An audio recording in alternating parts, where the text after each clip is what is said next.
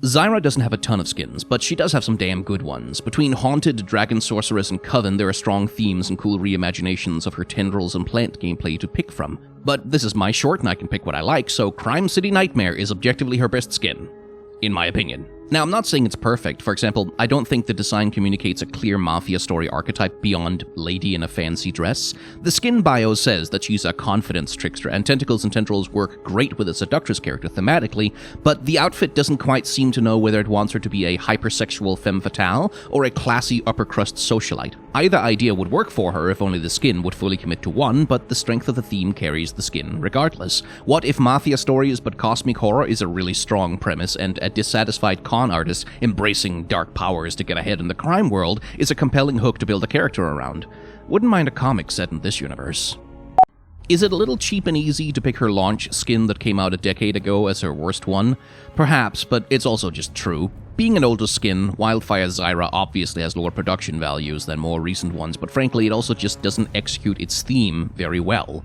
Turning a plant-themed champion into a wildfire is a very cool idea, and there are some unique ways that you could execute that theme, but a more honest name for this skin would just be Magma Zyra. Her skin is craggy molten lava, her seed pods are lava, her plants are lava, and so on and so on. What I'd want from Wildfire Zyra is burning foliage, leaves on fire, charred branches, some sense of plant life going up in smoke, but what we get, to paraphrase a colleague, is yet another fire-themed skin that throws lots of fire all around. League of Legends has 100 of these skins, and for some reason they seem to be popular, but I find exactly none of them particularly compelling.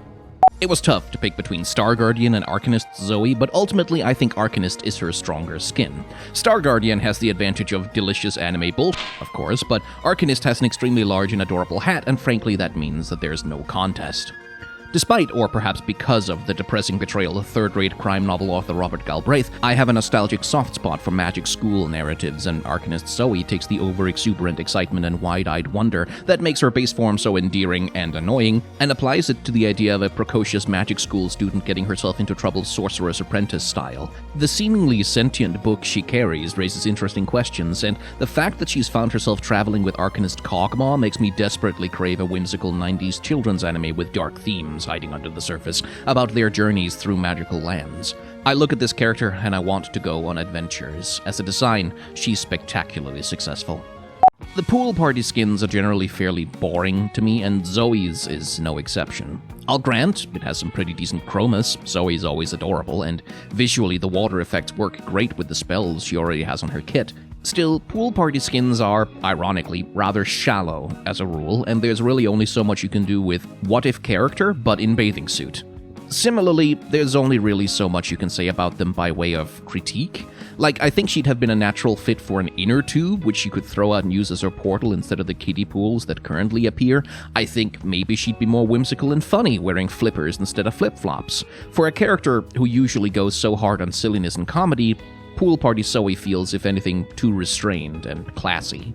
I think there's a fair argument to be made that Zilean doesn't have any good skins, because they are all of them helplessly chained to his utterly antiquated character model, and there's really only so much you can do by replacing meshes and textures when the animations are so clunky.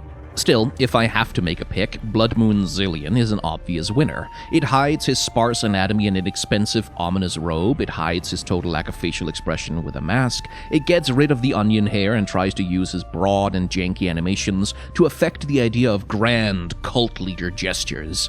It's about the best you can do under the circumstances, and the rotating disc that replaces his otherwise ridiculous cuckoo clock lends him an air of genuine astrological menace. Blood Moon Zilean can't escape the overwhelming outdated age of Zilean, but it puts a really nice wallpaper over it so you can pretend that there isn't mold underneath there. As we discussed in the video about Zilean's best skin, it's not as though there's much that any skin short of a legendary or ultimate can do to make Zilean any better. But Groovy Zilean makes a relentlessly determined effort to make him way, way worse.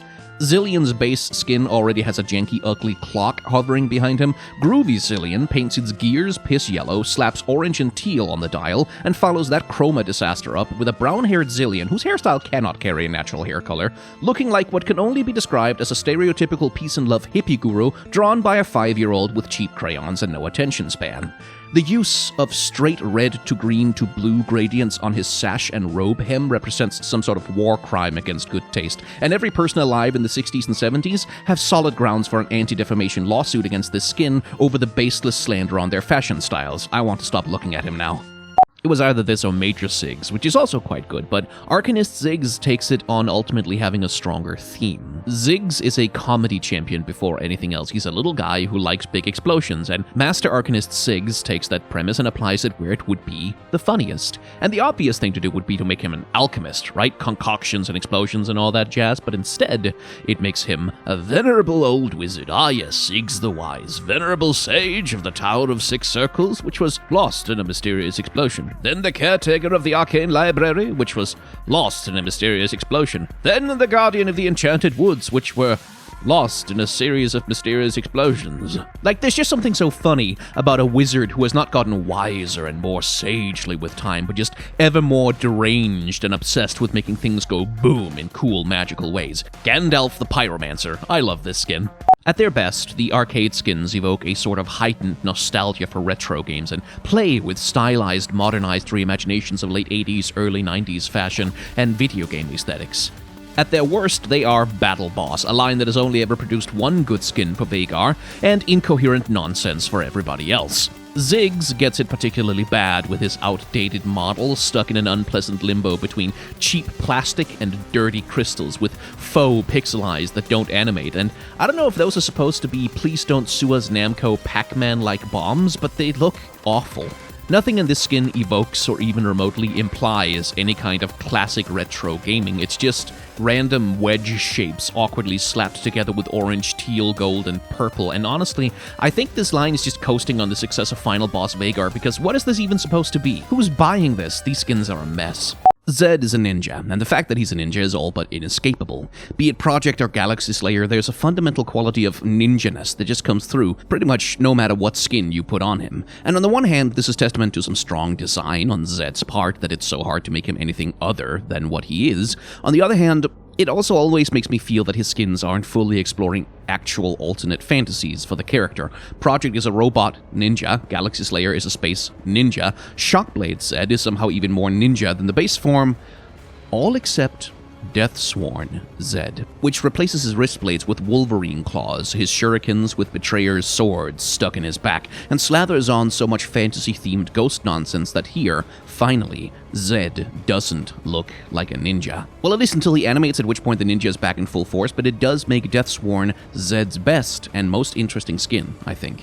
It's been almost 15 years since Call of Duty Modern Warfare ushered in the era of modern military wank in video games, along with co-conspirators like Splinter Cell, Battlefield, every other Tom Clancy game, and God knows how many crappy knockoffs of each of them. 15 years of the interminably boring aesthetic of vaguely tech-looking tactical gear being sold as badass, rather than the embarrassing confluence of extreme military-industrial overspending brought about by American Forever Wars, and warrior lifestyle LARPer cosplay gear that it really is. And if you think it sounds like I'm letting my personal bias dictate my opinions a little bit here, that's because I absolutely am. Psyops Zed sort of tries to inject a little color into the infinite blandness of the faux tech soldier nonsense that defines the skin line, but there's no saving any of this for me. I look at this and all I see is Tom Clancy masturbating furiously over a declassified Pentagon skunkworks budget. Modern military video game aesthetics are boring, ugly, and they come from the dumbest possible real-world inspiration. I dislike them on sight and on principle, and you can't change my mind. It is notoriously difficult to make skins for Zack. His entire character is so thoroughly defined by being an amorphous blob that any skin idea has to work around that requirement. He's hard to costume, especially because you can't easily add anything solid to him, or if you do, you need a way to make it work with his constantly warping size. Of the few skins he has, though, Battlecast is the best one, primarily because it does manage to do something interesting with that idea, a monster of liquid, molten metal. In service to that idea, his textures are defined by hard edges and metallic solidity and sharpness, which nonetheless warps and bends under his animations. It's not perfect, and it looks a little awkward at times if you look too close, but it's a compelling aesthetic and a genuine attempt to reframe his basic mechanics into something more visually interesting.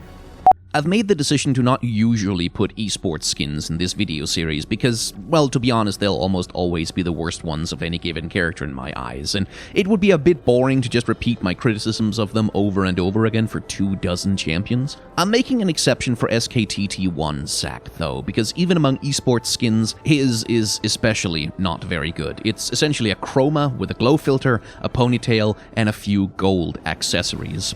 Zac is, as I've mentioned, notoriously hard to make skins for, but while SKTT1 Zac will undoubtedly have taken hundreds of man-hours and a lot of skill and effort to put together, there's just no way around the fact that it feels lazy when you look at the final product. It feels like a glorified chroma. It feels like the lowest effort version of itself. To be fair, I don't know that I would have been able to come up with a better way to integrate the aesthetics of SKTT1 into a Zac skin than this. It's just a very awkward fit by nature. Yumi doesn't have a ton of skins, but in my opinion she bats pretty above average on the ones she's got, because a cat floating on a book is not a concept that naturally lends itself to that many obvious cosmetic options.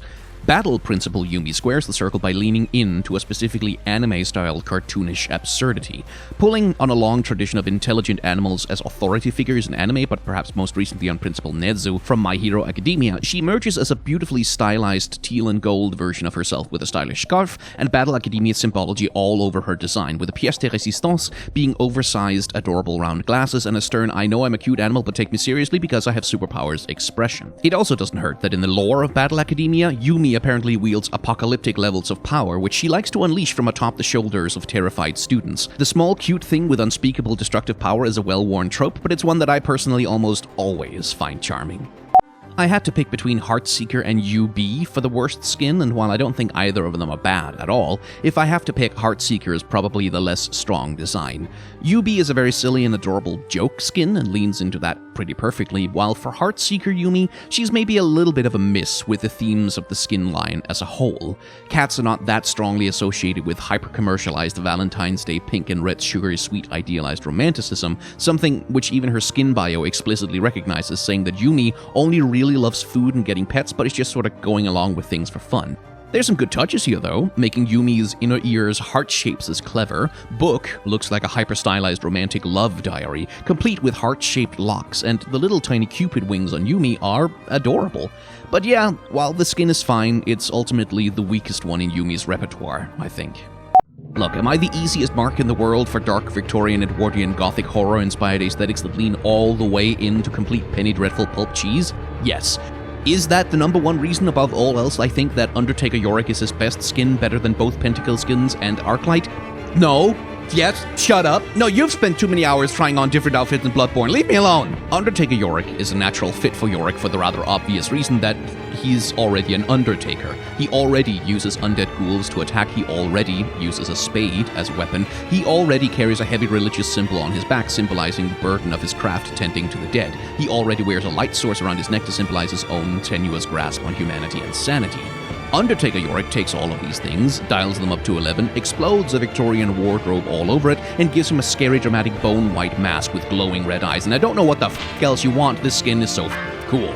Meowrig is a joke, on purpose mind you. It's the tried and true formula of taking a dark and tragic, deeply serious character and shoving them into the silliest outfit you can imagine for the purposes of getting laughs out of the disconnect between the two wholly opposed aesthetics. In this case, it's Yorick's pale blue corpse-like skin and dark hood, festooned with eye-searing pink and excessively adorable kitty cat aesthetics. And I mean, I guess it kinda works, and I do deeply appreciate that all his ghouls are cute kittens now, but it also doesn't feel especially inspired. To me, and this is a little hard to explain, Meowrig is a joke that's a bit too eager to not be taken seriously. Like, it feels a little bit too much like it's standing there nudging you in the ribs and going, ha ha ha, this is a silly joke. Ha ha ha, isn't this stupid? Ha ha ha. And to me, that feels less like leaning into the joke and more like being embarrassed of itself. Catboy Yorick is a strong concept, and if this skin had been Brick-Hal Yorick Mori in full adorable anime Catboy gear with ears and a tail and whiskers, it would have been a lot funnier to me, and also, unironically, would have been kinda cool. Meowrig is fine, but it never takes this concept beyond being an ultimately completely disposable joke.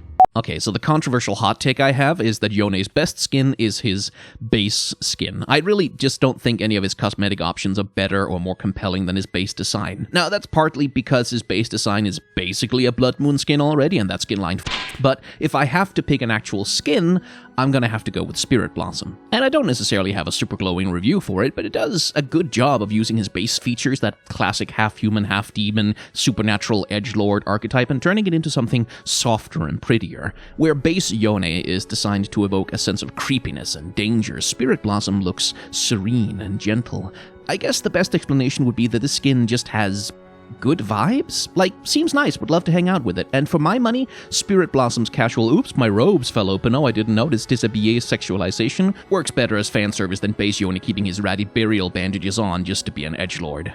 I debated between Dawnbringer and Battle Academia because they're my only options, but the worst I can say about Battle Academia is that it's not that interesting, whereas I find Dawnbringer to be downright tedious. And as always, personal bias is very much in play here, but just for the life of me, I cannot get excited for the self-serious epic battle between good and evil, ultra-high fantasy nonsense that goes on in those skin lines. Besides that though, Dawnbringer commits the sin of being unoriginal even within its own line. Dawnbringer Yone does the exact same internal strife between the opposite sides of light and darkness thing as Nightbringer Dawnbringer Soraka and Nightbringer Kain, who was released alongside him. And to be fair, there's not much more interesting stuff that you can do with a setting as tediously binary as epic battle between chaos and order, and like Kain, Yone is a good natural fit for a half-angel, half-demon sort of edgelord character, but at 820 RP, I wish we'd gotten something more visually interesting than this terminally overpolished level 100 character from every mobile MMO I get ads for on YouTube.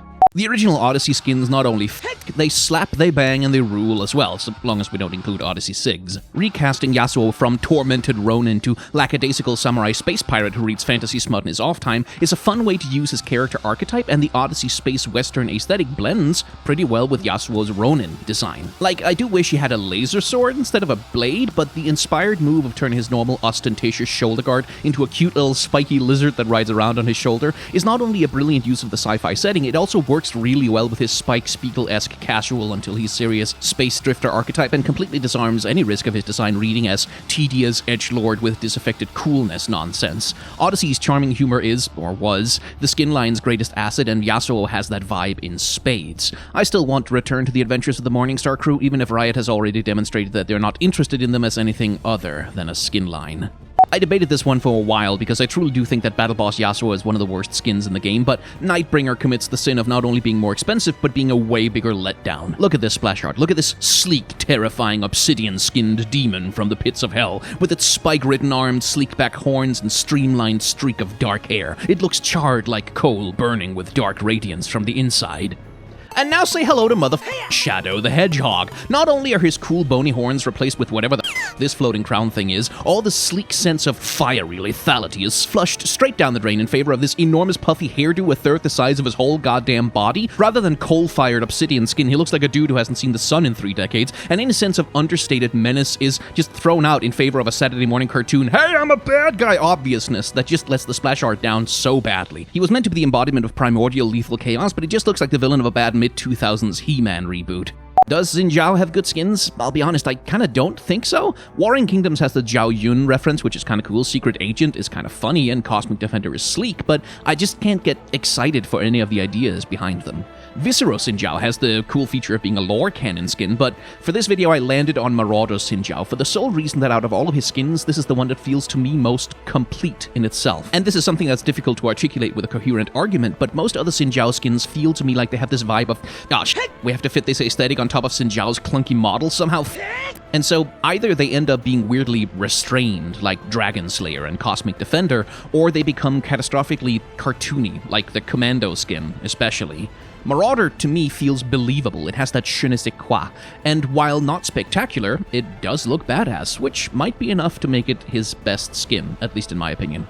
As I've mentioned, I just don't think Xin Zhao has a lot of compelling skins, but he does have a couple of real clunkers. Commando Xin Zhao is bad. Like, I don't know what the hell any of this is supposed to look like, but the absolute worst is Winged Hussar Xin Zhao, which not only suffers from Xin Zhao's general problem of looking kinda clunky and unwieldy as a baseline, but he doesn't even look that much like a winged hussar. I'm not an expert on the subject, but they broadly speaking are this Polish symbol of national martial pride, usually presented with bright colors, decorated armor, often wearing a sword on their waist or other sumptuous symbols of glory, and perhaps most crucially, they wield long, slender, short-tipped lances suitable for mounted combat. And yes, absolutely there's an extent to which Xin Zhao's spear needs to be kind of cartoonishly big for the purposes of in-game readability, but surely it could look a little more like a mounted combat lance than this. The coup de grace, though, is the dinky little feather wings just floating off his back where half the feather texture is cut off awkwardly and they aren't even evenly spaced. Like, boy, this is a legacy skin for a reason.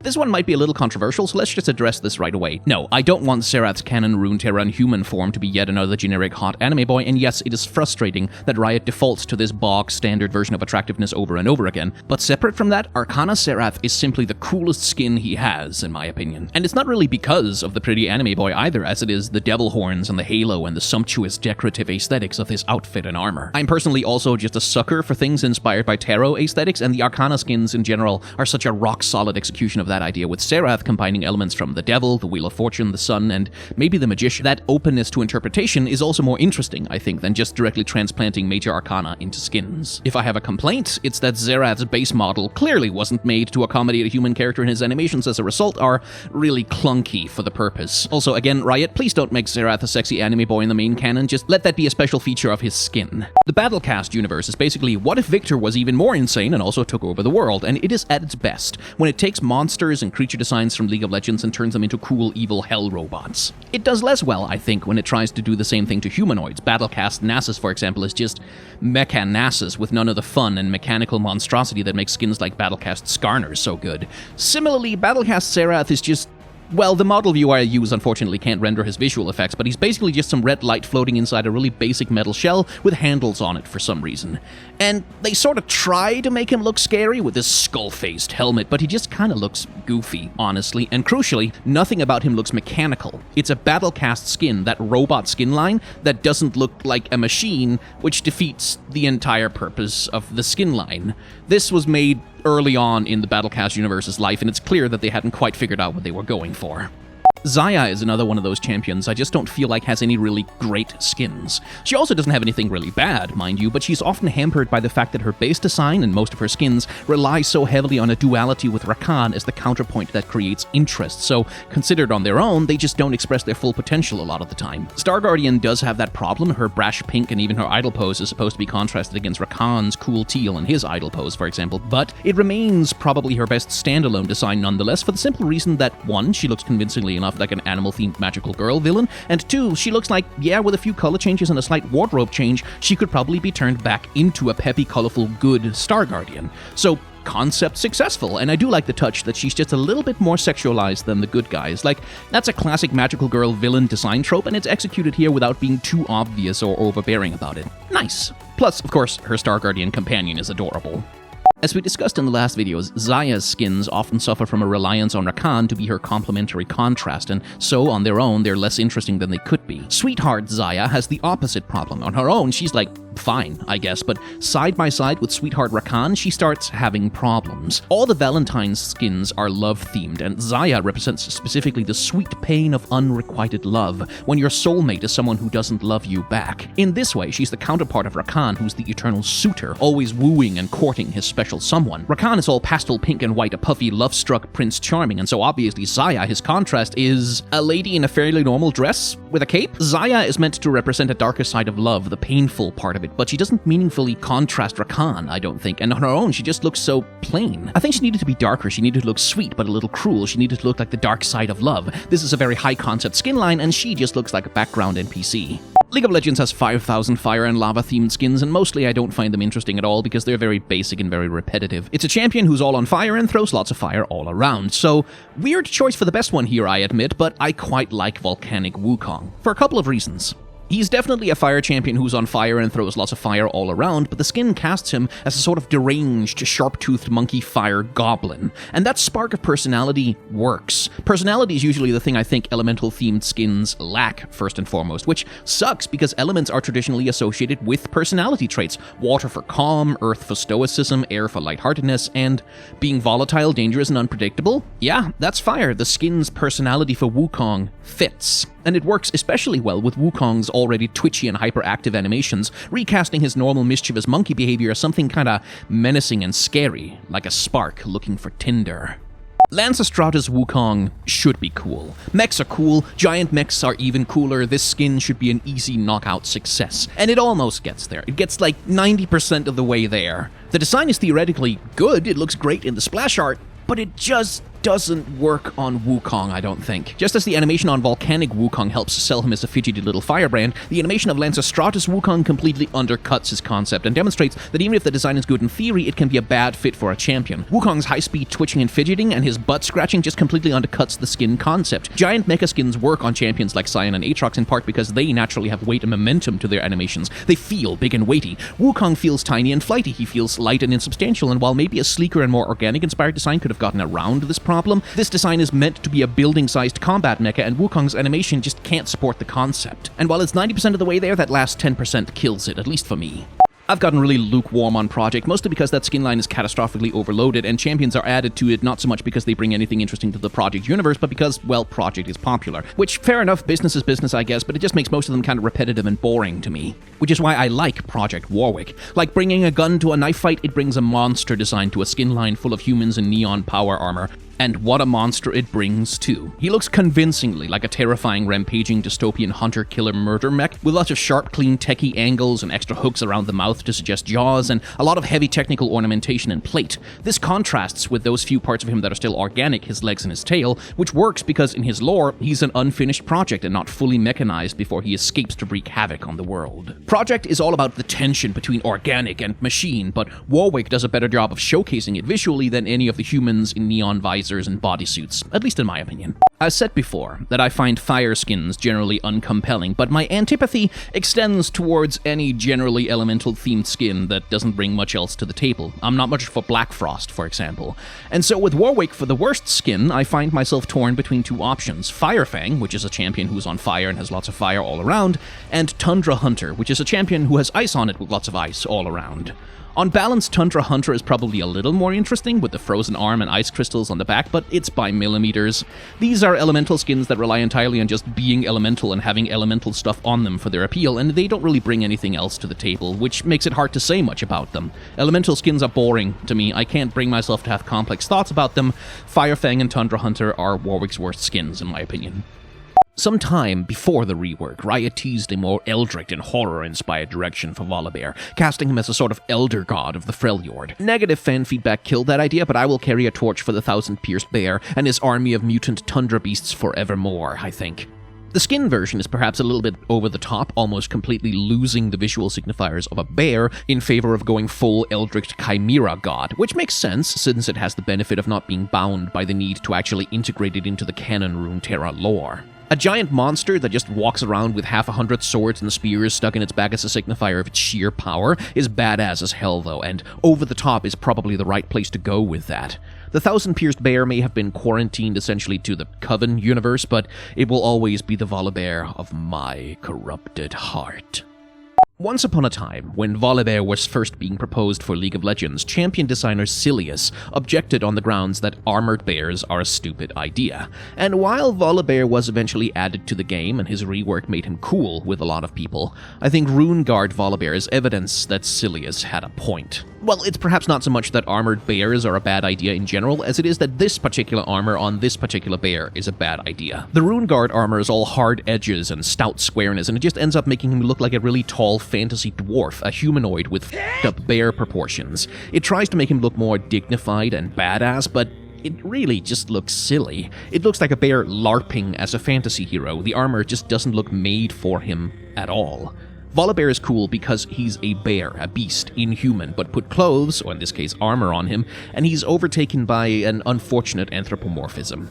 If you're looking for actual consumer advice on which skin is the best one to buy for Vladimir, yeah, it's probably Cosmic Devourer or Dark Waters, but if you want the skin that makes the best use of his concept and character model, you have to go with a skin that you can't actually buy anymore, Nosferatu. Vladimir has a terrifically ugly model and outdated animations, and he looks frankly just terrible. Nosferatu Vladimir, unintentionally I'm sure, accidentally makes the perfect use of these problems by turning him into a Max Schreck cosplay. It works really well with his bloody theme, but coincidentally it also plays perfectly with his janky movement, distorted proportions, and awkward model rigging to create an uncanny sense of grotesque weirdness that matches the horror of the movie that it's based on.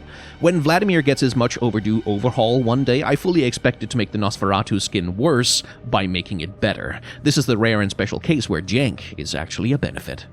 I said in my video about Vladimir's best skin that his character model is ugly, which is maybe a harsh assessment. He's just an old character model that hasn't been updated in a while. Surely, it's unfair to judge him by modern never mind. Marquis Vladimir's splash art tries really hard to sell him as a sort of Anne Rice, sexy pretty boy vampire, seducing swooning women with his devilishly good looks, and that splash art is probably extremely important to that skin's sales because when it's actually applied to the model, it looks hideous. The face and the pallid, unwashed hair is bad enough, but also, that coat with those pants? Really? Look, I get that he's supposed to be an aristocratic dandy, but you're straining the bounds of credulity here. This guy isn't the suave seducer of anyone, he's a Courage the Cowardly Dog villain that got lost on his way to the middle of nowhere. Vladimir really can't get that visual update soon enough. Hi, if you're here from Arcane and wondering how the hell this guy is Victor, well, bad news. Arcane Victor isn't really canon.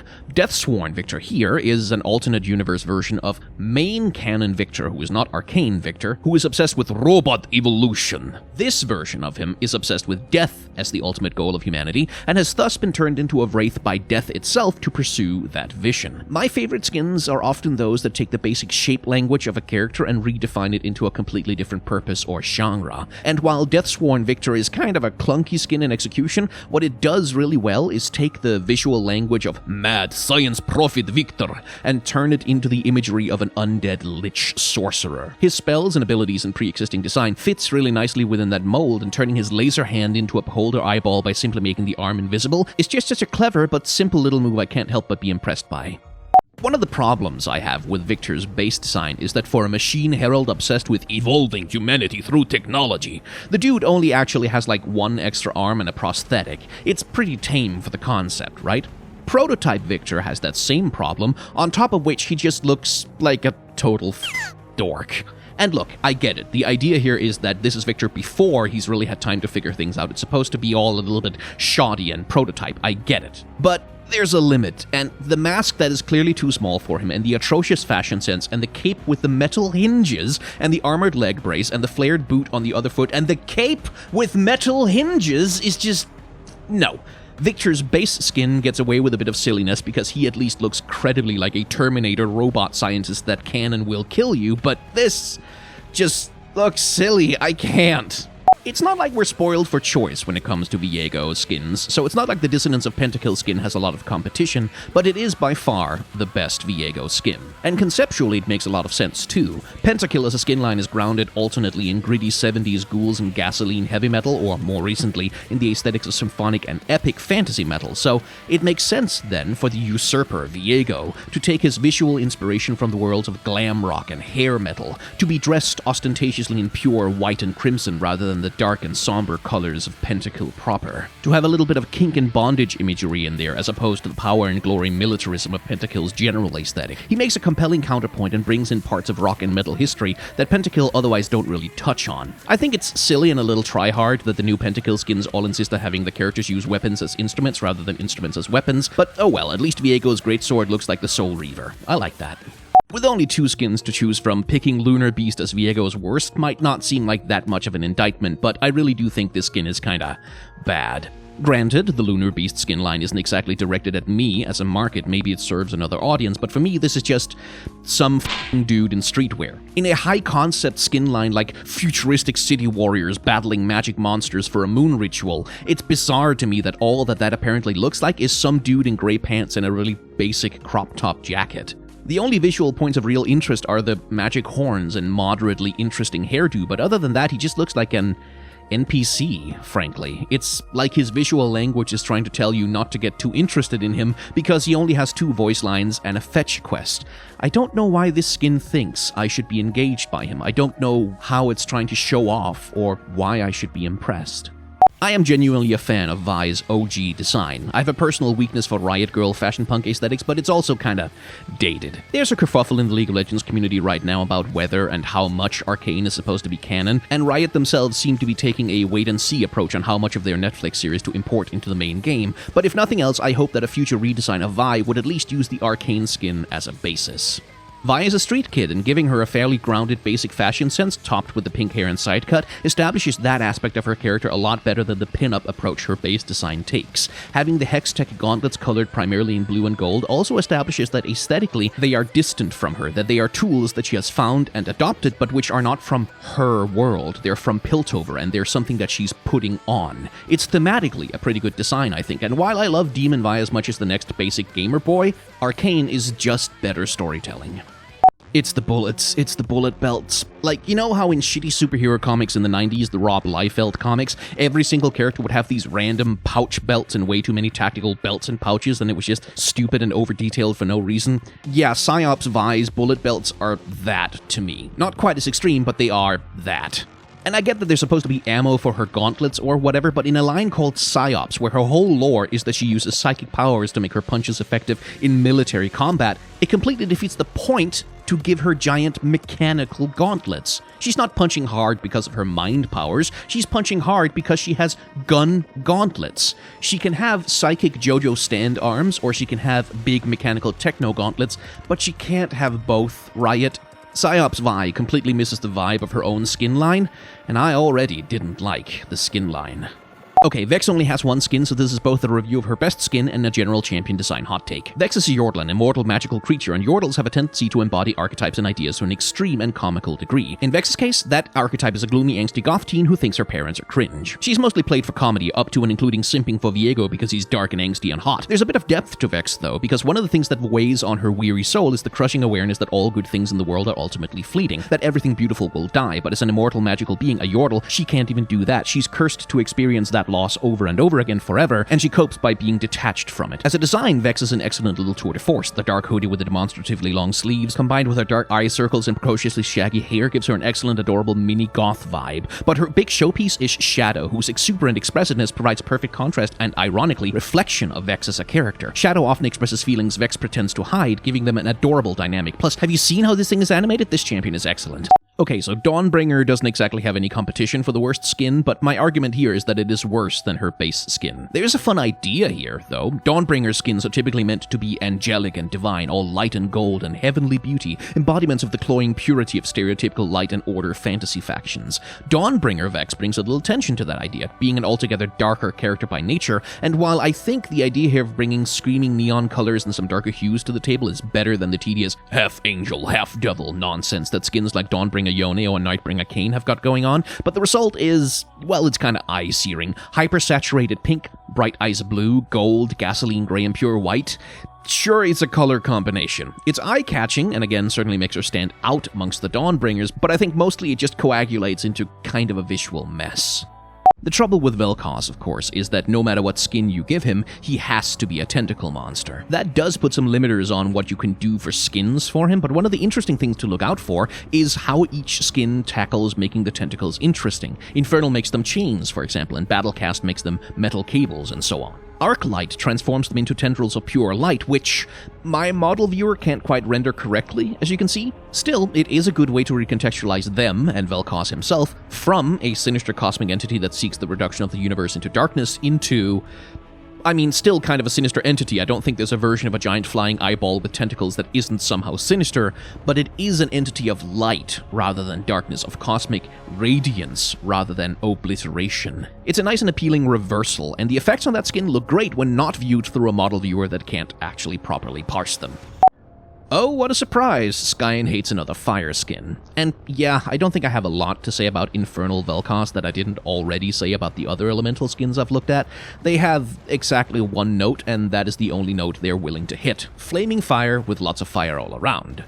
Infernal Vel'Koz does do the neat little thing of turning his tentacles into chains, which I will admit that is fairly metal, and the skin does have some decent chromas, I guess, but I mean, yeah, it's just what if Vel'Koz but on fire? If he's supposed to be some sort of terrifying hell demon or whatever, he just looks way too smooth and pretty for it. He doesn't look infernal to me, just fire elemental. Vhagar has a very old character model and some extremely clunky animation. His general cartoonishness is just about the only thing that saves him from being a complete visual embarrassment to the game, and so the natural choice for his best skin might be Battle Boss, which fixes all of those problems. But nah, Elderwood, baby! Is the model still clunky? Yeah. Are the animations still stiff and unappealing? Absolutely. But you will pry this Majora's Mask-faced lunatic mushroom boy from my cold, dead hands because he is perfect and I will not hear a word spoken against him. Sometimes there's just a character design that delights you on such a primal and fundamental level that attempts to critically analyze it become pointless. Yes, the psychedelic colors are fun. Yes, the mushroom goblin aesthetic kinda works with his jerky weird movements. Yes, that curly tail on the hat is the peak of character design perfection, but the real reason he's my favorite skin is because he just is. Look at him, he's perfect!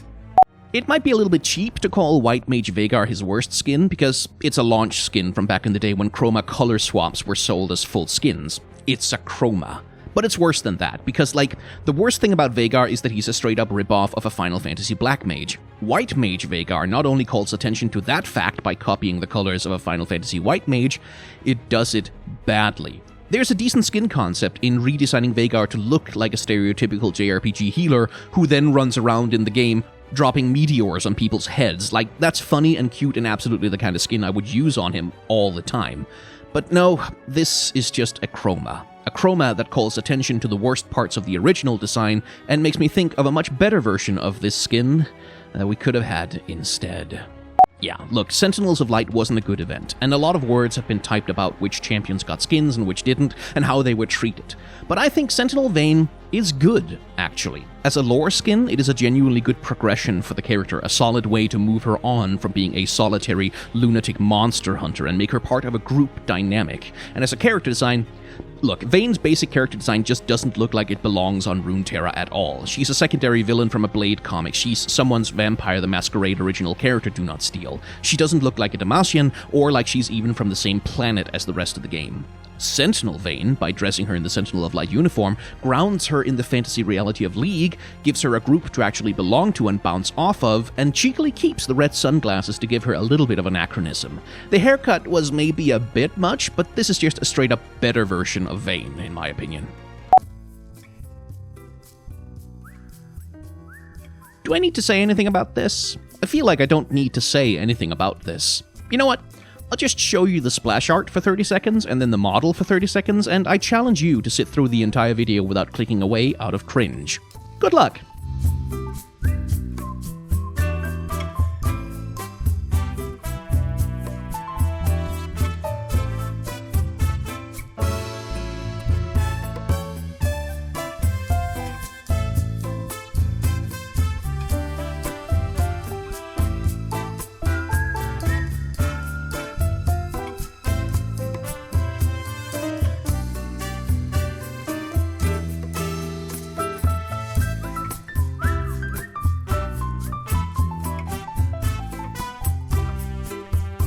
I definitely have a bias in favor of the D&D skin line because I'm a big nerd, but Swiftbolt Varus also appeals to my other bias, which is novel interpretations of a character. Varus skins generally come in one of three varieties: cool guy, sexy boy, or monster who may or may not also be cool and sexy. Swiftbolt Varus instead visibly and significantly makes Varus older, de-emphasizes his bare chest and scarf as character features, and dresses him almost boringly sensibly, where every other Varus skin, except perhaps for Blight Crystal, goes hard for sleek and slick coolness. Swiftbolt feels like it's aiming for a decidedly more retro fantasy cool, which fits the D&D theme of the skin really well. It has more the vibe of a cover of a White Dwarf issue from the 80s, and less an anime opening from the 2010s, which is the vibe that dominates a lot of the other skin lines. Which is not to say that retro is necessarily better, it's not, it's just different, and I like different. The thing is, it's not that Cosmic Hunter Varus is bad as such, it's not, it's fine, it's a perfectly passable skin, it looks good, the effects are nice. It's that Cosmic Hunter Varus in the lore of its universe is supposed to be the counterpart of Darkstar Varus, like Darkstar Varus is a threat to the universe, so the Cosmic Court created Cosmic Hunter Varus to hunt down his dark counterpart and restore balance to the blah blah and so on, and Darkstar Varus has the collapsing heart of a star at the nexus of his bow, he has a floating demon skull for a head, and a swirling cosmic void on his shoulders, and Cosmic Hunter is some normal-ass looking dude in slightly fancy fantasy clothes. Where's the cosmic magic, the golden light of a nova pulsing in his chest, the twin tails of a galaxy forming the arms of his bow, a scarf made of the trail of a comet? He's just some guy who spray-painted gold on the edges of his jeans. Cosmic Hunter has high production value, but not a single interesting idea to realize with it. Giant Enemy Crab God is technically a meme skin. It comes from an awkward Sony E3 conference presentation in 2013, which, like most jokes that are that old, is simply not worth explaining. The original Giant Enemy Crab God splashing design then piles on top of the meme visual references to classic 50s monster B-movies, complete with a screaming interchangeable white woman slung over his shoulders who he is abducting, which, if you know the history of why so many 50s movie monsters loved abducting white women, is maybe a bit of a yikes, like a bit of an oopsie, a bit of a probably shouldn't have done that. So, enter his full visual update and the skins team decides to go absolutely sicko mode and replace all the dated memes and problematic 1950s monster tropes with a Pacific Rim and anime sleek interpretation of classic kaiju monster designs, turning Giant Enemy Crab God from a bit of a cringy embarrassment, if we're honest, into straight up the best skin that you can possibly run on that character.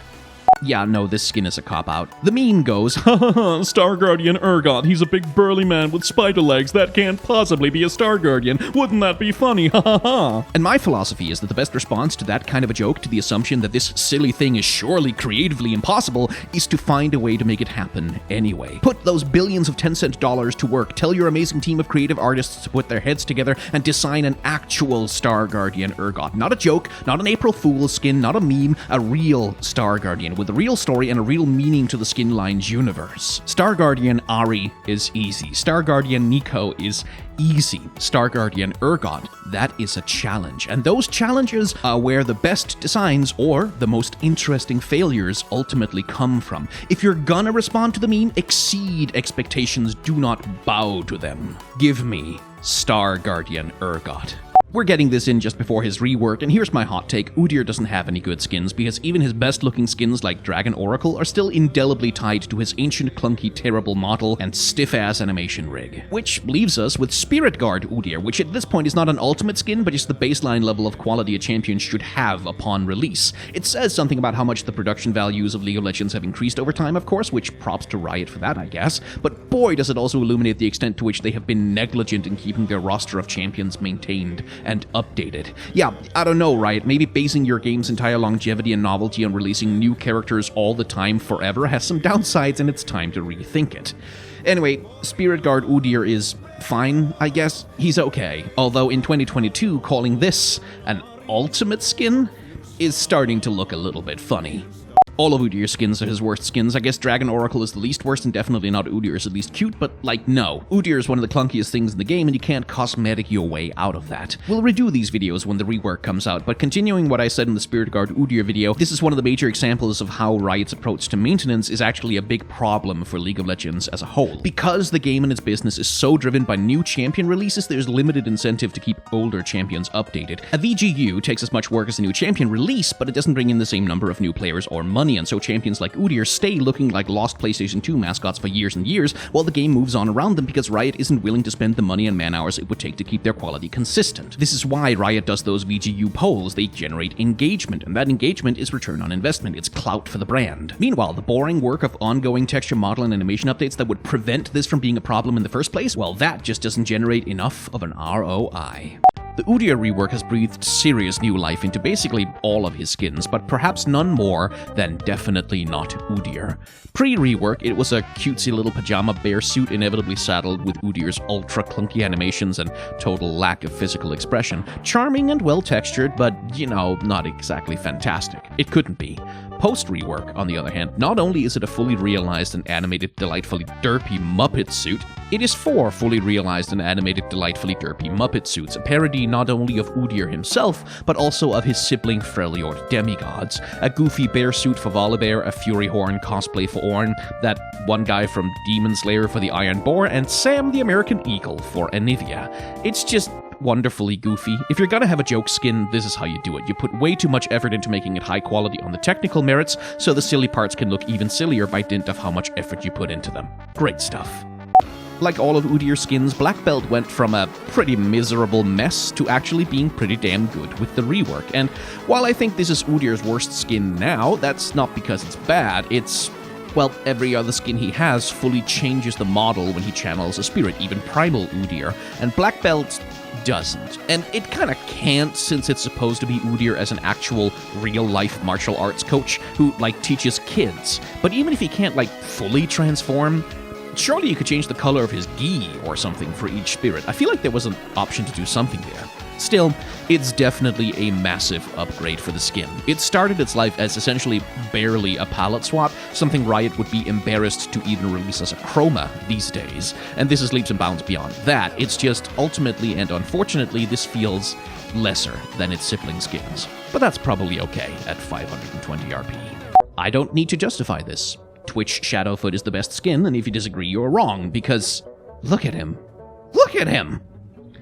Anyway, if you want a more nuanced analysis, Dragon Slayer Twitch is his second best skin, specifically because it does the work of reframing Twitch and his rat-like animation into a twitchy little kobold creature. It uses the model, rig, and animations that are already there to tell a different story. In the lore, he's a juvenile, lesser dragon impatient to find a way to grow up and become a true dragon, and the skittery energy of Twitch's standard animations work well with that character also. Those reframings are almost always the most interesting and fun skins, and besides, who doesn't love a good kobold? Anyway, back to looking at Twitch Shadowfoot. No, don't click away. The video isn't over, we're not done, you're not done looking at my perfect, adorable little rodent child. So stay right here and keep looking at him. To be fair, Kingpin Twitch used to be just a simple color swap, a chroma before chromas were a thing. And when he got his rework, they did do a bit more to make him like a real skin for the champion, but it's still... I mean, it's basically traditional Twitch. It's a version of Twitch closer to what he looked like before the rework, which is to say, worse. The green fur is silly, the ostentatious gold and jewels doesn't mesh at all with the rest of the skin. Despite being a kingpin, his crossbow looks somehow less fancy than his base model, and the eye patch and angry eye just makes him look kinda unpleasant in a minor villain from a 90s Disney cartoon kinda way, without giving him anything in terms of personality. The splash gives him a sort of roguishly charming, confident swagger, which the actual skin simply doesn't have, and it's just... yeah, I don't know, it's just honestly kinda bad. Am I a sucker for lore canon skins? Absolutely, but am I even more of a sucker for skins that are basically just a better character design than the original? Also, yes. Twisted Fate's character design is a cowboy awkwardly stuck in a pirate movie, and while the Legends of Runeterra design and more recent depictions have made some minor changes to his design to make him fit better, my dude wears riding boots and a cowboy hat. I'm sorry, he just visually doesn't fit in Pirate Town. Enter Cutpurse Twisted Fate, a lore canon skin of what Twisted Fate looked like when he was a younger man before he traveled to wherever you go in Runeterra to buy cowboy cosplay, and lo and behold, he looks like he belongs in Bilgewater. Now, a fair criticism is that he maybe looks like he fits in a little too much, like he has a little bit of NPC energy, he fits in the background rather than be an exceptional standout, but at least you don't have to make constant excuses for this design. This guy shows up in Pirate Town and you say, oh yeah, that makes sense, he fits in here, which makes it ultimately better than the base design. Twisted Fate has a weird relationship with skin lines. There are lines where his card, magic, and gambling themes would fit perfectly, like Arcanist, Secret Agent, Debonair, or freaking Arcana, which is literally based on tarot cards, but there's no sign of Twisted Fate skins for them. Meanwhile, on the other hand, he keeps getting shoved really awkwardly into sci-fi lines like Odyssey or Pulsefire, where I struggle to see how his themes or powers make any kind of sense. On the rare occasion where he does get a skin that fits and plays with his themes, though, it looks either like Magnificent Twisted Fate, who, let's be honest, barely looks like a stage magician. This is just base Twisted Fate with a top hat and a poncho. Or else they look like Jack of Hearts Twisted Fate, which might be the most hideous chroma in the game that isn't technically a chroma. No, seriously, right? How the hell is this guy supposed to look like a Jack of Hearts card? I guess like the white skin is trying to approximate the look of an English pattern Jack, but those cards are stylized. You can't just slap that on a 3D model and expect it to make sense. What the hell are you doing? Give him a proper one. Tryndamere is another champion whose skins are often let down by the absolute clunkfest of a model and animation set that he's stuck with. The fact that he drags his sword behind him, for example, has always been a deeply silly part of the character, and his animation doesn't deal very well with trying to render that idea visually. Enter then Nightmare Tryndamere, a Pyramid Head Rift horror-themed skin which uses these problems to its advantage. It is silly for a warrior to drag around a giant sword along the ground that's so big that they can't even properly lift it, especially with such a weird, awkward gait like Tryndamere has, but for a big, hooded horror monstrosity straight out of Silent Hill or Bloodborne, well, it makes perfect sense. Something awful dragging a weapon that makes no sense along the ground, that's classic horror imagery. I also like that the design isn't overcomplicated. He's shirtless, pallid, hooded, and chained, a few simple elements that get the point across without belaboring it. Simplicity, too, helps with the fear factor, in my opinion. Tryndamere's worst skin is two skins together, Demon Blade and Nightbringer. Because you see, these two skins are the same skin. Demon Blade is what if Tryndamere became a chaotic rage demon because Aatrox cursed him, and Nightbringer is what if Tryndamere was already a chaotic rage demon because, I don't know, he was just born like that. So they're the same, but weirdly they're also kind of opposite versions of the exact same idea. Demon Blade Tryndamere is fully on some 90s comic edgelord nonsense. He's pallid, but his skin is also blue, but his skin is also charcoal black, but he has glowing eyes and also tentacles and spiky hair and thorns coming out of his arms, and his sword is all complicated with too many edges, yeah! Like, the artist just couldn't stop adding chaotic edgelord nonsense to the design. Meanwhile, Nightbringer Tryndamere is almost afraid to be edgy at all. He looks positively respectable. He's supposed to be a demonic manifestation of the chaos of war, but he's got immaculately groomed facial hair and beautiful gear and sleek-looking sword and a manscaped body and claw gloves, and nothing about him projects any kind of unhinged brutality. If you average these skins out between each other, there's probably a good skin in there, but neither of them have managed to actually find it. It's hard for me to select either a best or worst of Trundle's skins, because to me they're all kinda on the same fairly high base level of quality. He doesn't have an obvious dud, but I also struggle to think of any Trundle skin that I find particularly exciting or interesting. I like Worldbreaker, because Mesoamerican-inspired ideas and aesthetics are an underexplored space in general, but the skin itself, just doesn't really set my world on fire. And so I land ultimately on Junkyard Trundle as his best skin, not out of a particular enthusiasm for it so much as a craftsman-like recognition that this is just a rock-solid, utterly competent execution of a clear and well-realized idea. We are in a Mad Max car-based post-apocalypse. Trundle is the lord of a big junkyard. He's got car tires for pauldrons, a hubcap for a belt buckle, and an exhaust system for a club. Yeah, the mohawk and the eye patches may be a little bit on the nose, but they're also perfect for the character that's being portrayed. The skin is essentially flawless in a completely unexciting way. Much like it's hard to select a best Trundle skin because they're all just kind of baseline high competence good, it's hard to select a worst one, and so I land on Little Slugger Trundle, not because there's a lot wrong with it, but because there's one thing wrong with it. The concept here is that Trundle is a baseball player whomst comedically be a cheater. It's a simple idea with a simple execution, and it should synergize naturally with the fact that he has a giant bat by default. But the visual way that they've communicated this player plays dirty is by giving him a nail bat, a bat with nails in it. And I'm not a baseball expert, but as I understand it, putting nails in your baseball bat would make it a worse baseball bat. Like, it would be worse at hitting the ball really far and scoring home runs and such. So visually, the storytelling just kind of doesn't work here. It doesn't look like he's a low-down, dirty comedy baseball cheater. He just looks like a dumbass who doesn't know baseball well enough to cheat at it. Anyway, it's not a bad skin, it's just that none of the others are worse. Do I need to justify this? I feel like I don't need to justify this. Dragon Trainer is Tristana's best skin, and it feels obvious that this must be true. But okay, my favorite skins are often those that take a part of a champion and recontextualize the basic idea in an interesting way. In this case, it recontextualizes Tristana's giant cannon as an adorable dragon companion that she's training and with whom she has a bunch of stupidly precious interactions in her animation. And the animation really is the big selling point here. From attack animation to idle to dance, the dragon is invested with a huge amount of appeal and personality, which makes him more of a co-lead extra character than a mere gun replacement. The skin also has little details that barely show up in the game, but which the artists included clearly out of love for the idea, like Tristana's little pouch of fish treats that she feeds to the dragon, or the way the dragon flicks his tongue a couple of times after one of her attack animations. Just don't ever die while playing with this skin, or if you do, pan the camera back to the shop as quickly as possible, if you don't want to cry. Some skins are the worst because they commit some spectacular sin or big noteworthy mistake that I can go off on an opinionated rant on.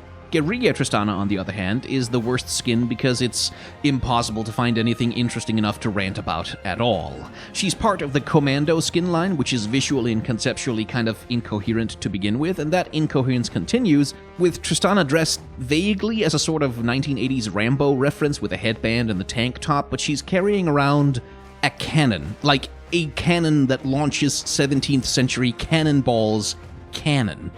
And besides that weird anachronism that doesn't make any sense, this is just...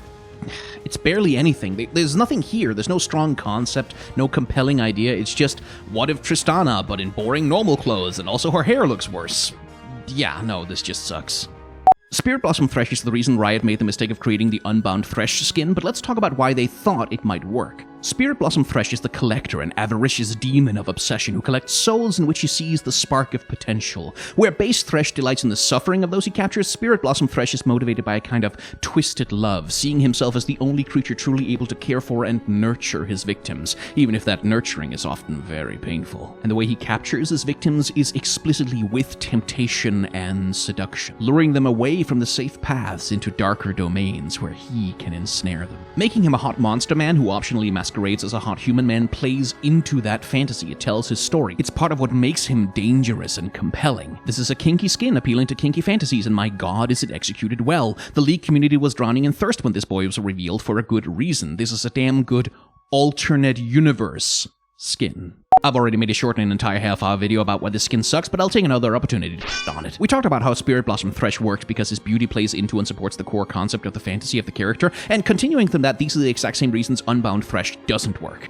Spirit Blossom Thresh is motivated by a twisted love, a conviction in himself that he cares for his victims and is only trying to help them. Canon Thresh is exactly the opposite. He's devoid of care. He uses the souls he torments only as a source of power and enjoyment for himself, and is fully conscious that that is what he's doing. He doesn't form relationships with the beings he torments. He doesn't care if they're seduced by him. He only cares that they suffer in ways that he can enjoy. If a victim should escape him, he just finds a new one. Which is what makes turning into a pretty-faced boy so misguided, because he completely misunderstands the function that being pretty has for Spirit Blossom Thresh. Him being hot wasn't good or cool in and of itself. It was good and cool because it supported the storytelling of his character. It communicated who he is and how he relates to the world. With Unbound Thresh, his pretty face just needs an endless cavalcade of excuses and justifications to explain it, and that is why it sucks. I've said before that my favorite skins are often those that recontextualize an existing champion into a different character while holding on to parts of their core identity. And from that perspective, Omega Squad is definitely Teemo's best skin, and it certainly is on a technical level too, mostly because Teemo's base model and animations are, putting it politely, ass garbage. Still, I like Spirit Blossom better, for the single reason that it's just more fun. Teemo is a legendarily annoying little bastard, and Spirit Blossom fully leans into it, making him a grinning little trickster raccoon dog, which is both substantially more charming and adorable than his base form, but also feels distinctly more harmless. Like where base Teemo would pull a fun trick on you by literally murdering you with poison mushrooms, this guy would probably just trip you so you fall ass first on some dog poop or something. Less malicious, more juvenile, more fun. Plus the color scheme is just a delight. White, sky blue, and pink against that grounding earth tone brown fur. It just looks good. I really don't feel like I need to justify this. Super Teemo is an awful skin. It's conceptually utterly incoherent with his design and abilities. I don't know what the hell they've replaced his blowgun with. He wears oven mitts for some reason, and okay, maybe this is an extremely nerdy complaint, but if you're doing a riff on a classic Superman design, you don't give him a goddamn black wraparound eye mask. It makes him look like a burglar or a Golden Age kid sidekick like Robin or Bucky Barnes or Speedy. Speaking of which, if Teemo is to have a superhero skin, how the hell isn't it based on, like, Green Arrow or Hawkeye or something, like literally any hero archetype that actually uses projectile weapons? And the skin isn't helped either by how unspeakably clunky his model and animations are at this point, but when he gets a visual update, honestly, my advice is just throw this skin in the trash and refund whoever was unfortunate enough to spend money on it. Is this actually Tarek's best skin? Maybe it's not, but it sure as hell is his most outrageous skin, which is kind of the same thing. And specifically with Tarek, actually, that does count for something, because Tarek's skin's generally pretty conservative about him. There really isn't much exciting you can do with him with the cosmetics that he has. Even Bloodstone, which is supposed to be evil Tarek, is just him, but a bit emo and in an Oxus cosplay. So Armor of the Fifth Age, with its fluffies, eye-searing pink 80s toy commercial disguised as a kid's cartoon ostentatiousness, and 12-mile man cleavage, is just the most fun out of the bunch. It's the most out there, the most entertaining. If I have a criticism, it's that it could go a little bit harder, honestly. It could give him like a He-Man leather harness, or underpants on the outside, or some ridiculous piece of robot armor that was clearly scavenged from a discontinued Transformers knockoff toy line. Like, you could lean even harder into the cheese. Still, Armor of the Fifth Age is absolutely the most fun you can have with Gemstone Gaston over here, and League of Legends could always use more camp.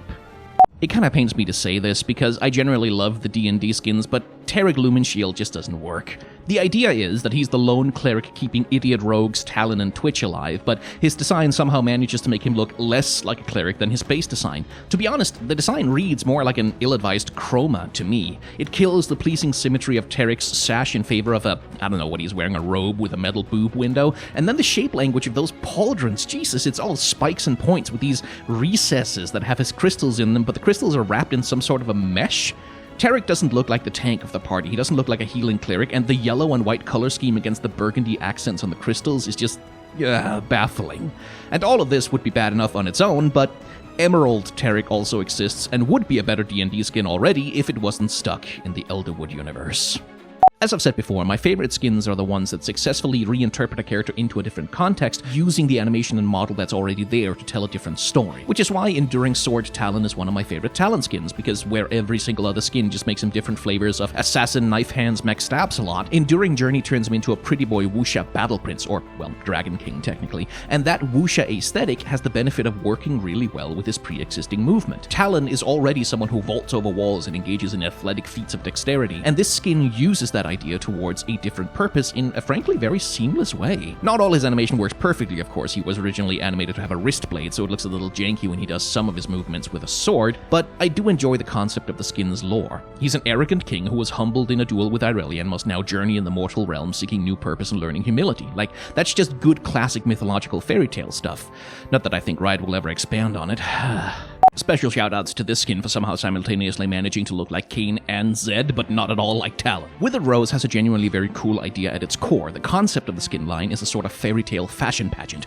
A grand fantasy ball where political leaders meet to do intrigue and romance against the backdrop of faraway warfare. The idea of Talon is one of an uninvited party crasher, a man who's been done wrong by the system, seeking to overthrow the entire decadent spectacle and expose it as a pack of lies, a solid concept for an edgelord. But his actual design is just not there. It hangs in this weird limbo space between fancy dress and hot topic edge boy without really being good at either of them. The spiky pauldron on his shoulder comes off as especially weird and out of place here.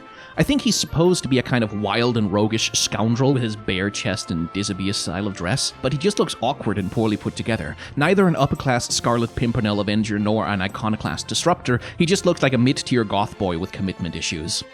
Talia doesn't have a lot of skins to pick from, but she does have what might be the best pool party skin, and that's not nothing. And like most pool party skins, there's not a lot to talk about or criticize about this. It is what if the champion, but in beachwear, with some skins being designed to be sexy eye candy and others more stylish, cozy, or fun. Talia is in the stylish category, wearing a sporty partial wetsuit arrangement with flowery bracelets, a hair scarf, a bit of sunscreen under her eye, and a cute orange to blue gradient on her dancer scarves, which are now tipped with seashells rather than rocks. This skin is based almost entirely around the fact that she can rock surf in her base form, and therefore wouldn't it be cool to put her on a real surfboard? And yes it would.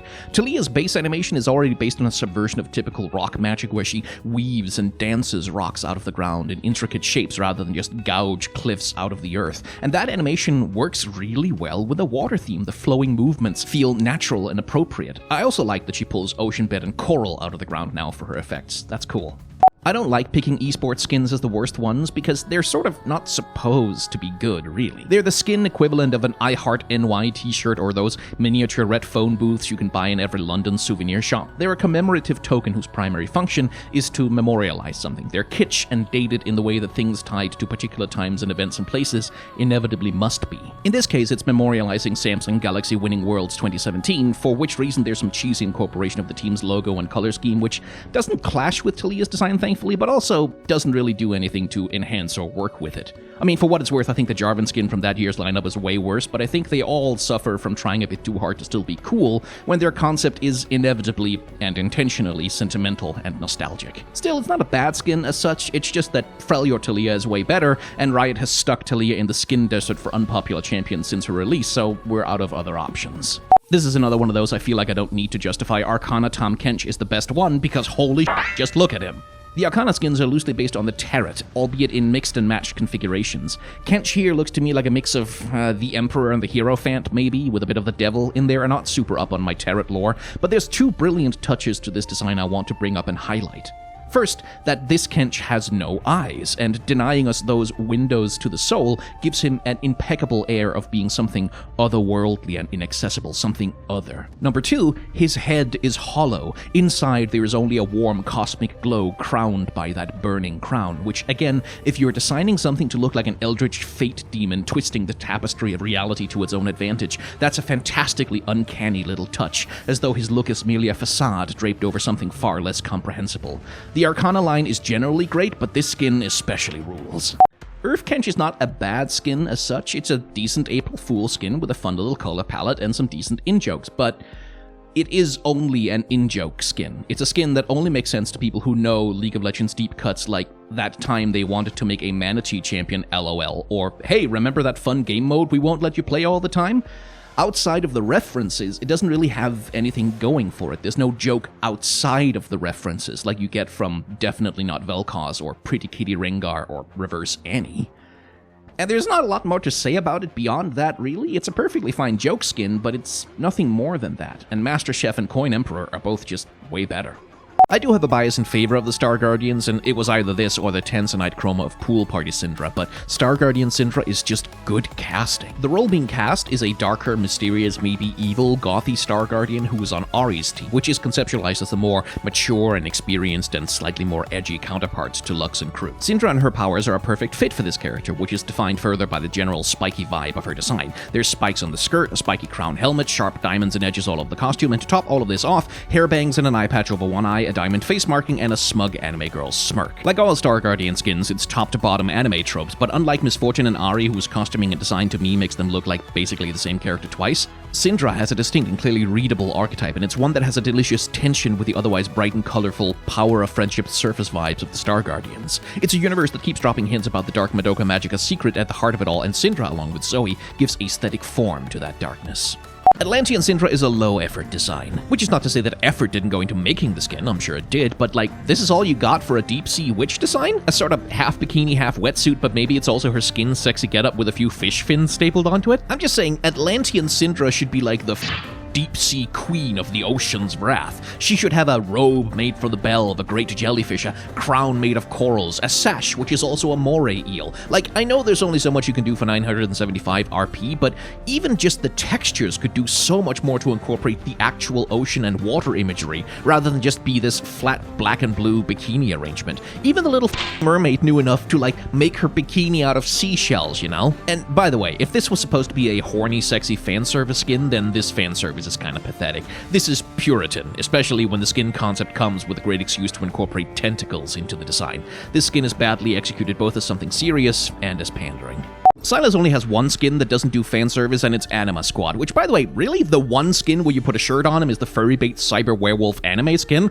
Okay. But among the fan service skins, though, pretenders have challenged the throne, Lunar Wraith Sylas reigns supreme. Not only shirtless, not only with extra defined muscles and the texturing, not only with pale tattoos outlining the shape of his deltoids and triceps, not only with that leather band across the chest, which, yes, is more sexy than just bare skin. On top of all of that, he's also a feral demon man with glowing eyes and sexy demon powers whose long chains have staring eyes on them. And that necklace of big heavy beads around his neck, I can't fully explain why, but that is also somehow horny. The knock against the skin is that he's supposed to be a bloodthirsty lunar chaos demon, and with his immaculate facial hair and unscathed body and generally conspicuously clean and unscuffed appearance, he doesn't quite look like that. But the real point of the skin is to be horny fan service for people who are into sexy demon dudes, and like I said, on that front, Lunar Wraith Sylas reigns supreme. If Lunar Wraith Sylas can be forgiven for not quite living up to its concept because it does such a great job of being a horny fanservice, Project Sylas dies by the same sword. Because in theory, Sylas is the bedraggled leader of the outcasts who live outside of Project's great cyber city, a rabble-rousing scavenger integrating discarded and dangerous tech into his body to one day cast down the oppressors. And problem number one is, my dude looks like a slick teched out boy. Like he's meant to be this outside scavenger, stealing whatever tech he can get his hands on. But he doesn't look cobbled together with scraps and pieces. He's cohesive and sleek and well put together, and honestly, could really do with like some exposed wires or arms that are clearly from two different series of units, or something that makes him look like he's made from scraps. And where Lunar Wraith gets away with those kinds of problems by being top shelf fan service, Project Sylas doesn't. Like, it's kind of hot that he has plate lines on his chest as though you could take his front off and get into the wiring with your hands. There's some kink potential there, but other than that, the skin is just too basic. He's just shirtless, and that isn't enough to get a fan service pass, at least not in my book. I've said before that I think the best skins are those that successfully use a champion's base model and animations to create a new character, and Bilgewater Swain is a great example. It takes all the Imperia's confidence of the great general and turns it into the swagger of a smug pirate prince with a dark secret. And it is the simple act of making him shirtless with a cutlass under the big open overcoat, which is now flamboyant in red with parrot feathers, that really makes it land. Like, yeah, I can absolutely see this guy with that animation as the swaggering, cold-hearted pirate lord of some bodice ripper novel who falls for the plucky blacksmith's daughter who, I don't know, teaches him how to make his own daggers or whatever. Hot, sweaty forge scenes is what I'm getting at. Fill in the blanks. I do always think that it's a bit of a waste to de-age Swain. Like, his whole deal is that he's the primo Silver Fox patriarch of the game. That's his unique power fantasy, but it's done here in the service of a character transformation that works. This version of Swain does kind of need to be young and impulsive and passionate to make the flamboyant pirate prince thing work, and I think it really gets there. Crystal Rose Swain, you were supposed to be a fan service skin. The idea was supposed to be, what if Swain wasn't a military general, but a court intrigue spy master? A scheming social manipulator, immaculately dressed, unflappably polite, and if he decides that it suits his plans, he can seduce the pants off of every mark in a 10-mile radius. And then they had to go and de-age him. I mean, honestly, Riot, do you not pay attention to the Swain? The age is part of the fantasy. He's older, he's experienced, he's Silver Fox Daddy. And especially if the idea here is that he's a scheming manipulator of courtly politics, being older supports that fantasy. He's the diplomat who has survived this long by always knowing exactly what someone wants and exactly how to tempt them with it. And it doesn't help that unlike the scruffy, rugged handsomeness of Bilgewater Swain, Crystal Rose just looks like a buff Rakan, but without the charm and fun. I also think they misjudged the hair. Like, I get the point of doing it this way to match the shape language of flower petals, but especially with his sharp black eyebrows, it just looks like a mullet with a poorly chosen dye job. Shout out to the Cafe Cuties Obsidian Chroma, especially because that skin is stupid cute, but as I've said many times before, I think the best skins are the ones that find a way to redefine the character, and no Soraka skin does that better than Reaper. The idea is a simple inversion. What if the premier healer of League of Legends was instead an undead Reaper of Souls? It's not exactly groundbreakingly creative, but it works. And while, yeah, in execution, this is definitely one of the older and jankier skins, honestly, death becomes her. Turning her healing staff into a sickle is inspired, making the horn larger and more aggressive is clever, and I love the idea of giving her a bony skeletal corset, although for censorship purposes I'm sure it's just supposed to be fabric. Her dress has real Morticia Addams vibes, and the general ragged nature of her look does a good job of implying the typical Memento Mori tropes. You know, decay, impermanence, the inevitability of deterioration, that sort of stuff. Now, there's a lot of ways I think the skin could be better if it went a little bit harder on portraying her as undead, but in concept and for its time, yeah, this is simply excellent, I think. Oh my god, Dawnbringer and Nightbringer Soraka just suck. Well, okay, that's not fair. They're extremely well-made skins, they're extremely competent, they have great animation, gorgeous effects, and I personally adore the way Soraka's ears wiggle in her idle animation, but outside of production value, this sucks. This is League of Angels tier ultra-generic fantasy garbage design. It's piles of meaninglessly over-designed fantasy detail vomited onto Wonderpress ad blandly attractive base models surgically scrubbed of any personality. There are things airbrushed on the side of panel vans that take more creative risks than this. And if the skin had just been Dawnbringer Soraka, it wouldn't be too bad. She's generically pretty, angelic looking, blah blah, sure, that could work, but it's Dawnbringer and Nightbringer. It's Soraka's soul torn in two opposite directions, the path of order versus the path of chaos. But they're palette swaps. Like, yeah, the accessories are shaped a little bit different, but they're palette swaps. You're telling me this is the Chaos Demon Unleashed? It's the angel version with a different Instagram filter. Would it kill it to give her fangs or something? Bat wings when she home guards, devil horns? What if her chest had a fiery void where her heart used to be? What if her angel form wore really high heels and the demon form had the goat legs? Give me anything, but no, the only priority this skin actually has is looking pretty in the most uninteresting ways possible. Blech. I waffled between Psyops and DJ for the best spot for a good while, but ultimately, like I've said before, I think the best skins are the ones that take the base champion and redefine them into something truly new.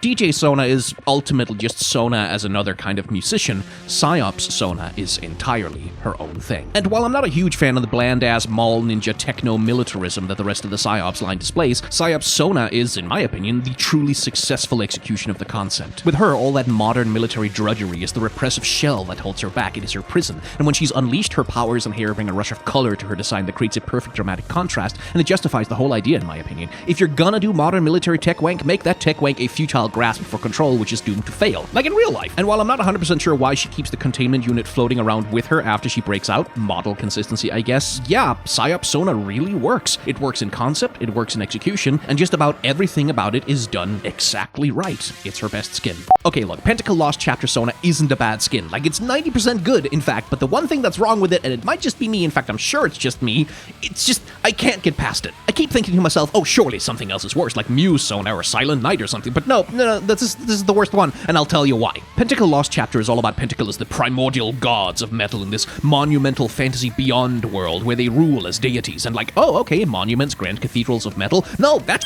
rules. And if you look at Sona, what should her instrument have but organ pipes? Because, yeah, some Toccata et Fugue drama vibes, that's what Lost Chapter Pentacle needs, man. It's perfect.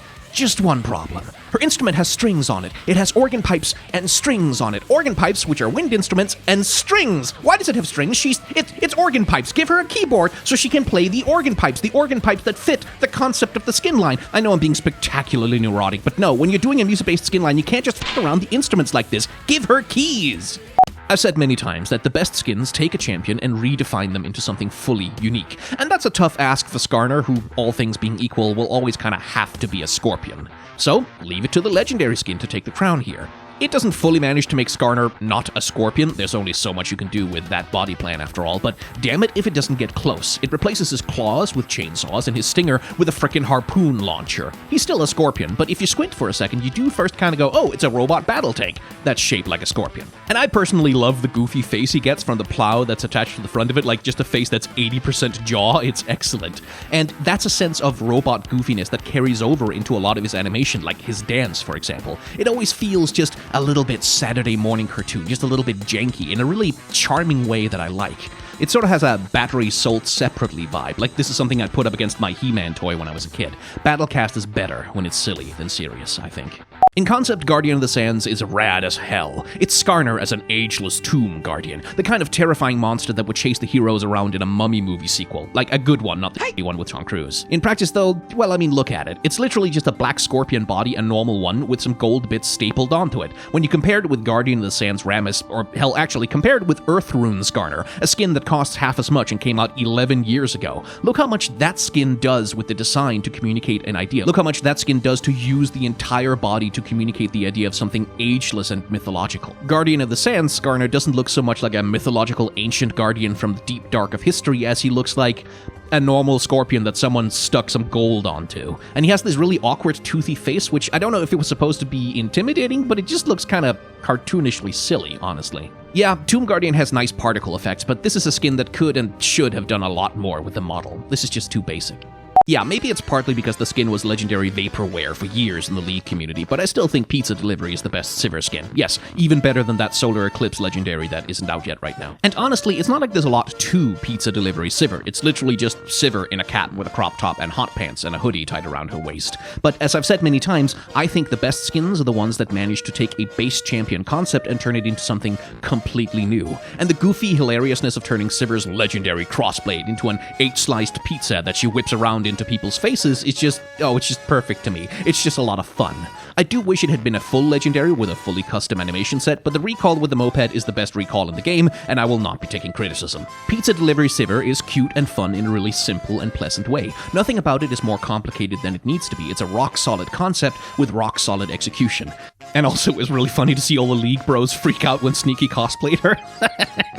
Sivir is already a pretty obvious riff on Xena, Warrior Princess, or, well, that's not fair. After her visual update, she did become more of her own thing, but back in the day, it was real obvious and honestly kind of cringy because Sivir was essentially a porn parody of Xena. Like, her original design came from the idea of, haha, Xena is a hot lady, and not Xena is a cool warrior who happens to be hot, and it was, yeah, juvenile and tedious. So enter the Warrior Princess Sivir skin, which is just basically, well, we haven't ripped off Xena Warrior Princess enough yet, so let's just be even more blatant about it. It's a skin that takes all the least original and worst parts of the original Sivir design and then just does all of those parts even harder. On top of which, it's not even a good Xena Warrior Princess skin because Lucy Lawless looked like this on that show, and you can tell the difference, right? Sivir's visual update did change the costume somewhat for the better, but it gained a new problem which, I don't know what's up with it, but something isn't right about the texturing or modeling of this particular skin. She looks like a plastic toy that's being bent by a toddler. Each piece looks okay on its own, but as a whole, oh god, this skin just looks hideous. Mecha-Zero Zion turns into a goddamn train. That's the end of my argument. That's why it's his best skin. Do any of the other ones turn into trains? No? Well, case closed then. I also admit that I have a weakness for giant robots that's held over from my childhood. Giant robots are just cool, man. But what recommends Mecha-Zero Zion, I think, is a certain sense of clunky charm. The rest of the Mecha skins and Mecha Kingdoms have a tendency to be smooth, sleek, sharp, and streamlined. Even Mecha Malphite is all aerodynamic edges and jet fighter aesthetics. Mecha-Zero Zion, by contrast, is built like a brick house. Lots of big, bulky, boxy shapes and a rattly, shaky movement aesthetic, a little as though he's run by gears and clockwork. He's a Lego bot crashing through a world of Gundams. And set against that futurism of the rest of the mecha skins, this gives him a sort of retro feel to me, and my childhood nostalgia kicks in once again, because that's the same feeling my Transformers toys had when I was a kid. I fully admit my biases here, but sometimes you can't beat a classic. And he turns into a goddamn train. Scion skins are generally pretty competent, and I kind of have a hard time finding one that there's really anything that wrong with. They're rarely great in my opinion, but they're usually at least fine. The one that is not fine, however, is Hextech Scion, a skin which not only doesn't look anything like the other Hextech skins, but which also just looks bad. Like, this is just an ugly skin. And to be fair, I have some appreciation for that. Ugliness is a character design tool, just the same as beauty is. And League of Legends over the past 10 years has progressively become more and more a game where ugliness simply isn't allowed to exist, only various forms of beauty and coolness. And that is a pity. Ugliness has character. Ugliness stands out. It can provide a lot of value and storytelling. But not really on Hextech Scion. It's just another version of zombie with a furnace stomach, which is what he already is, except with a vaguely steampunky gears and brass prosthetic arm tacked on and a truly horrendous color design. It's ugliness that has nothing interesting to say. I've said many times that my favorite skins are often those that use the existing model and animations of a character to redefine them into something new. That's the point of a skin, after all, to let you play a different fantasy. And frankly, few skins do this better than Beekeeper Singed. His model and animations are, of course, old and clunky, which no cosmetic is gonna fix, but his awkward movements make more sense when his recall reveals that he's actually a giant bee awkwardly piloting a human suit. And besides that, the skin does a fantastic job of converting his abilities as well. Instead of a trail of poison, he leaves behind a trail of pollen buzzing with bees. Instead of glue, he throws a jar of sticky honey, and when he gets a speed boost from his passive, it's his little bee's wings popping out of his back to propel him forward. If you were to try to make a new deranged beekeeper champion, this feels like not only an appropriate look, but an appropriate ability kit for such a character, and when you're getting all of that from just a skin, that's what I call value for money. Mad Scientist Singed is just so superfluous. Singed is already a mad scientist, first of all, and while his base character design could do with some significant updates, he is at least a somewhat unique take on the idea. Mad Scientist Singed is essentially a worse, less creative version of his base character design, and on top of that, it's hideous. I don't know where the decision to give him a teal lab coat, purple vials, and orangey brown hair came from, but boy, that sure is some color choices. I do appreciate that the shield is skinned as a techie science apparatus, and I like the test tube vials in concept, but beyond that, yeah, no, this just kind of sucks. And since that's about all I have to say about it, let's say something nice instead. Black Scourge Singed? That one rules, that skin is cool. His blood-crying maiden shield is metal as hell, and like, yeah, the Plague Doctor mask is maybe a little bit obvious, but it's obvious because it's obviously cool. I really like that skin. Does Shyvana have any really great skins? I kinda don't think so. I'm actually fond of her Ruined skin. I think its lore is one of the few solid developments in Sentinels of Light, but visually it's not exactly a knockout. So it falls to Super Galaxy, I think, to be Shyvana's best skin for the moment. I don't 100% think it works, even for a cheesy cartoon space anime superhero skin. That hyper-saturated burgundy, teal, gold, and white is a little bit too loud, I think. At worst, she looks plastic in a kind of cheap way that I just don't like. Looking past that, though, the fundamental idea of the skin is pretty damn good. Here, Shyvana is a mech pilot, the experienced leader of the Super Galaxy Squad, who teleports in and out of her mech Power Rangers style with her ultimate. And the mech form, aside from the garish colors, looks really cool, too. Shyvana's dragon form is a bit awkward normally, but the segmented mechanical sleekness of this version covers it up really nicely. Shyvana very badly needs that damn visual update, but until she gets one, this or the Wild Rift Explorer skin is just about the best she can look on the Rift. You know, Shyvana could really use like a dark, sexy, transforming Dragon Empress or evil powerhouse Dragon Warlord sort of skin. Her base form and abilities would lend themselves naturally to those concepts, and so long as they look either graceful and sleek or badass and powerful, they wouldn't even need to show that much skin to be hot. Instead of that, unfortunately, we get Dark Flame Shyvana, a skin which tries to do alluring cleavage, sexy dragon villainess, and badass conquering Battlemaster in the same skin, and fails spectacularly at both of them. I didn't know it was possible to make cleavage look unsexy, and yet here we are with this bizarre vertical slit of exposed flesh with metal bra cups, surrounded by spiky pauldrons and armor plating, atop which sits a truly ridiculous 1980s He-Man villain toy-looking helmet. The dragon form does come with cool smoky particle effects, which disguise the awkwardness of her base model, but then there's the inexplicable goth shibari rope harness across the arms, which, if it was meant to be a sexy skin, I guess it would make sense, but it just comes across as bizarrely out of nowhere in the context of the rest of the design. Like, what are we meant to take away from this? Are her wings held on with rope and string? Yeah, her visual update really can't come fast enough. I think there is an argument to be made that Akali with her smaller blades is a better fit for a surgeon skin, and that Shen should be the nurse or an EMT arriving with his ultimate in response to a health alert or a 911 call. But that's taking the skin entirely too seriously. The Rift Hospital skin line is Halloween costume camp, and taken in that spirit, Surgeon Shen is just the most fun you can have with a champion whose other skins universally take themselves very, very seriously. Your mileage may vary with humor, of course, and the scrubs and gloves don't exactly make for a flashy costume, but I think that this four-eyed dork jogging across the rift in Crocs and slapping people with a giant cartoon scalpel is just inherently funny. The glasses, especially, are what makes this skin for me. I know it's cliche, but it's a character design feature that just implies that he's either such a nerd or that he's a self-serious, smart guy anime archetype, and both possibilities just make the whole thing funnier to me. Speaking of which, by the way, how the hell have we not got a pool party skin for this guy where he whacks people with pool noodles yet? Riot, get on that. What Psyop promises is a psychically empowered cyberpunk soldier assassin haunted by the mental projection of a ghostly child, walking the razor thin line that divides the realms of the living and the dead. What it actually delivers is a mall ninja, and it's a 1350 RP skin which doesn't come with a full model and animation update, so it was always going to have to be the same slightly clunky brick house that base Shen is, fair enough, but this Kevlar plate and tactical pouches, overpriced TV shop survival knife, inexplicable scale pauldrons, and armored loincloth-ass weekend warrior ski mask nonsense is just... Does this look cool to anyone? Look, I'm very much on the record as instinctively hating this kind of aesthetic, but if you are going to do a cool modern military tech cyber ninja, Metal Gear is right there as an inspiration to draw from. How the hell was Grey Fox or Olga Gurlukovich or hell, the cyborg edgelords of Rising Revengeance not the first place you went for inspiration? Yoshimitsu from Tekken 7, Ninja Gaiden, Ghost in the Shell? You can call me crazy, but I don't think the psychic ninja soldier should look like I could buy his entire outfit from a mail order catalog. Hey there! If you're here right now, you've either sat through a full 100 of these shorts, in which case, damn, are you okay? Is everything alright? Or else you clicked ahead to find some specific shorts and you ran into this ad for the YouTube channel that you're already watching.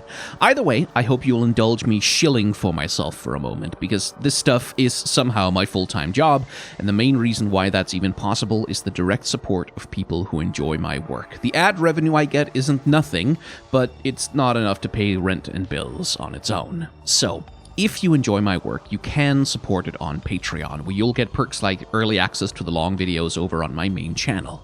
You can also become a member of this channel here, and in return for that, you get early access to the shorts as I upload them, as well as the occasional shorter 3-minute essays that I sometimes make over here. You also get to post with custom emotes in the comments if you want, so, you know, that's fun. If you want to just give me a tip, then there's coffee for that, and I do have a merch store as well if you want a shirt or a mug or something. A single dollar direct donation can be the equivalent of thousands of views on a YouTube video, and it makes so much more of a difference than it might feel like. So if you have a creator whose work you enjoy, whether it's me or someone else, consider supporting them with whatever you can, whenever you can. That said, I don't want any money that you need for yourself. It is more than enough that you watch the videos and enjoy them. Anyway, that's my self-promotion. Let's get back to the shorts. Shaco doesn't have a lot of great skins to pick from, and that's despite being in the game since 2009. He's never had a comprehensive update outside of textures and particle effects, and I have to imagine that it's his clunky underlying technology and the spectacularly uncreative base design, literally just a dude with 2 knives, that causes the lack of interesting reinterpretations of this guy. Still, if I have to pick a best one, and I kinda do, it's the premise of this series, it comes down to either Darkstar or Nutcracko, the 2 skins I believe do the most to make him something other than a Joker stabs-a-lot McMurder clown. Darkstar has the problem that no amount of cool particle effects will make the base design any better, which leaves us with Nutcracko, a skin which manages with costuming to use Shaco's inherent plastic creepiness to good effect as a deranged mustachioed Christmas nutcracker in a soldier's uniform and a top hat. It ain't much, but with Shaco, not much is about the best you can do. I guess Workshop Shaco isn't awful either. I've said so many times that it's apparently become a catchphrase now that the best skins are those that reframe a champion into something truly new. This comes in part from my belief that if skins are going to be worth the money, they should offer you the opportunity as much as possible to play as a different character. For some champions, that can be difficult, like Skarner is a Scorpion and you just kinda can't get away from that no matter what you do. But then there's brilliant reinventions like Beekeeper Singed, Dragon Trainer Tristana, or even Psyop Sona, which are as close as you can get to playing a whole new champion with the same kit. Humanoid champions usually have the easiest time of it, since you can do a lot with just a costume on a human. Unless you're Shaco, in which case it's kill a clown with knives, kill a clown with knives, kill a clown with knives, kill a clown with knives, kill a clown with knives, kill a clown with knives. Shaco is bad. He's one of the champions most desperately in need of a serious overhaul, and I have to imagine that that's the major reason why so many of his skins are so conceptually weak. Which one is the worst one? I don't know, just pick one. Let's say Royal. Mecha Kingdoms technically does the better job of living up to my making something new out of the old character adage, but much like my pick of Spirit Blossom Teemo over Omega Squad, I pick Pool Party Set over Mecha Kingdoms, because for all that Mecha Kingdoms is cool, it just doesn't charm me. There is, broadly speaking, two types of appeal to Set. On the one hand, the gritty fighting pit crime lord, a Yakuza-like underworld boss commanding the adoration of the crowd and the fear of his enemies. On the other hand, he's a soft himbo mama's boy, whose only wish in the world is to see his angelic but oblivious mother smile when he brings home proceeds from the orphanage he's running. Pool Party Set brings out the latter appeal, presenting him as a lounging, fancy drink-sipping beach hunk with a pretty flower wreath around his neck and glow sticks as accessories. Yeah, he can still throw a punch, but he's here for a good time, not for a hard time. And if you can beat him at the arm wrestle, he'll let you rub sunscreen on his abs. This is Summer Romance Set, and for my money, it works like gangbusters. Where Pool Party Set brings out the swaggering himbo in him, Obsidian Dragon Set pulls in the other direction, focusing on the hard-bitten warrior aspect of the character. And in theory, that's great. Set is a good fit for a raging beast dragon warrior, except this skin kinda really isn't that. The lore of the skin is essentially a copy-paste of his normal lore. He's an outcast kid who turns to violence to defend himself, finds that he's good at it, and then becomes a famous pit fighter pulling in the big bucks, with the only difference being in this version a dragon gives him some superpowers to do it with. What I might expect from that concept is a hard-bitten, scarred, grittier, angrier Set, a life touched by deeper violence and harder determination. What we get is black-haired normal Set in some high-level MMO gear with the same immaculate fashion, same showiness, essentially the same charm as base Set. At which point, yeah, the skin looks cool and all, but it's not really showing me anything particularly interesting. A great cosmetic can, say it with me kids, redefine a character into something completely new. And Obsidian Dragon failing to do that doesn't make it a bad cosmetic, it just makes it a boring one.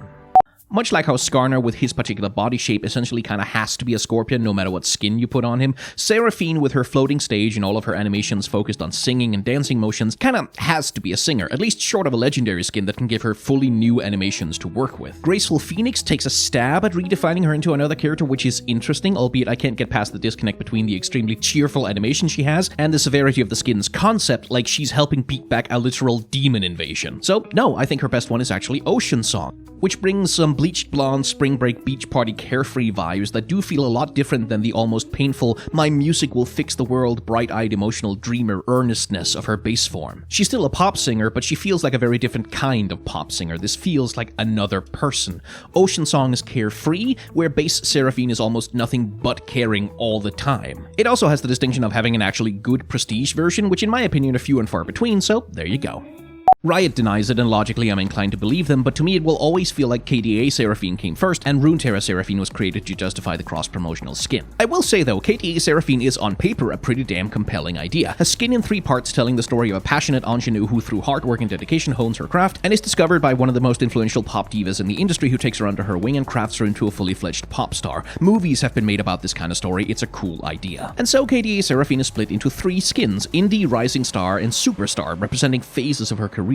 And I really do quite like Indie with its fairy lights and acoustic guitar Instagram coziness, and I do like Superstar with its immaculate and almost inhuman crystal prestige and perfection. But alas, Rising Star, the awkward middle child stuck between 2 strong concepts with no strong concept of its own. Even its color scheme is an awkward halfway mix of its better sisters, and so neither fancy enough to be impressive nor earnest enough to be adorable. It might, to be fair, be the perfect skin to represent the part of a pop star's career that would usually be skipped with a montage in the biopic. This is one of those, do I need to argue this one? Like, is there anyone out there who's like, Senna's best skin? Well, it's definitely not High Noon. Like, does anyone prefer Project or Eclipse or even True Damage to this? But in case anyone does... Okay, High Noon Senna's lore is that she was a mortal gunslinger who, look, her goddamn gun turns into a flaming steed made of metal, and what the f*** else do you want? Okay. She was a mortal gunslinger whose heart was ripped out of her by the devil, but higher powers intervened and replaced it with the heart of an angel. So, like a lot of High Noon characters, she's a half-angel, half-demon, blah-blah sort of character, and she's back from hell to balance the scales of good and evil. It's a riff on her base lore, and maybe not the most interesting redefinition of a character I've ever seen, but look, I have my weaknesses, and this skin is basically all of them. Senna looks good as hell in that black leather. She has fiery braids smoldering like coal. Her gun is literally 2.5 times bigger than she is. And have you seen her f***ing hat? It is so cool!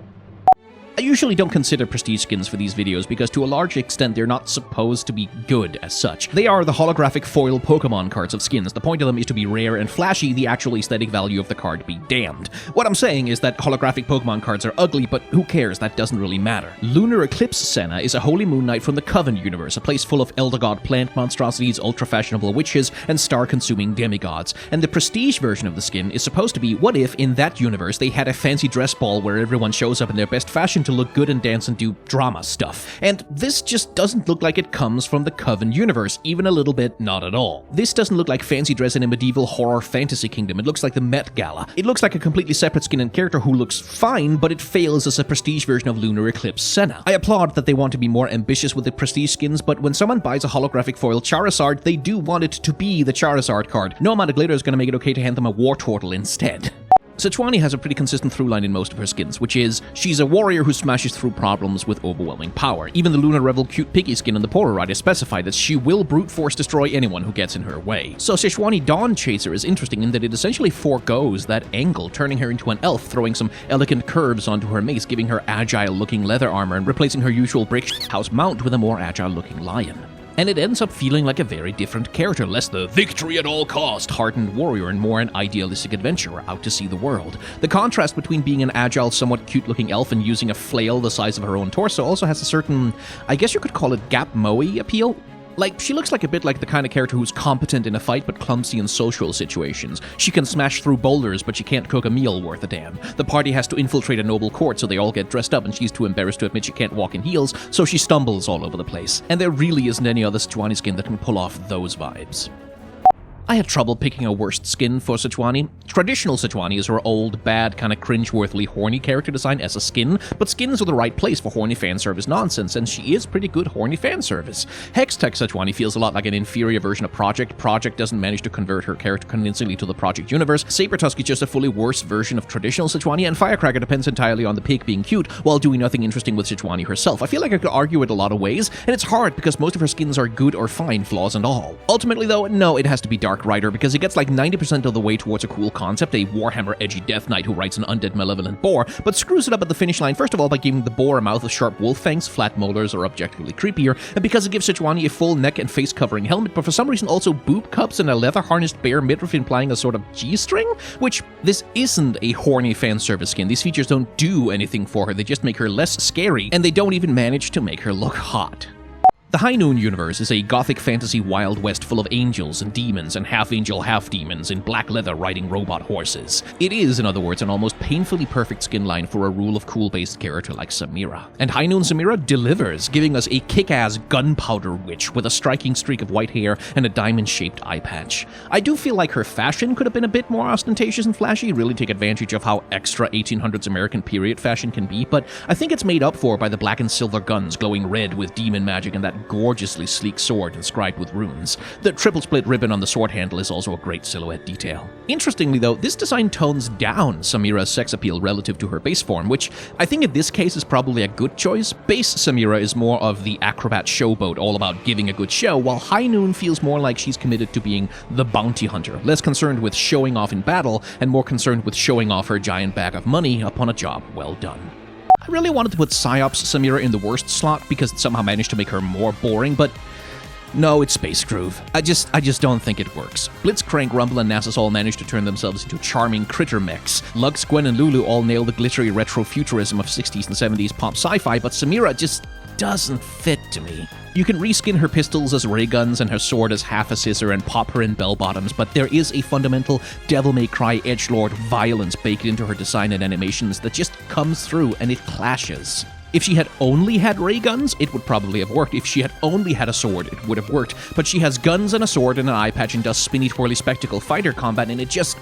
For me, it becomes too much. It breaks the cheerful bubblegum optimism and innocence of the groove-based skin line. It kills my suspension of disbelief. I just can't buy Samira as part of this skin universe, at least not without a more substantial redesign than a jumpsuit and 70s hair.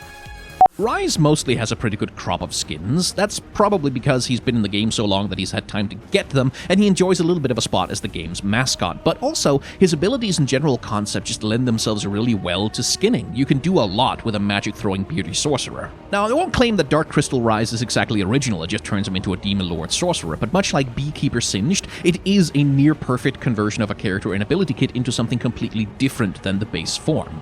All of Rise's abilities lend themselves perfectly to this character, but become reframed by his design. Especially Rune Prison gets this sinister vibe when coming from this guy, and it works really well. On top of that, it's just a well-realized design. Turning his scroll into a giant dark crystal is good, turning the leather straps into chains is good, turning his beard into bony horn protrusions is good. And I don't know really what else to say. This is just a damn good skin executed really, really competently.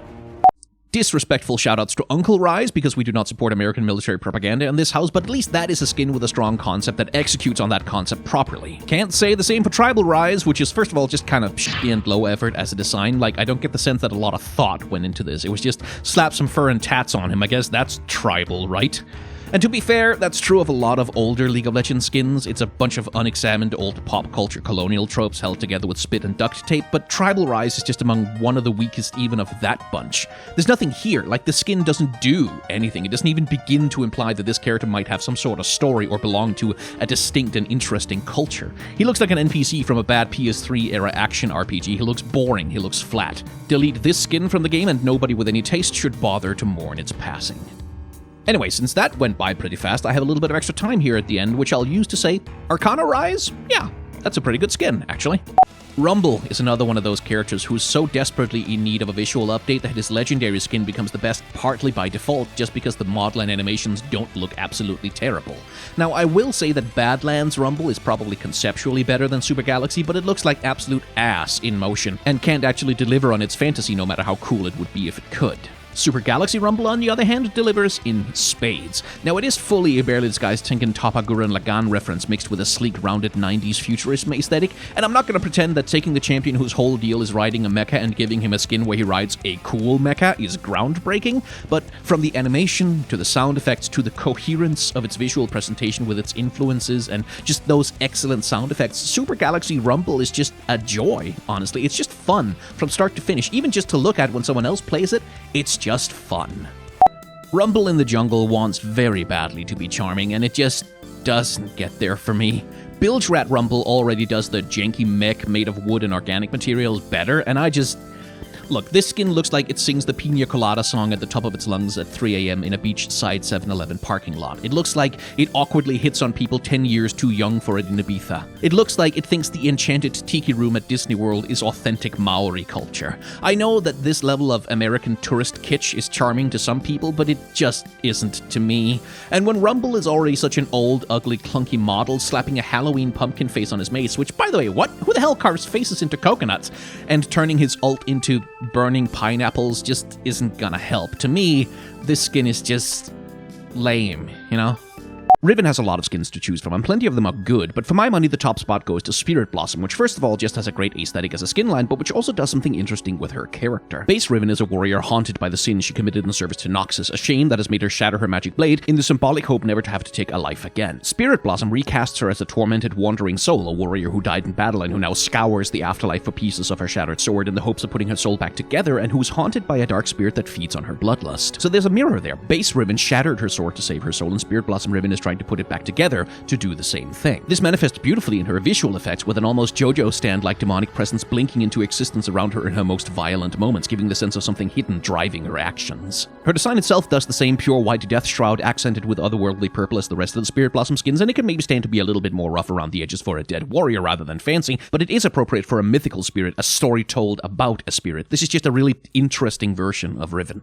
Skins are the right place for fan service, whether that's edgelord nonsense or pretty fashion or super cool robots, or dumb horny nonsense. Dumb horny nonsense has a place in League of Legends. I support dumb horny nonsense. But if you're gonna do it, you have to do it right, and Battle Bunny Riven doesn't. It's partly down to her outdated model and clunky animations. It's hard for anything to look sexy under those limitations, but also this Playboy Bunny outfit just doesn't suit her. It's not textured on her very well. The giant weird glove, which is a workaround for her base model, just looks weird and cartoony. Her hair and makeup isn't great, her accessories don't make any sense, and her stockings just look painted on without any sense of texture or glossiness or volume. She looks uncomfortable in this getup, and as a result, this just isn't sexy. She doesn't look like she's having fun, and thus it fails to do the one thing that the skin is supposed to do. Evelyn or Miss Fortune could probably pull something like this off, but Riven needs a full remake, which is probably why they made Battle Bunny Prime an infinitely better, and because it actually suits her, also sexier anime cyber version of the idea that should really lead to the original getting sealed in the Legacy Vault where it belongs. Something which I think is underexplored in Rengar skins is the opportunity to use them to turn him into different breeds and species of feline. Nighthunter does it by making him a panther, but Guardian of the Sands does it way better by making him a caracal. Removing his giant mane of braids and adding the long slender ears does a lot to change the feel of the character. He feels more slender, more agile, less brutal, perhaps even a little bit more cunning, which works great with the lore of Guardian of the Sands, which casts him as a relic-stealing assassin, gathering magic artifacts for some unknown purpose from the tombs of Shurima. This comes through in his gear as well, that slender, elegant knife, the beautiful wrist blades, the shoulder guard that's been taken down 6 sizes in bulk, the relatively practical-looking desert gear. It all speaks to a character who is less obsessed with brutality and violence and more interested in stealth and precision, more an assassin and less the Predator's persona. It's a nice recasting of the base character without changing too much about him, and for my money, I think it looks great. Something which I think is underexplored in Rengar skins is the opportunity to use them to turn him into different breeds and species of feline. Nighthunter does it by making him a panther, but Guardian of the Sands does it way better by making him a serval. Removing his giant mane of braids and adding the long slender ears does a lot to change the feel of the character. He feels more slender, more agile, less brutal, perhaps even a little bit more cunning, which works great with the lore of Guardian of the Sands, which casts him as a relic-stealing assassin, gathering magic artifacts for some unknown purpose from the tombs of Shurima. This comes through in his gear as well, that slender, elegant knife, the beautiful wrist blades, the shoulder guard that's been taken down 6 sizes in bulk, the relatively practical-looking desert gear. It all speaks to a character who is less obsessed with brutality and violence and more interested in stealth and precision, more an assassin and less the Predator's persona. It's a nice recasting of the base character without changing too much about him, and for my money, I think it looks great. I won't have a lot of good to say about the Sentinels of Light skins. Vayne's is nice and Graves' is cool too, but the rest of them are mediocre at best, and Sentinel Rengar is not the best. Problem 1 with almost all of these skins is that they're way too much absolute piles of meaningless fluff detail that just don't add up to anything. Sentinels of Light theoretically dress like Lucian and Senna, i.e. mostly white and grey with tiny tasteful accents of gold and purple. Sentinel Rengar, on the other hand, has no taste whatsoever, slathering gold and purple all over the design with absolutely no restraint, which not only undercuts the idea of him as a stealth-based hunter, which is supposed to be his role within the group, it's just incredibly visually busy, and frankly, it tries way too hard to be cool. A stealth mode Sentinel uniform, mostly in black and grey with purple, white, and gold accents, could have been cool, but this just looks ostentatious in a really lame way. To say something nice, I do like that they pulled his braids into a big fluffy ponytail. That's kinda cool and visually dynamic. Good job. I feel like you'd have to be some kind of grouch not to be charmed by Rennek toy. His segmentation and plastic texture evokes the idea of a toy so perfectly, I could have sworn I saw him in a Toy Story sequel at some point. And every time I look at him, I can't help but think how stoked I would have been to have an action figure like that when I was a boy. He draws out the childishness in me, which is about the highest compliment I think you can pay to a character design like this. I especially love the Lego-like squared-off child-safe clunkiness of his weapon, no sharp edges, and the way that his tail is segmented together like those cool bendy snake and dragon toys, like you know the ones. And talk about redefining a character. Renekton is normally the Blood King of Murder City, and that attitude is the basis of all of his animation, so looking at Rennek Toy animating that same way makes me think maybe he's like Buzz Lightyear. Like he'll try and challenge toys and dogs 6 times his own size because he thinks he's the Butcher of the Sands and he can use his ult to get big, and the other toys have to come in and save him and like drag him away while he's like, no, I can beat him. Like seriously, you'd have to be a grouch. This is so charming. It's for the best that Galactic Renekton is in the Legacy Vault because it's just not very good. The idea of the line, I guess, is Nasus and Renekton as sci-fi characters instead of thinly veiled Egyptian gods, but it doesn't look sci-fi. Like, it just doesn't. This is just Renekton as an albino crocodile, and there's no tech here. There's no sense of the future, no indications of spacefaring or of much of anything, really. Like, looking at this, I would struggle to guess what the concept was, except Crocodile Man in armor. Like, they could have given him a Dragon Ball Scouter over his eye or something. I mean, if I was very pressed, the colored spots on his gear could be lamps, I guess, but they could just as easily be fantasy gems. This doesn't look like anything. Albino crocodiles are cool, but this skin is completely pointless. Layla Shone is easily one of the prettiest skin lines of 2023, and Renata Glask plays an interesting role in it, as a dead spirit who has responded to a life full of fake relationships by forming a new family in death based on honest calculation and mutual benefit. It's a good fit for her character and an interesting story universe based on the folklore of the Day of the Dead, but oh my word, the prestige version though, holy hell. It takes the base of what Renata is, which is a high-powered, ruthless CEO, and transposes it into a Devil Wears Prada lethal fashion mogul, which granted isn't a huge leap exactly, but it's executed basically perfectly. The big puffy shoulders give her that 80s businesswoman profile, the frills give a sense of airiness and passion while incorporating the consistent flower motif, and that color scheme. Pure white against a dark green creates a contrast against which those saturated orange flowers can almost look like they're burning off of her. Those orange accents are well spaced, but they are so impactful for the impression of the whole character. And I also love that her prosthetic, which is a bit glitched on the model that you're seeing here, has its whip modeled after a thorny vine. The thematic consistency here is genuinely amazing. This is easily Renata's best skin.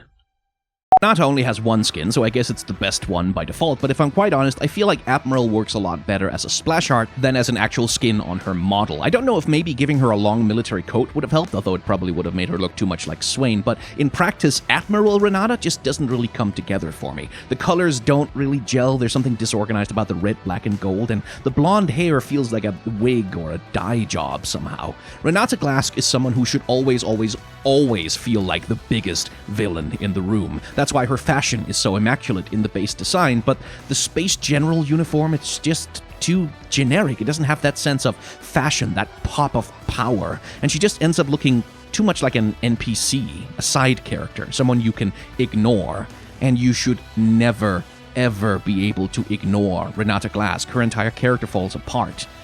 So yeah, I think this works as a splash art, it just doesn't work on the model. Subscribe to this channel for shorts, or see my main channel for longer in-depth videos. There's an image that will come into your head when you think magical girl, and it usually involves dresses, fashion, bright color, magic, cheerfulness, high femininity, and so on and so on. It does not often involve full suits of plate armor or a cavalry lance that could punch through a tank. But enter Star Guardian Rel, who instantly became the most interesting Star Guardian to me by mixing and matching that high femme magical girl colorful fashionability with the power fantasy of being a brick house armor knight or cavalry charger. Poppy already dabbled a bit in the armored magical girl look, but Rel takes it up to 11 and then some, and it works surprisingly well, honestly. The flared skirts on the full armor gives her a silhouette reminiscent of a big crinoline dress, and it maintains that high femme appeal, and while the inherent powerful brutality of her lance attacks and animation is a little bit in tension with that, it's a good tension, it's interesting. There are a lot of Star Guardian skins at this point, and the line desperately needs this kind of visual variety to stay interesting. Plus that hair, god, that looks good. Battle Queen is Rel's worst skin, mostly because it's her only other skin than Star Guardian, and that skin does everything Battle Queen does a little bit better, because there's a lot of overlap between those two skins. Like Star Guardian, Battle Queen also exploits the tension between a femme high fantasy anime-inspired visual style and the inherent bulky raw power fantasy of Rel's base design. Like Star Guardian, Battle Queen uses Rel's armored skirts to imply a crinoline dress. Like Star Guardian, it uses sleek and well-formed curved plates in her armor and horse to support the fashion sensibility of the skin line. And ultimately, I think Star Guardian just does all of those things a little bit better. I think there's a more interesting tension in the contrast between big f***off Armor Knight and Magical Girl than with fantasy battle tournament fighter. Again though, none of this means that Battle Queen Rel is bad. I think it might be the best one out of the entire Battle Queen line. It's just Star Guardian does everything it does a little bit better, I think. Okay, so technically I think Elderwood is probably a better example of reworking a character into a whole new concept through a skin, but Pool Party Rek'Sai uses a little water ski in her home guard animation, so all objections are hereby overruled. Now, as I've said before, most Pool Party skins fall into the camp of either hot or fun, and Rek'Sai is definitely in the fun category. She's a shark monster who wears a flotation jacket and swimming wings, which is just inherently funny. Not laugh-out-loud funny, not comedy genius funny, but funny, like a frost giant getting a brain freeze. And Rek'Sai really does need a good lighthearted fun skin, something that can give her a bit of personality, which is something that her base design, even though it is excellent, is sorely lacking. And I really do like the inherent tension in the design, because she retains her scary space monster splitting jaw, and her shark skin is fully textured and detailed like you would on a monster, but then there's the floaties around her arm and the double snorkel, and it just becomes cute. This skin is so nice, I smile every time I see it. Elemental skin, boring. Fire skin, bad. Ice skin, bad. Elemental skin, bad. Review over. Okay, alright, I'll say more. I don't want to repeat myself endlessly, but the Black Frost and Infernal skins are almost universally boring to me. It's always just what if champion, but made of thing. And they never do anything interesting with the idea, in my opinion. Case in point, Rek'Sai's base design is a land shark, right? So an iconic design feature is the shark fin that pokes out of the ground when she's burrowed, which on Black Frost just becomes a bunch of ice shards completely identical to all other ice shards on all other Black Frost characters. It completely loses the concept of the land shark and leaves her just a monster with no strong central idea. And you know what? An ice shark could have been a cool idea. Ice doesn't have to be craggy and crusty. It can be sleek, it can be sharp, it can be glassy. You can incorporate shark-like sleekness into this idea and make her unique, but no, just what if champion, but made out of exactly the same kind of craggy ice as the rest of the Black Frost champions. Boring. Okay, listen. A football game in the style of Mario Strikers, but Rammus is the ball, and his job is to not be used to score goals. So the teams, who are all League of Legends champions, just follow me here, have to fight each other and also chase and fight the ball in order to score points. League of Legends Blood Bowl. This is $1 billion idea. Get me Riot Forge on the phone right now. Being serious, I do love Sweeper Rammus. He really does have that alternate universe fantasy football vibe where the ball is like a little creature, and there's something so charming about that. Like, just look at him. He's just a little guy, and he's a ball, and people are trying to kick him, but it's okay because he's having fun and he's doing his best. Rammus's extremely limited and primitive animations and rig create big problems for his skins because they can barely emote to do anything with their concepts. So yeah, Guardian of the Sands Rammus is great and all, but he moves like regular Rammus, which is to say, not at all. Sweeper Rammus, on the other hand, well, he's a ball. He doesn't need to be super emotive. It just fits him a lot better, I think. It's hard to say much about any Rammus skin because they are, by necessity of his ancient model and animations, fairly simple and one-note things as a rule. So I don't have a lot to say about why Ninja Rammus specifically is his worst skin, except like those knives. Like the ones he has instead of spikes on his... Like, why did they do them like... why are they all like single-edged curvy knife blades pointing forward? Look, like... They're not going to get any grip when he rolls. They'll just slice up the ground and he'll spin and play... Like, look, ninjas aren't actually historically real. It's complicated, but the weapons that we think of as ninja weapons did have, like, spikes on, like, spikes, not just knives. The Japanese knew what spikes were. Like, you could have patterned it after a cannibal club or something. This doesn't even make him look ninja-like. It just looks weird and dumb. And look, yes, I know King Rammus is just a meme palette swap tempting a lawsuit from Nintendo, but at least that's funny. This is just baffling. Rakan is such a natural fit for a magical girl villain, it's not even funny. He has the flamboyancy, the vanity, the catty arrogance, and the fabulous wardrobe already in place, and every piece of his animation works perfectly with this concept. Honestly, if anything, that redeemed skin he got on Wild Rift just made him kind of worse, because him and Xayah are so good as a Team Rocket bad guy duo. And frankly, I think his bright teal and purple color scheme just worked better for a villain, especially against the black of his Fallen outfit rather than the Star Guardian white. It just has that energy, you know. And the same goes for his magical sidekick, his Familiar. You can't have an owl with that head crest and that little vampire cowl and be a good guy. Sorry, I don't make the rules, that's just how it goes.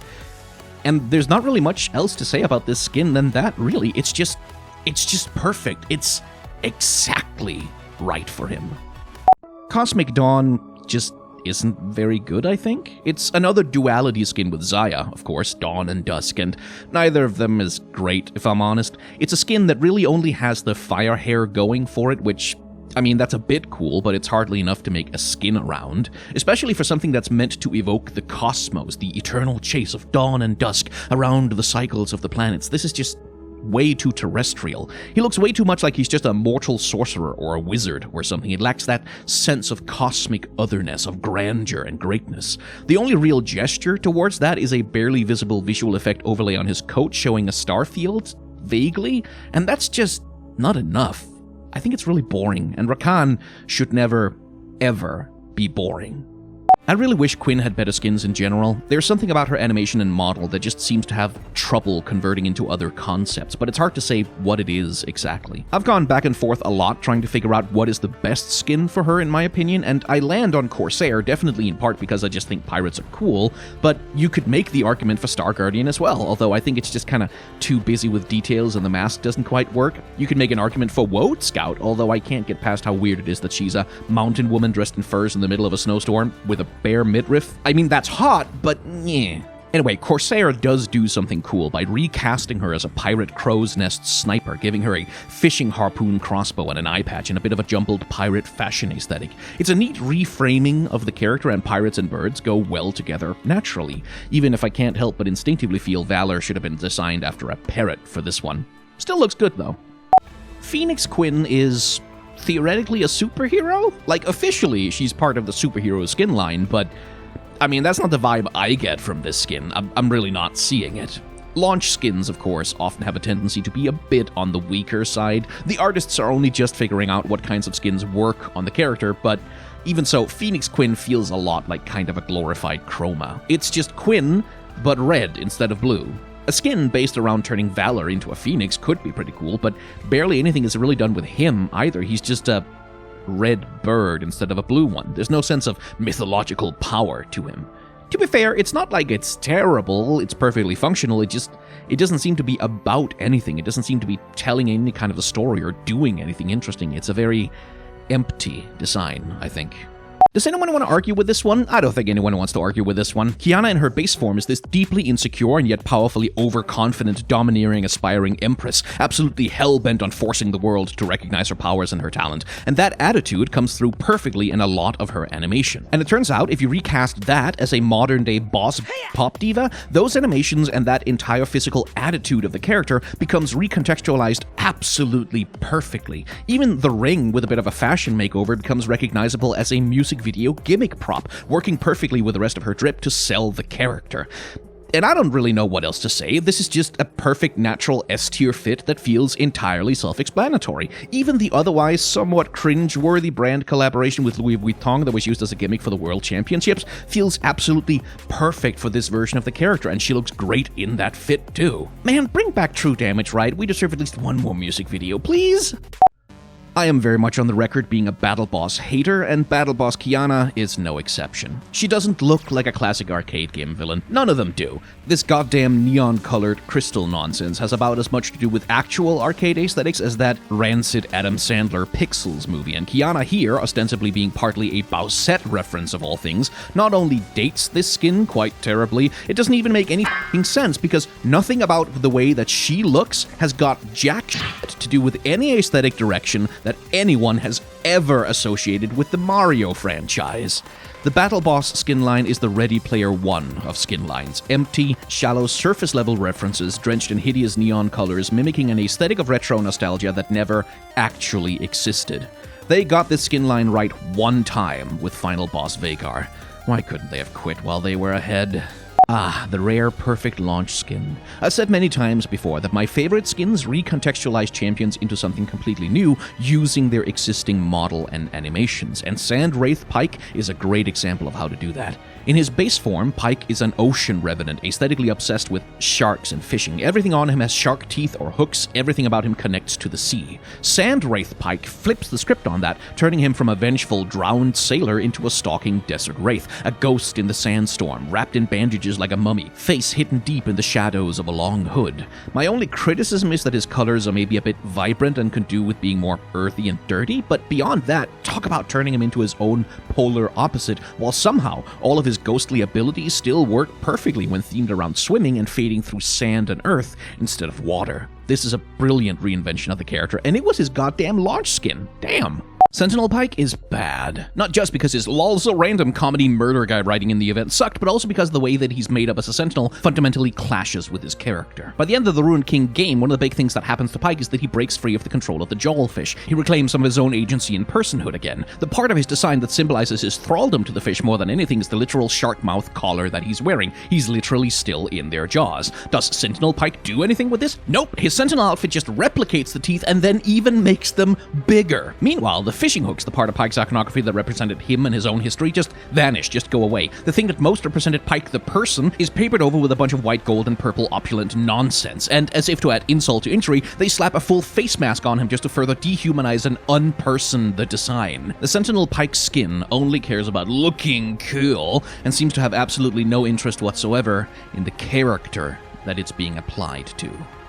When making a skin for Poppy, there's one big problem that needs solving, and that is the hammer. It is half of her character model by volume, and so much of her animation revolves around it, it needs to be accounted for. Most Poppy skins do this by just keeping it a hammer. Snowfawn switches it up by making it a giant bell-shaped mace, and we'll talk about Lolly Poppy later, but the only skin to really do something clever with the hammer is Bewitching Poppy, which uses it as her witch's broom. And it is just a really solid little cute skin besides. The Bewitching skin line has a bit of a habit of just sticking a character in a sexy Halloween witch costume and calling it a day, but Poppy gets a cute little outfit with little puffy shorts and a bow and gloves, and using the pointy shape of a witch's hat over one of her pigtails is a genuinely clever little move that also looks adorable while maintaining her silhouette. Bright teal hair against dark purple is a good color combination, and the sharp and edged elements of the design give her a little bit of bite so it's not all just kawaii. It's just really solid all around. Lolly Poppy is a meme skin. It legendarily had the creepiest splash art in the entire game, which is still referenced in the new one, and when Poppy got her visual update, I guess they just didn't want to mess with the meme. I guess they thought that players might be upset if they changed anything substantial about the design because, no, that's not like it is in the memes, and so the result of all of that is that Lolly Poppy is just really boring. Like, this skin is part of the same line as Candy King Ivern, and all Poppy here has got is a pair of dusty gray overalls, a little bit of candy striping on her shirt, and a big lollipop. And I really feel like you could do a lot more with this than just make her the world's least gaudy candy elf. Like, give her hair made of string candy and armor made of bonbons, make her colorful, make her bright, go a little bit insane. If you're going to have a Candyland-based skin line, then it is surely some kind of sin to make it look this boring.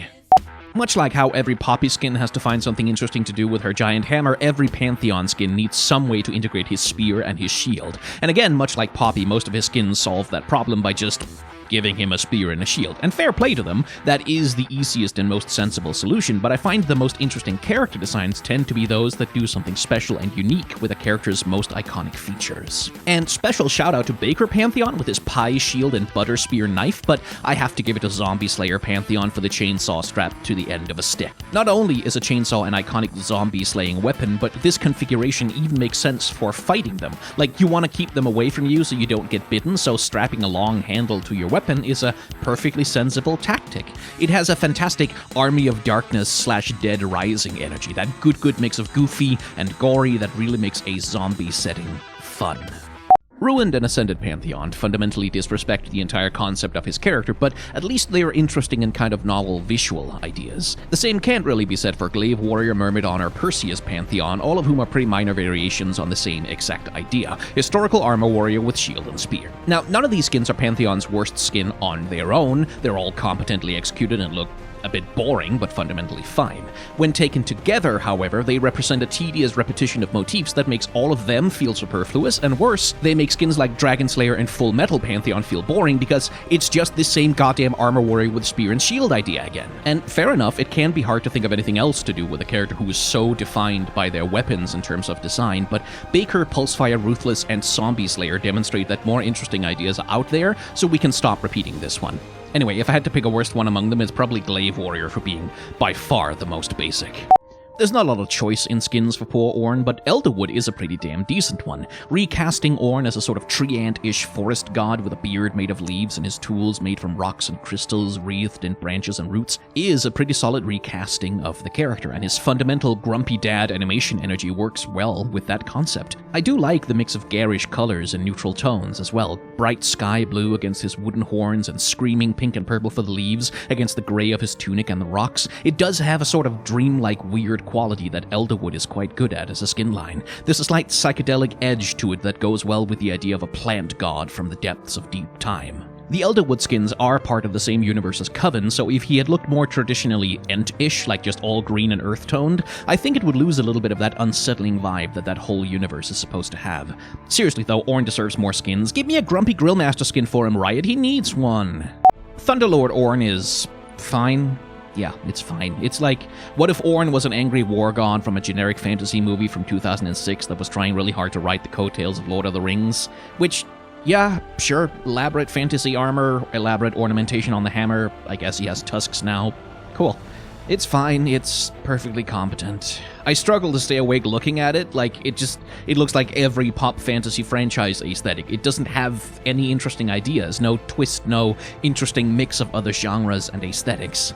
If Orin had more skins, this would probably be too baseline competent to be considered a bad skin, but since there is only 2, this one gets the honor of being the worst, which is more thought than it really deserves. It's fine, it's perfectly fine, and it seems entirely comfortable being no better than that.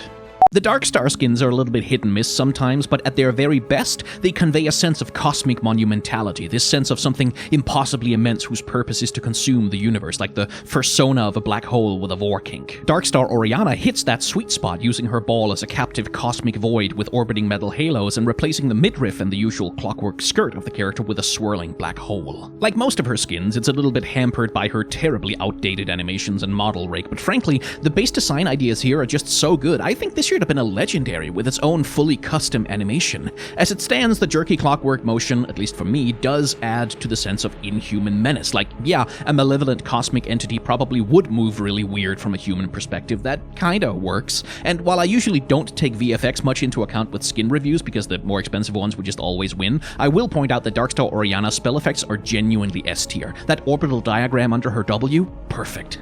I always feel bad naming the oldest skin of a champion as the worst one because it just kind of feels like a cop-out, but Gothic Oriana isn't the worst because it has the lowest production values, it's just genuinely a pretty bad design. Firstly, it doesn't seem to have any idea what aesthetic it's even going for. A corset and a short skirt, legs and thigh highs and garter belts, an enormous Elizabethan ruff around the neck, and then the ball has this elaborately elegant decorative pattern on it and a spike belt? Stylistically, this is a complete mess, but it's also just so weirdly horny and sexualized. Like, hella cleavage and a short skirt and the garter belts, which just... what appeal are you going for here? If you wanted horny, sexy goth Oriana, that's fine, but this is really not that. Those garish colors, black, blood red, pink, and teal, that awful insect leg hairdo? This looks like it was designed based on half-remembered memories of a cheap goth girl pinup calendar pulled out of the dumpster behind a Hot Topic in 2008. It looks cobbled together from scraps, and frankly, both Zone Chaos and Bladecraft do a way better job of bringing those old girl aesthetics into their designs.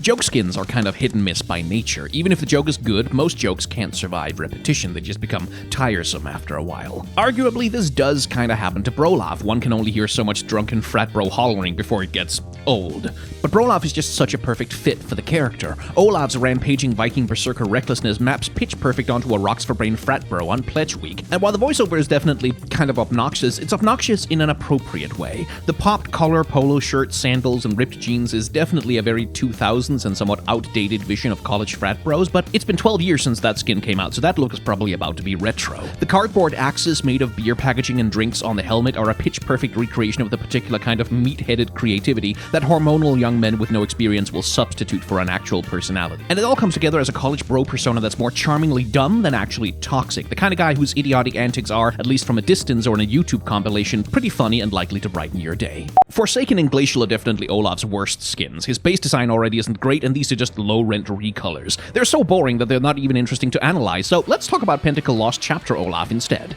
Now, this is definitely not his worst skin, it's not even terrible, but it is emblematic of the weaknesses of this generation of Pentakill skins. The original had a CC top beard and cowboy hat and a biker gang dark nasty rock edge to it. His axes were turned into drumsticks and he had a Pentakill tattoo all across his back. But Lost Chapter Olaf just looks like a regular fantasy warrior. There's very little about him that brings in either a rock or a music angle, and with his drumsticks now being axes, there's just nothing to identify him anymore. Lost Chapter are meant to be these Empyrean divinities of metal, but several of the skins just lean way too heavily into fairly generic fantasy warrior territory and fail to connect with the musical roots of the skin line. The idea of Lost Chapter is, and probably always will be, a lot better than its actual visual execution. Zombie Nudo and Willem are probably the best straight-up reinvention of the character dynamic that you get from their skins. It takes their adorable, pure-hearted friendship and turns it into a demented Master Blaster-style monstrosity being ridden by a malevolent plague goblin. It's a remarkable Uno reverse transformation, and it works incredibly well with their rig and animations, and it's probably their best skin. But I like Papercraft a lot better. It's not an especially popular skin line, but I find the chunky origami look of Willem in this form so incredibly charming and genuinely fantastically creative. It's hard to render a character like that and make him look consistent with a material like paper and book covers. It doesn't look like it, but on a technical level, this aesthetic is actually really difficult to pull off, and it manages it so well. Plus, Nunu with his little folded paper hat and elaborate scissors looks equal part annoying and fun, a little bit more mischievous and scrappy than his base form in a way that I think fits a boy who would make a best friend out of paper. Subscribe to this channel for shorts, or see my main channel for longer in-depth videos. Where Zombie, Nunu, and Willem managed to convincingly reinvent the character, with especially Nunu's transformation into a horrible gremlin being believable, Demolisher just doesn't get there. And it's especially Nunu who doesn't work here. Willem manages to reasonably convincingly look like an armored grimdark fantasy beast, but Nunu, with his little red cape, the cutesy tuft of hair on his helmet, and that cocky kid smile, no. And where the cutesy animations on the zombie skin take on a certain sinister edge against the look of the characters, on Demolisher they just undercut the entire edgy vibe of the skin. This skin feels like it's scared to make Nunu as fucked up as it's made Willem, and it results in an aesthetic and a tonal dissonance that simply just can't resolve itself. If Willem looked just a little bit more lighthearted, it might have worked. If Nunu looked just a little bit more Tim Burton-ish and messed up, it might have worked, but no, they're just too far apart. They don't feel connected, and that is a sin that a Nunu and Willem skin should never. Oh, Nocturne, is there any skin that your terrible model rig and clunky animations can't ruin? Eternum, Hextech, and Old God all have promising looks, but when applied to what Nocturne actually looks like in-game, they just kind of fall apart, ruined by his awkward proportions and poor construction. The skin that gets away with the best, though, I think, is Cursed Revenant. This skin applies a dark fantasy aesthetic straight out of edgy nonsense like Warhammer or Darksiders, and here, Nocturne's clunky proportions and general awkwardness finally finds an aesthetic match. His big awkward arms and enormous wrist blades here match the brick shithouse anti-sleekness that dominates those aesthetics, and the move of strapping a dramatic white-faced statue with a giant lock and ultra-chunky chains even visually justifies the general jank and clumsiness of his movement by visually increasing the weight that he seems to be carrying around. It certainly doesn't make Nocturne look any less clunky and unwieldy than he is, but it fits in a way that is consonant rather than dissonant. Seriously though, Nocturne needs that visual update so bad. Wow, TBSkyen doesn't like the ice skin, what a shocker. Well, actually, if this was an ice skin, maybe it wouldn't be so bad, but it is not. I struggle to describe what the f this skin is actually supposed to be. It looks like one part unreleased Mortal Kombat fighter, one part 90s Spawn knockoff, and one part batteries not included 80s toyetic cartoon tie-in with none of the charm of any of those things. Nocturne is poorly proportioned even in his better skins, but Frozen Terra makes each of his blade sheaths literally as big as the entire rest of his body, and it looks ridiculous. It looks like he got inflated by a cartoon mouse in some lost Looney Tunes short and forgot to explode. This thing is bloated, disproportionate, and wildly over-detailed, and on top of that, it doesn't even look like its blades are made of goddamn ice. It's a failure on every single level, and this skin can't even blame it on Nocturne's base model being bad because it actively took steps to make it worse. I don't think Nidalee really has any great skins. I mean, Bewitching Nidalee at least does something vaguely clever with her spear, but we'll talk about the problems with that skin later. Cosmic Huntress generally does a good job, though. The spear looks good, the hood preserves the vague sense of a hunter, and the constellation patterns on her body along with the glowing nexus on the chest and the cosmic vortex on the spear granted a certain feeling of epicness and power. The best thing, though, is the fully made of constellations cat form, which fully manages to manifest a cosmic majesty and magic that a lot of the other cosmic skins kind of struggle to realize a lot of the time. Nidalee's outdated model and animations unfortunately struggle to quite keep up with all this cosmic majesty, especially the human form makes the hood look a bit awkward, but for my money, this is just about the best a Nidalee skin has ever looked, although if you want something a little bit more grounded, I can recommend Ocean Song as well. This is Nidalee in her splash art. This is Nidalee in the most recent story-accurate artwork that Riot has released for her, which seems to at least be pointing in the direction that a potential rework of the character would take if it ever happens. Now, here's Bewitching Nidalee, and I want you all to tell me if you can spot the crucial difference between this Nidalee and that Nidalee. You got it? Cool. Now here's Leopard Nidalee, and Challenger Nidalee, and Snow Bunny Nidalee, and Warring Kingdoms Nidalee, and Headhunter Nidalee, and Super Galaxy Nidalee. It is weird, and I mean weird, how f***ing obsessed Riot is with making Nidalee either white or washing out her skin tone to make her as pale as possible. It's f***ed up, it's frankly embarrassing, and yeah, it's pretty racist. Fixing this would literally just require updating the goddamn textures, which is like a doable thing to do, but no, they've just left it sitting there, stinking up the place like a bucket of piss in the middle of a busy hallway. Shanghai Scroll's Nico is a benevolent goddess who resides in a painted scroll, and she's trying everything she can to redeem Jin from his madness before he undoes the edges of his scroll and unleashes monsters into the world. And what a good goddamn little skin, honestly. It turns Nico's hair into painterly clouds, mimicking the stylization of historical East Asian ink art, and places a golden orb above her head, like the sun cresting the horizon. It effortlessly makes her look divine, and her already unusual anatomy and animal tail play into this mythological feeling beautifully. I feel comfortable saying that this must be Nico's best skin, except bewitching, though. Like, yeah, it's a cutesy Halloween costume witch skin, and the costuming isn't all that different from all the other bewitching skins, but there is something genuinely inspired in realizing that Nico's lizard traits can easily be mapped onto catgirl behavior, and what a perfect fit between the seasonal theme on her abilities, a transforming shapeshifting witch who loves playing pranks on people. What a perfect cat energy, what a perfect little design. I genuinely can't decide which one I like better, so sorry, it has to be both of them. Winter Wonderland Nico is honestly a pretty good skin. I'm traditionally not much in favor of the basic elemental skins. I usually don't think they offer very much, but not only does she here have a spectacularly gorgeous splash art, the clever little move of changing her hair so one bang covers her eye gives her a certain slightly more awkward and shy energy that's genuinely adorable. The floating ice crystals that replace her flower hair are a good touch. It's just an overall fun, cute, and creative little skin, even if I do think they missed an opportunity to give Nico a cute and fashionable winter outfit, instead of just copy-pasting her basic crop top and skirt with a fur collar added around the neck. But Winter Wonderland's big problem really is that it's just not better than Star Guardian, it's not better than Shanghai Scrolls, and it's not better than Bewitching, so by default, it has to be the worst.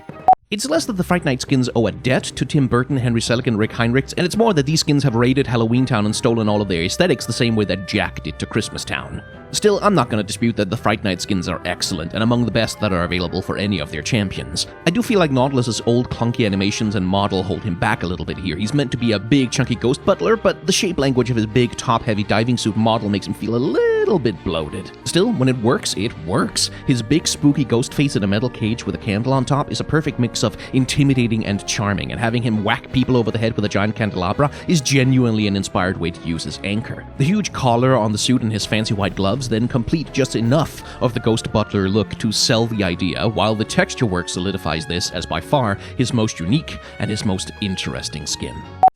I don't really know how to critique Warden Nautilus. It's just not an interesting enough skin to frame a strong critique about it. The Warden and Marauder lines are very basic, and they're kind of supposed to be. They're supposed to be super generic armor knight characters, which fine, I guess, but that only really gets interesting when you put big armor on a character who otherwise doesn't have it or who might be somehow changed by it. But Nautilus is already a big suit of armor guy.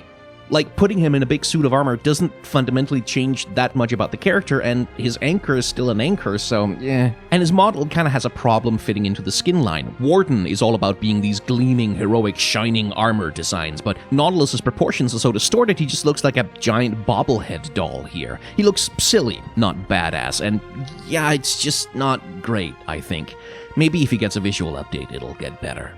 Space Groove as a skin line is all about 70s disco cheese and sci-fi. It is profoundly earnest, utterly unembarrassed of itself, and very cheerful. It's the sort of thing that can understandably be pretty hit and miss, but for my money, I find it charming and a lot of fun. Space Groove Nasus is a disc jockey, music librarian, and leader of the Dog Planet, which is locked in a terrible war with the Cat Planet, whose expansionist empire desires to claim the precious napspot sunbeams of Dog Planet. It's incredibly twee and cutesy, but so sincere that at least I find it really difficult to cringe at. Space Groove Nasus takes the form of an adorable puppy piloting a 1970s spaceman robot suit, and the skin actively makes an effort to look as plastic and rubbery as possible to match the vibe. The oversized glass dome helmet and the thick-rimmed gloves and rubber boots, it all adds to this sense of batteries not included action figure playfulness, and I just can't help but be charmed by it.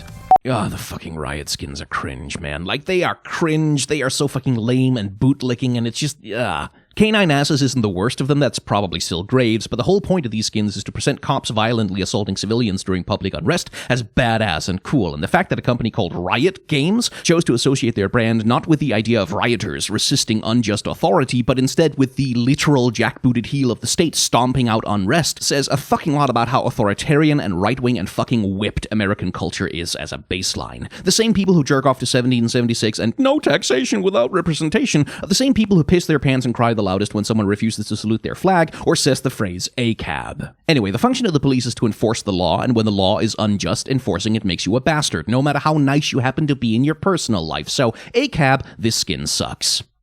Nami has that perennial problem that in the same way that it's almost impossible to make Skarner not a scorpion or Hecarim not a centaur, she kinda can't not be a mermaid. So her skins explore all kinds of mermaid, robot mermaids, cosmic mermaids, mermaids from different mythologies, but all of them mermaids. Within that exploration, ultimately, the one I find most compelling is River Spirit. It draws from colorful freshwater fish, it adds elaborate frills to her tail and lots of bright color, contrasting a gentle freshwater green with purples, pinks, and reds, drawing to mind jungle flowers and tropical fish. It's inspired by myths of dangerous water nymphs that lure people with beautiful songs to drown them, apparently particularly the Brazilian Yara myth, which is pretty cool. Mermaids are often associated with this kind of treacherous beauty. They're gorgeous, but they're dangerous. And this skin is definitely pretty, but it isn't just doing raw, unfiltered sex appeal. It's making her beautiful like a flower is beautiful, and I do quite like that for this concept. So when you think of deep sea creatures, what comes to mind? The great appeal of the deep sea and its animals is that they are often bizarre, otherworldly, or downright monstrous from our perspective. They are like aliens, beautiful in their strangeness. So, to me, deep sea Nami is just kind of lame. Her splash art is striking, casting a dramatic light as a whale-sized mermaid is dangling her lure in front of a diver, but then you look at the character design and it's just a normal mermaid, just a normal-as mermaid. If anything, she looks kind of more human than base Nami, who at least has dark black eyes lit with orange. What's the point of this skin, this idea, if not to use the inhuman strangeness of the deep sea to give her a monster skin? Nami is a mermaid, and mermaids are pretty, and that's fine, but she has 8 other skins where she's also pretty. Would it be too much to ask for a face without eyes, or some scary teeth, or just anything to take advantage of the premise? This is so boring.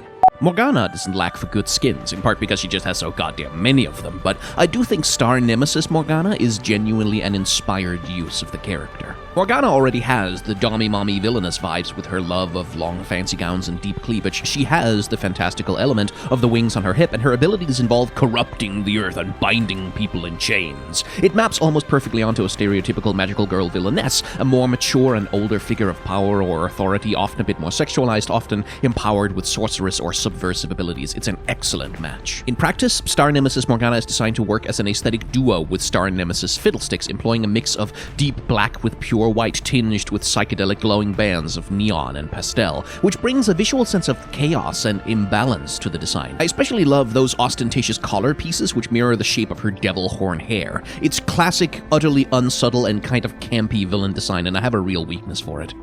I don't think Morgana has any really bad skins. After her rework, they were all brought up to a baseline of pretty high standard of quality. My biggest criticism, honestly, is that none of them really try to reinvent her. They all hang out comfortably in the powerful sorceress who is optionally evil space, which of course is exactly what her model is designed to convey, but what's the point of skins if not to try at least to do something cool and different with a character? If I had to pick a worst one, honestly, it's probably Blackthorn, because of the many powerful sorcerers whose optionally evil skins, this one is just the least interesting to me. She's supposed to be like a dark forest elf commanding nature to rise up against intruders, but it's just giving more of a Halloween costume than a forest guardian wreathed in nature vibe. It's not terrible, but almost any of her other skins offers a more compelling fantasy to play, I think. Mordekaiser is probably a difficult character to make interesting skins for. His model and animations are very heavily focused around his giant armored overlord persona, and from High Noon to Darkstar to Project, his skins are basically just riffs on that same fundamental idea over and over again. And fair play, it is what his model is best at portraying, but it does get kind of samey after a while. The only skins I feel have a really different vibe are Pentakill, which commits the unforgivable sin of not making his weapon a goddamn guitar like it is in his splash art, and Dragon Knight, which breaks ever so slightly from the armored overlord vibe to instead deliver more of a half-armored berserker character. His bare arms and relatively form-fitting chestplate, plus those aggressive horns, the wild hair, and the chitinous dragon spikes growing from him, make him feel less of an unsurmountable brick wall and more violently lethal, less the dispassionate warlord slapping people aside like flies, and more of a raging monster tearing hearts out with his bare hands. And it's not a huge leap from his base character, but it is at least an attempt to do something different, to use what Mordekaiser is to create a slightly different character.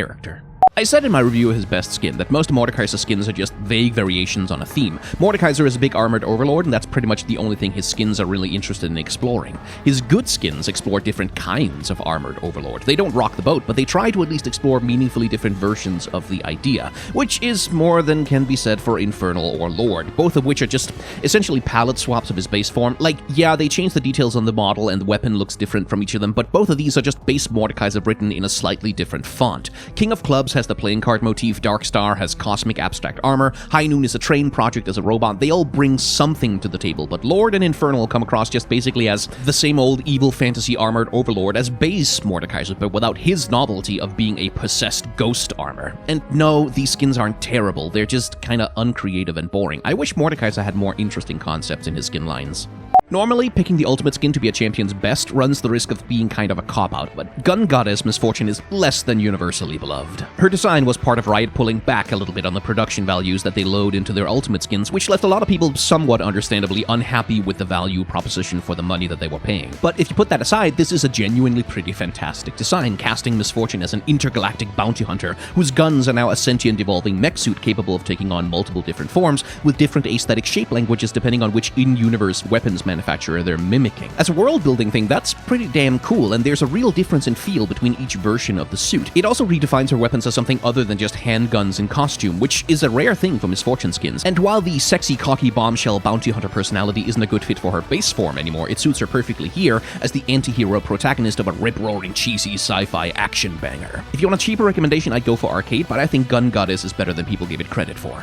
The Sentinels of Light event had so many problems, one of the biggest ones being how it treated Misfortune, turning her into a little more than a fretful, anxious coward who willingly accepts Viego's ruination because she's just so scared of Gangplank. And what does her ruined, fallen, corrupted form, where she has traded all of her integrity and principles for power, look like? A $30 sexy evil pirate captain costume from your local Spirit Halloween.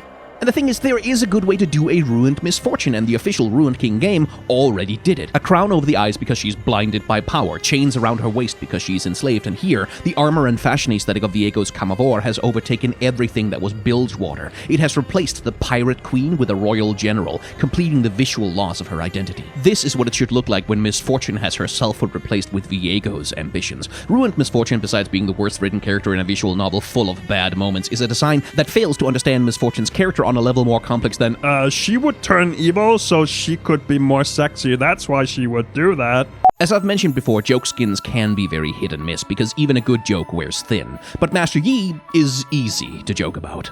He's an extremely goofy-looking plastic toy man blade master with swords strapped to his giant boots, rejected He-Man sidekick armor, a Splinter Cell helmet, and a blade as long as he's tall, and he takes himself so very seriously. Many of his skins do their damnedest to rein his proportions in and make him look less ridiculous, but Snowman takes his chunky feet and turns them into winter boots, and turns his sword into a giant frozen carrot, and puts a big fat snowman head on his shoulders. It's a skin that's essentially playing a bit of a joke on the champion's base design, integrating its sillier traits and using them explicitly for humor. And also, maybe it's just me, but Snowman does manage to look kind of cool despite it all. It's like shonen anime Jack Frost. And I don't know, I'd watch that anime. Wouldn't you? Ionia Master Yi was originally a palette swap, and with his 2013 rework, it didn't get much better than that. It sort of tries incorporating some of the Ionian aesthetics that Irelia was still running around with at that point, but it does such a half-assed job of it. It just turns his armor red, makes the sword more jagged and aggro, adds a pair of over-elaborate shoulder piece decorations and some texture changes, and glues this truly ridiculous-looking curly dragon onto the back of his helmet. Master Yi's base design looks pretty plastic and toyetic at the best of times, but Ionian Yi looks somehow even more so with its flat, uniform red and black color scheme. At least base Yi had some visual variation with metallic grays breaking up his piss yellow. When champions get a visual update, sometimes their old skins get a lift in quality and can even become among their best. Not so much for Master Yi.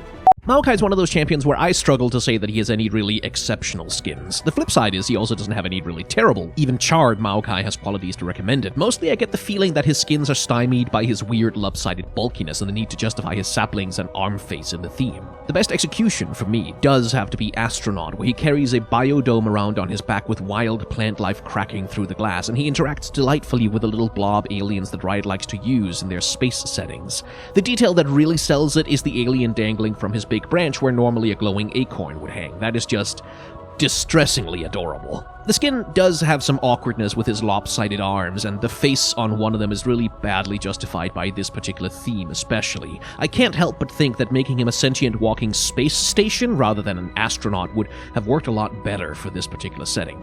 Still, this is really charming.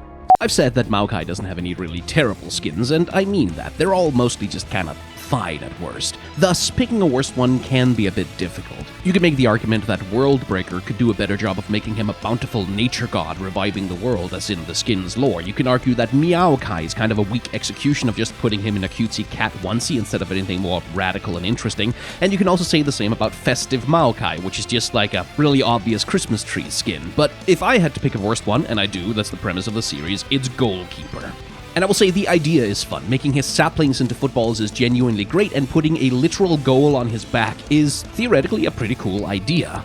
But oh my god, in practice it just looks so ugly. I'm not much football, but most jerseys look better than this abstract geometry nonsense. And oh my god, what did you do with that glove riot? Why does his arm look broken? Why are the football boots so lumpy? There are skins that don't fit the character, and then there are skins that actually seem determined to make the character worse. Malzahar is old, his model is old, his concept is old. He's outdated, and generally even his best skins look pretty bad when shackled to his clunky animation. Hextech Malzahar gets away with it pretty well by slapping a robot aesthetic onto him that kinda justifies the jank, but Beesahar to me is still the best. And it really just comes down to the concept. Yeah, Hextech is cool, but bees are fun. His voidlings here are adorable little cheerful attack bees, and Malzahar himself is cast as this battlefield commander bee general marching his troops into battle, but constantly stymied by their adorable cartoon bee antics. And there's a lot of charm to that. It sort of justifies how out of place he is in the beehive and gives him a really fun dynamic with his minions that his other skins just don't offer. It is still compromised by Malzahar's age. The costume feels more like it was designed to just cover up his old model as best they could, puffing up the proportions to make it look cartoony rather than clunky, and it's not the most interesting execution I've ever seen, but the charm is there, the personality is there, and that compensates for all those faults. At least I think so.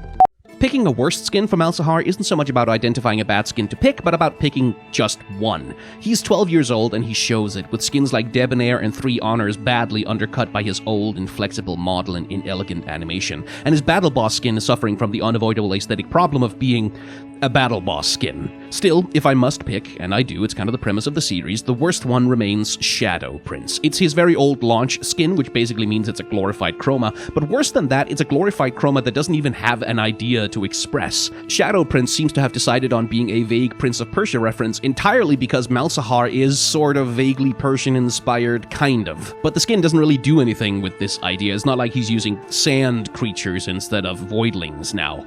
Look, this isn't exactly a controversial pick for a worst skin, but sometimes the obvious answer is the right one.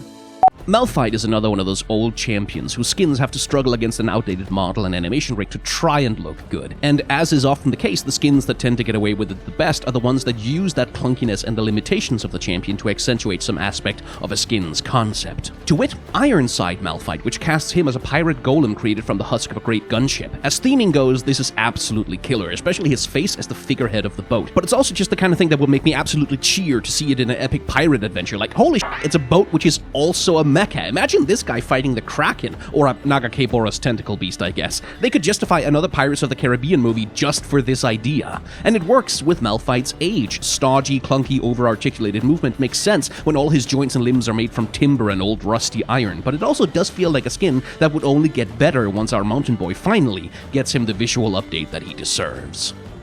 Look, I don't want to argue this point. Yes, I know, Shamrock Malphite is a meme skin. People use it for the meme. And I know you can't buy it anymore under normal circumstances, so it is a little redundant to use it in this series, but also, it's the worst goddamn thing. That's why it's a meme skin. It is uniquely terrible. That's what makes it funny. They literally just transformed his colors into green and slapped a Shamrock sticker on his chest. His worst skin outside of Shamrock is probably Old God, because good lord, the sleek, beautiful, high design aesthetic of that skin line absolutely cannot be reconciled with how old, awkward, and clunky his model and animations are. But Shamrock is and remains one of the worst cosmetics in the entire game.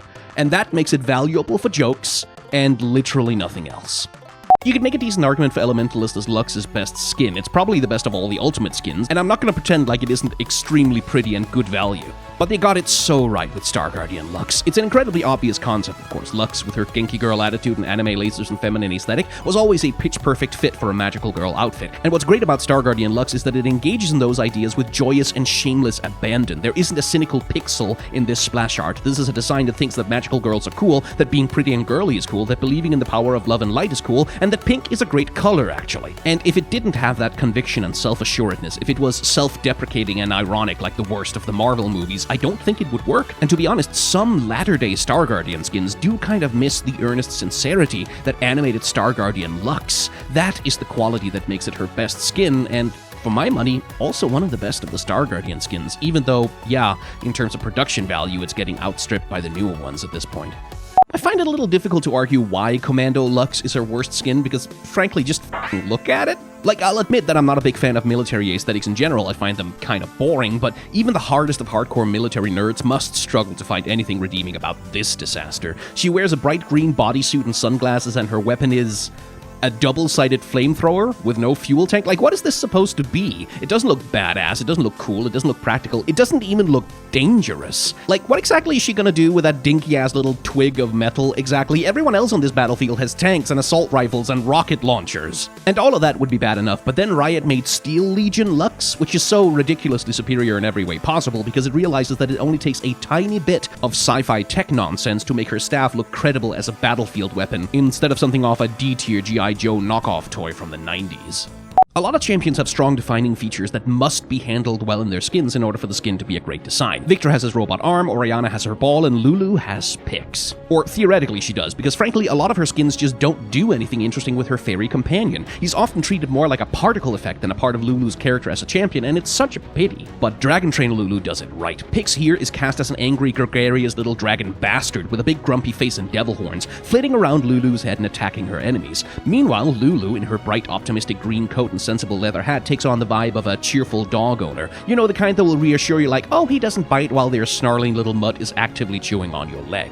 There's a visual dynamic between the two characters here, a sense of relationship in their design, and it's a little bit sad that that's kind of the exception for Lulu skins rather than the rule, because that should really be the core of the appeal here. I will die on the hill that Lulu as a champion isn't just Lulu, she's Lulu and Pix. And Pix deserves better than being treated like an optional particle effect. If Dragon Trainer Lulu succeeds on a strong visual dynamic between Lulu and Pix, then Cosmic Enchantress fails on the same metric. I'm not the hugest fan of the Cosmic skins in general, because visually they have a tendency to just be this very boring generic white and gold with some blue accents fantasy nonsense that I just don't really identify as Cosmic to begin with. But Lulu especially fails to bring any sense of celestial scale to her character design. Everything cosmic about her comes from her particle effects, and they're not even that impressive to begin with.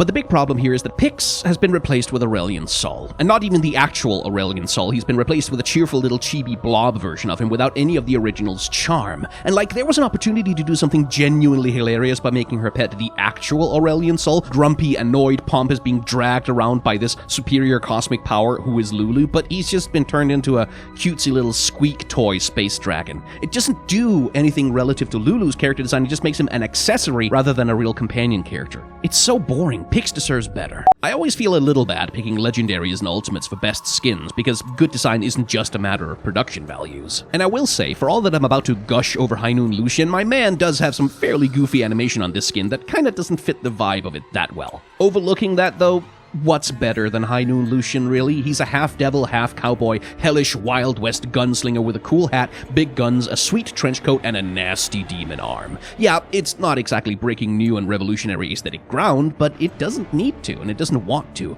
It wants to be grimdark, Wild West edgelord cheese, and it succeeds so spectacularly at that one thing. Lucian is a great and obvious fit for a cowboy skin. The production values are high, the trench coat billows in the wind, and the hat looks really good on him. For a skin like this, what more could you reasonably ask for? The Valentine's Day skins are a curious bunch. There are abject disasters like Heartseeker Vayne, there are weird adorable misfits like Heartseeker Yumi, and horny sexpot skins like Heartseeker Ash and Varys, all set somewhat within an Alice in Wonderland by way of the Nutcracker campy fantasy aesthetic. And then there's Heartseeker Lucian, who's just some dude? Like, he's just a dude in a suit with guns. And granted, those guns and his suit have heart shapes on them and it's pink, but he just kind of looks like a guy. The idea seems to have been to subvert the skin line by trying for a more modern, suave, seductive Lothario loverman vibe, but to me it just kind of comes off with a vibe like bad pickup lines and a little bit too much cologne. It lands in that unfortunate Leisure's Sweet Larry middle ground where he just seems like a normal guy who's trying way too hard to become your boyfriend or get in your pants, and I don't know, that's just not the kind of guy that spells romantic seduction for me. To be fair though, I'm absolutely also not the target audience for this skin either, so, you know, maybe I'm wrong. Take it with a grain of salt. Space Groove Lysandra is a goddamn lava lamp. That's it, that's the review. I don't understand why you need to know more. It's her best skin, case closed. Okay, to be fair, there are criticisms. In the lore of Space Groove, Lysandra is supposed to be the queen of the harsh vibes, and her objective is to destroy disco and make boring mall music mandatory listening, and yeah, I don't get that from her design at all. She looks groovy as hell, but Space Groove is also the kind of skin line where, like, the lore is not really the point. You might as well get invested in the lore of Space Channel 5. Still, I do think it would have made more sense for the villain of the Space Groove universe to be like rock or metal themed or draw from the real history of disco demolition. So yeah, minus points on the lore, but design-wise, she's still a goddamn lava lamp. Her hair, her ornamentation, it all looks amazing, and the whole skin is so freaking cohesive and well-balanced that it's just a pleasure to look at every second it's on screen, and it's really hard not to recommend it for that. Lysandra's worst skin for me is a toss-up between Bloodstone and Blade Queen. Neither skin is particularly bad, they have strong and clear concepts, it's just that Lysandra has a really good library of skins for them to compete with. Blade Queen plays really strongly into a sort of Warhammer Fantasy-esque Iron Maiden aesthetic, an absolute orgy of spikes and points, but in practice she just looks mostly rather dull with her dour colors and really basic outfit. This is also a skin that would probably have benefited from getting rid of the cleavage. Sexualization doesn't really vibe with the torture and suffering thing she's got going on here. Surely you would want to design her after an Iron Maiden. Bloodstone, on the other hand, kinda has the opposite problem. With its red and black color scheme, it's leaning into a horny kind of BDSM light dominatrix aesthetic, but it's kinda undercut by the rough, jagged blockiness of her rock accents. Polished, smooth, sensual obsidian would have worked a lot better here, something mimicking the aesthetics of black leather and latex. This skin could have benefited from frankly being quite a bit more horny than it turned out. As it is, it just ends up being a bit boring. With Lilia's grand total of 2 skins to choose from, there's not a lot of competition here, but Nightbringer is pretty good. I'm generally not at all a fan of the Nightbringer Dawnbringer line. It's a cavalcade of painfully generic play now, my lord, biggest online MMO game, panel van, airbrushed angels and devils and half-angel, half-devils, all tediously playing out the same arch and meaningless conflict between generic order and generic chaos on a vaguely cosmic scale for vaguely cosmic stakes, and Nightbringer Lilia, though, at least seems to be having some fun with it. In a lineup dominated by joylessly self-serious edgelords and paladins, she at least jumps around on the battlefield bonking people on the head with a big spiky flail, having a big Harlequin Joker laugh on her face about it. Or, at least in the recalls she does, most of her animation is still Lilia's adorable shy baby fawn flinching with her base skin facial animation, which, it does undercut the whole thing a little bit, but dressing her up in hellish devil cosplay is at least trying to do something different with her character, which is more than can be said for her other skin. Spirit Blossom Lilia is literally just Lilia again. That's really the main problem. It's a glorified chroma, almost more of a palette swap than an attempt to actually change the character. Mainly, the difference between them is that base Lilia is a nature spirit and Spirit Blossom Lilia is a human spirit. She wears human clothes and accessories, and base Lilia just wears leaves and flowers.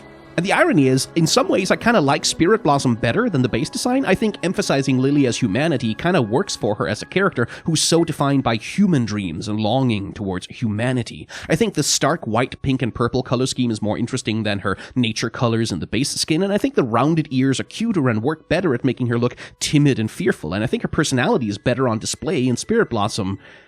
Which I think means that the conclusion that I'm coming to here is that Spirit Blossom is not actually her worst skin, her base skin is the worst skin, and Spirit Blossom should be her new base skin instead. Huh. High Noon is definitely a contender for the best Leona skin, but I've already reviewed that one in another short, so let me argue for Pool Party instead. I've said many times before that my favorite skins tend to be those that find a clever way to recontextualize a champion's already existing animation and features into something different. Leona, of course, is always going to have to be a sword and shield lady fundamentally, so the question is, what do you change the sword and the shield into? Well, most of her skins keep it a sword and shield, which is fine, that's what she's designed for, but it is a little boring, isn't it? Barbecue tries to give her a cartoonish over-the-top meat fork and a portable grill, which is cute, but also a little bit silly and incoherent with its own concept. Pool Party alone, out of all of the skins, manages to find an interesting concept, one that is internally consistent and which makes visual sense. The sword is a parasol and the shield is a surfboard, and she is a lounging beach beauty catching rays between catching waves. Chef's kiss. I also like the sunflower she's wearing a lot. It's an obvious thing, but what accessory could be more perfect for Leona?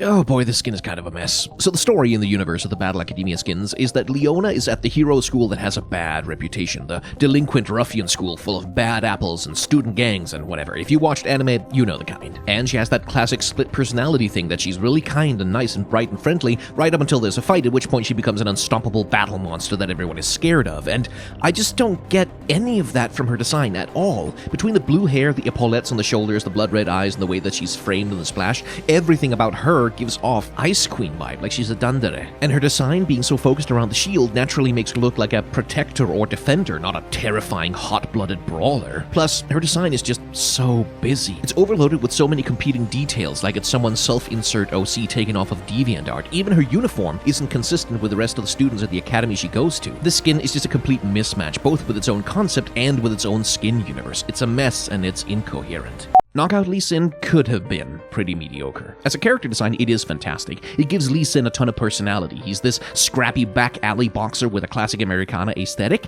but Lee Sin's animation is all rubber hose kung fu nonsense, and applied to this skin, it would have looked completely incoherent. It might have been a fun Lee Sin costume, but not really an alternate take on the Lee Sin character. But Riot changed his animation. They replaced the vast majority of his elaborate martial arts movement with snappy, simple fisticuffs that suit his boxing gloves, and with that change, oh my god, this skin is so frickin' good. Because that change of animation gives him a complete change in character. It turns him from a graceful, almost dancing martial arts master into this practical, utilitarian backroom street fighter who aims for a KO and to collect his winnings. It's great. Almost all of Lee Sin's other skins are variations on martial arts and pop culture references and stereotypes, but Knockout does something really cool by situating him in a completely different culture of fighting. It's a great way to reframe the character. Nightbringer and Dawnbringer show up in my worst category a lot, because I think that skin line as a whole is dominated by tedious cliches and uncreative pandering to lowest common denominators. And Nightbringer Lee Sin is much the same story. Visually, he's just a generically shredded fantasy fighter man, a mobile game-ass we are under attack now, play now, my lord default character bought straight from the Unity asset store. It's a design that looks like it could have been generated by an AI, and it would have slotted effortlessly into any of 1,000 unremarkable fantasy IPs from the last 30 years. What makes it even worse, though, is that in concept, the Nightbringers are supposed to be this embodiment of chaos, wild and unpredictable engines and violence, and oh my god, none of them are. None of them are. They just look vaguely evil-themed, but they're every bit as slick and sleek as their Dawnbringer counterparts. Lee Sin here is supposed to be a raw, passionate thrill-seeker throwing himself into battle, and no, he's not. That's not how you design that kind of character. He looks like a default questline MMO monk armor with no transmogs. It's about as interesting and creative and passionate as porridge. LeBlanc is a character who often kind of struggles to figure out what her aesthetic is. Her base design is sort of trying to be a riff on a stage magician or illusionist with an eye-catching costume and a big staff to make her look like a sorceress as a form of distraction. All of her skins have to work with those major elements, and sometimes it goes okay, as with Elderwood or Ravenborn, and then sometimes you get messy nonsense like Program or Debonair. Coven gets it right because it leans in. It gives LeBlanc fully maleficent devil horns as a headpiece and a big feather cape and some new idle animation that JoJo poses the skin into this campy evil witch queen fabulousness.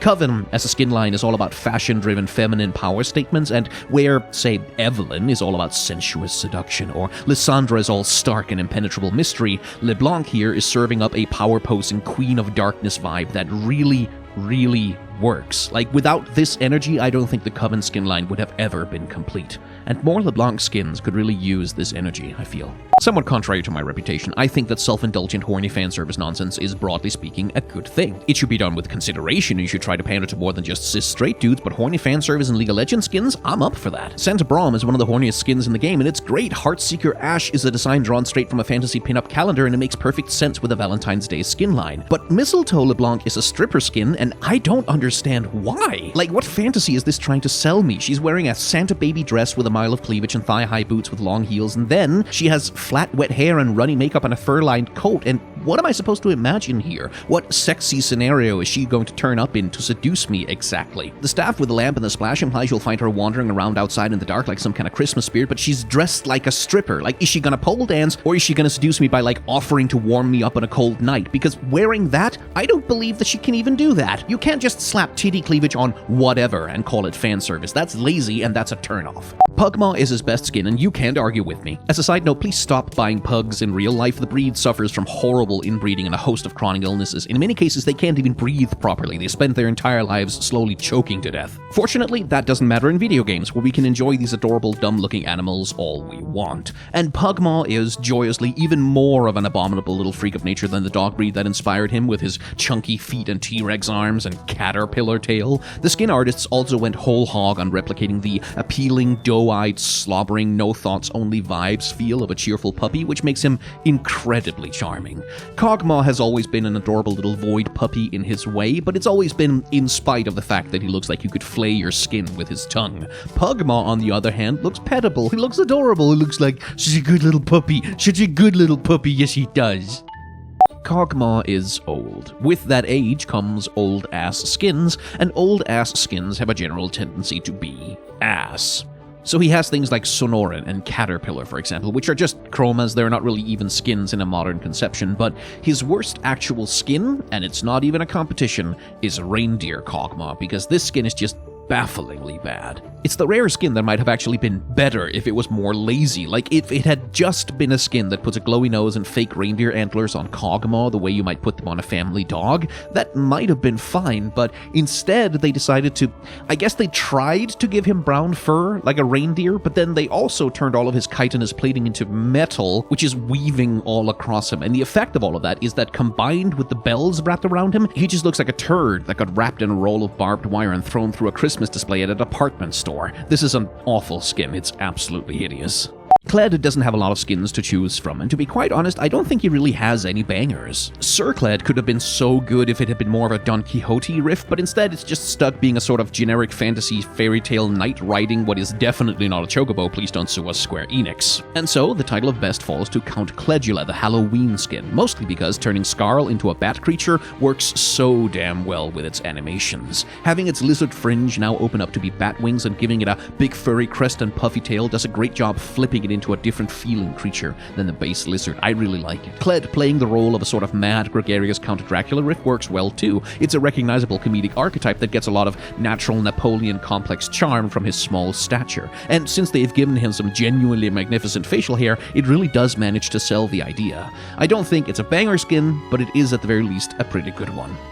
You would think that Marauder would be a natural fit for Kled, who's already such an aggressive, angry character, but honestly, I think it kinda sucks. Kled's entire charm and his entire animation set revolves around him being a tiny comedy murder gremlin and Skarl being a big dumb idiot lizard coward. They are literally Looney Tunes characters, and trying to fit Marauder's dark and edgy dark fantasy darkness over the top of that, it just doesn't work. Kled and Skarl can't sell this fantasy. They are just too charming, fun, and silly. The run animation shows this off pretty well. The characters are animated bouncing on exaggerated offset timings, and just look at Skarl's gait in the basic run here. Look at this cheerful little chicken lizard saunter. Or take a look at the Home Guard run, with Kled hanging off the saddle while Skarl cheerfully leap runs at the enemy. The animations here are so perfect for selling the Yosemite Sam redneck lunatic energy of the character pairing under normal circumstances, but here, it just undercuts the entire aesthetic of the skin line that they're attached to. It's absolutely possible to make comedy characters dark and edgy, but not like this.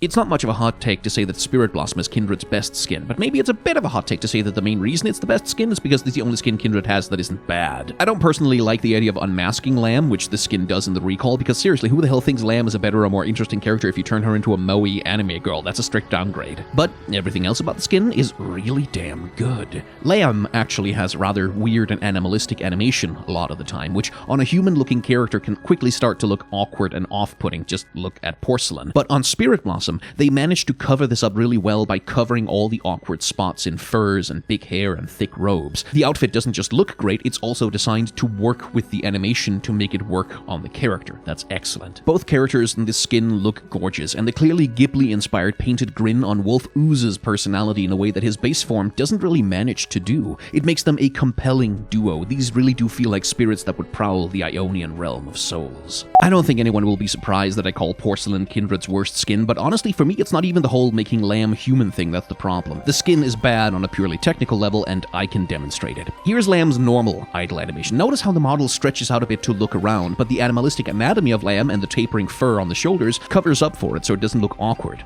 Now here's Spirit Blossom Lamb, a good skin that uses the big fur shoulders, long hair, and costume to cover for the weirdness. And yeah, the stretch here is maybe a little bit awkward, but not so much that it's off-putting. Here's Porcelain Lamb.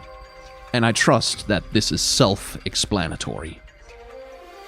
This is a problem that persists throughout Lamb's animation in this skin. Movement that looks okay on Lamb's animalistic base model simply doesn't work on Porcelain. It looks uncanny and strange and distended, and it's a major failure on the part of the design team that they didn't design the skin to account for Lamb's actual animations. They didn't design the skin to look good in motion. I gotta be honest, I don't know that I think any of Kha'Zix's skins are really that great, and I don't know that I have a great explanation why. It's just none of them excite me. None of them make me go, ooh, that's creative, or present me with what I think is an interesting idea. Kha'Zix and his design and animations are just so deeply stuck in praying mantis murder monster mode that seems to be the only thing any of his skins even try to express. No comedy skins for Kha'Zix, nothing lighthearted, nothing fun. You're gonna be Blade Arms Mech Monster Guy, and you're gonna like it. Which, yeah, sure, fair enough, that's what the character is designed to be, but it did give me some difficulty picking a best skin. They all just feel kind of samey to me, nothing stands out. As you can tell from the visuals on screen, though, yeah, I eventually landed on Darkstar, because I will concede that the idea of a solar system-sized mantis monster emerging out of deep space to claw a planet to shreds is a pretty compelling monster idea. Like, that is, at least in theory, really freaking scary, and the effects look good, so sure, I'll give it to this one.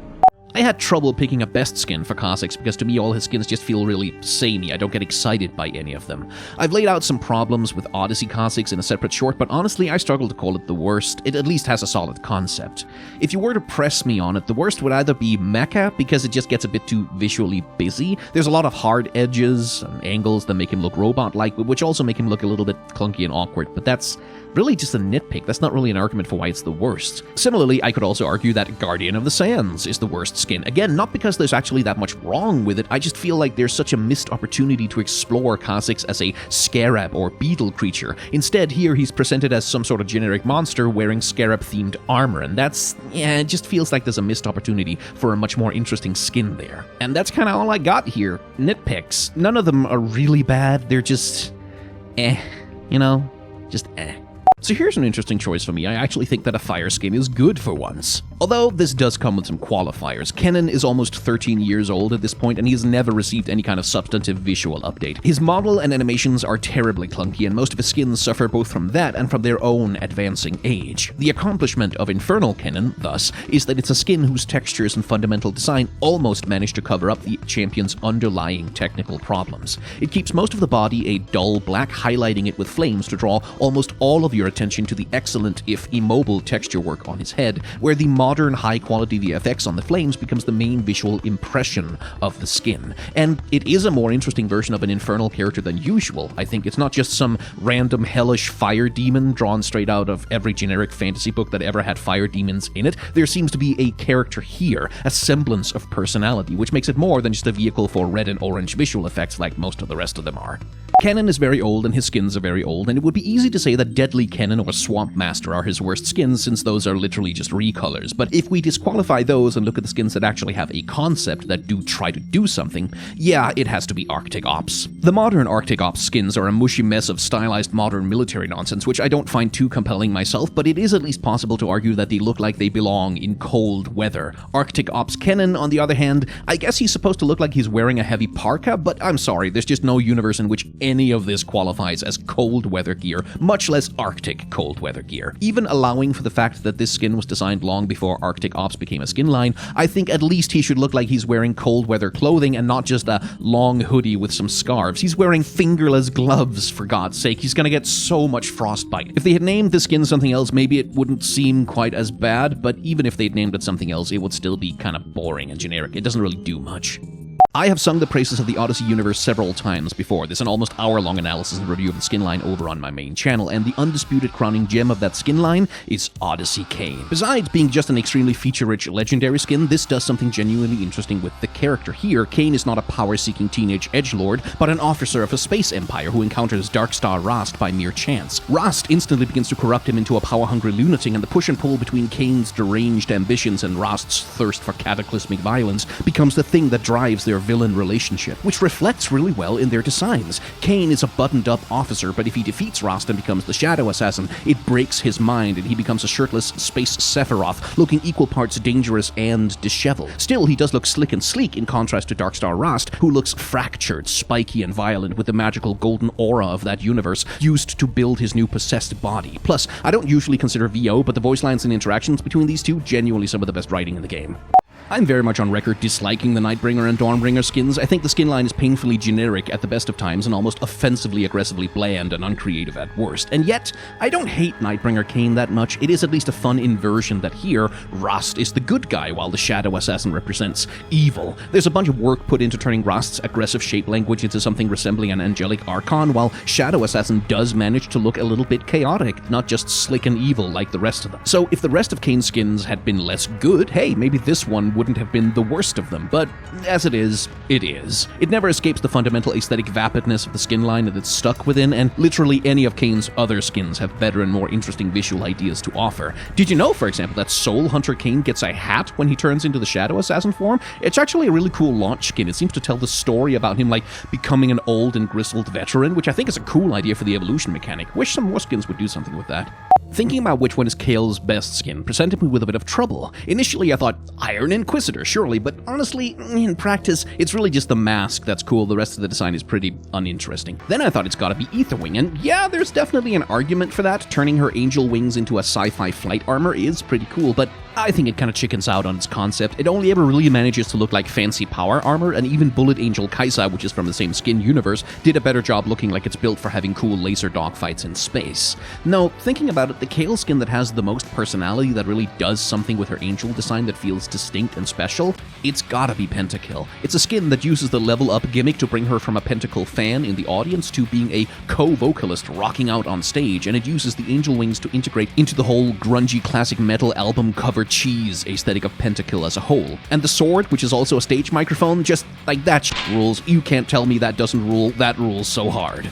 The thing that sucks most about the Psyops skins might be how aggressively hard they work to ignore every opportunity to do anything interesting with the psychic powers. Vi could have had psychic JoJo stand arms for punching, Victor could have levitated his claw like a drone, Samira could have had a psychic blade, but nah, Psyops thinks it's much cooler if they just have Call of Duty Advanced Warfare gear instead, and what's the point of the psychic powers then? If you're so uninterested in actually using them for anything, why bother? Case in point, Psyops Kale, who flies using whatever the hell origami folded glass and metal nonsense this is. How cool could this have looked if she had translucent psychic wings that grow more numerous and glow more strongly as she levels up? And how cool would a psychic laser sword have been? But nah, we're just gonna take every opportunity to be as painfully mundane as possible, because that's what people want from a skin line about psychic super soldiers. Katarina to me has always been one of the more boring champions. Girl in leather pants with knives is visually basically 100% of what she's even got going on. It's convenient for cosplayers, but not very interesting on the level of design.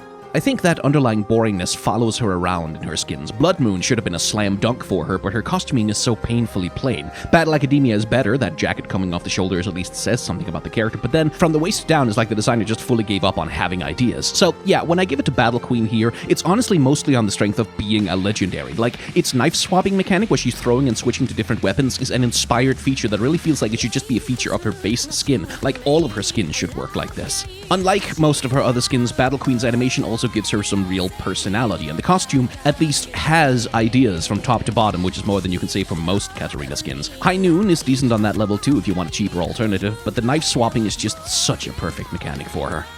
I really strongly dislike the Orientalism of Sandstorm Katarina's whole deal. Like, that's not a problem exclusive to this skin, it's just a lot with this one. On top of which, it doesn't even look good on her, I don't think. Her worst skin on quality, though, is probably Red Card, because what the f*** is this skin actually supposed to be? Is she supposed to look like a referee? No referee has ever looked like... I mean, I know I'm raising a stupid point. She's supposed to be a hot football babe in hot pants and a crop top jersey. It's essentially a Halloween costume. It's just a really uninspired execution. But if we don't want to pick one that's in the Legacy Vault, then yeah, it has to be Blood Moon. Blood Moon should have been such a slam dunk for her. It's such a perfect fit. Katarina should knock this one out of the park, but then...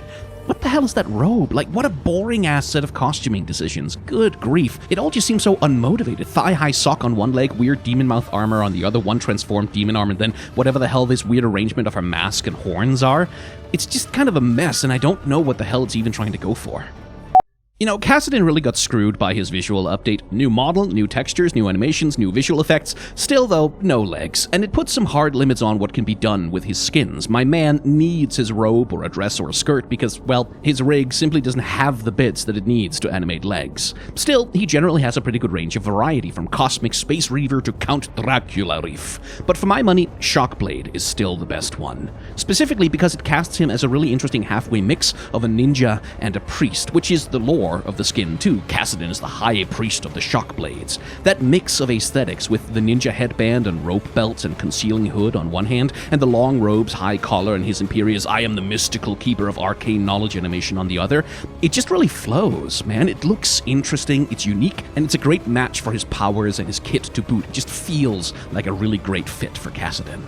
Kassadin got a visual update back in 2015, and Deep 1 Kassadin is the crime that rework committed, which I will not forgive. The concept of the skin is, what if Kassadin had vanished into the infinite deep of the sea instead of into the void? And this is just such a minimum viable product. Base model Kassadin looks more like he comes from the infinite deep of the sea than this skin does. Like, would it have killed you to put some coral on him or some seaweed, or at least change the helmet to look remotely like a diving helmet? Why is his skin color normal? Why doesn't he have like crab legs for fingers or fish scales for skin? Why isn't his energy blade shaped like a harpoon? Give me literally anything here. The only thing on this model that tries to say deep sea is they slapped some vaguely tentacle-looking textures on the robe. That's literally it. Like, I know this is only a 520 RP skin, but even Festival Kassadin had more effort put in than this. Come on.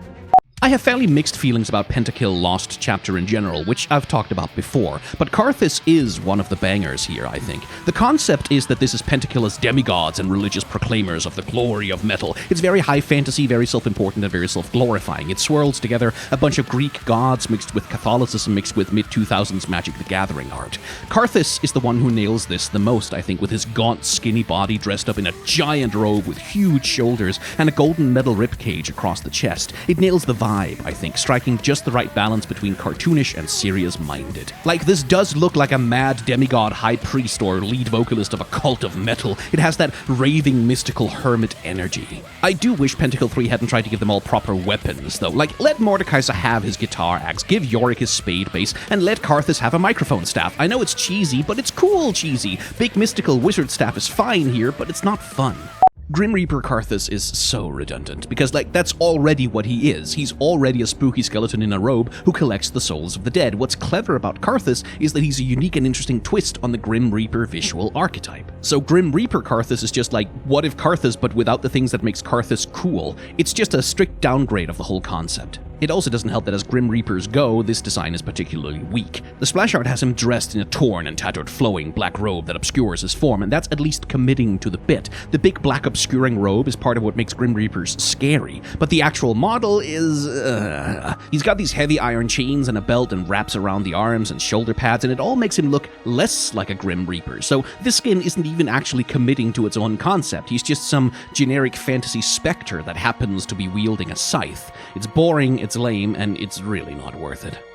The Darkstar skins are generally built around a lot of their visual effects, which sometimes means the designs themselves end up a little bit naff. Darkstar Jarvan, Zerath, Varus, Shaco, they have great visual effects, but their actual designs just don't do anything really interesting with the whole evil dark matter space god concept. Darkstar Karma, though, does some really great work here. Karma already has things floating around her head, which here is skinned as space debris being pulled into orbit by her black hole of a face, complete with fragments spiraling around the gaping void that is her torso. It gives the skin a real sense of cosmic fabric being torn apart by the sheer force of gravity, which, complemented by the customary amazing Darkstar visual effects, combines to make a really goddamn solid little skin for her. It's a great and really creative use of what Karma already is to create something that's new and interesting.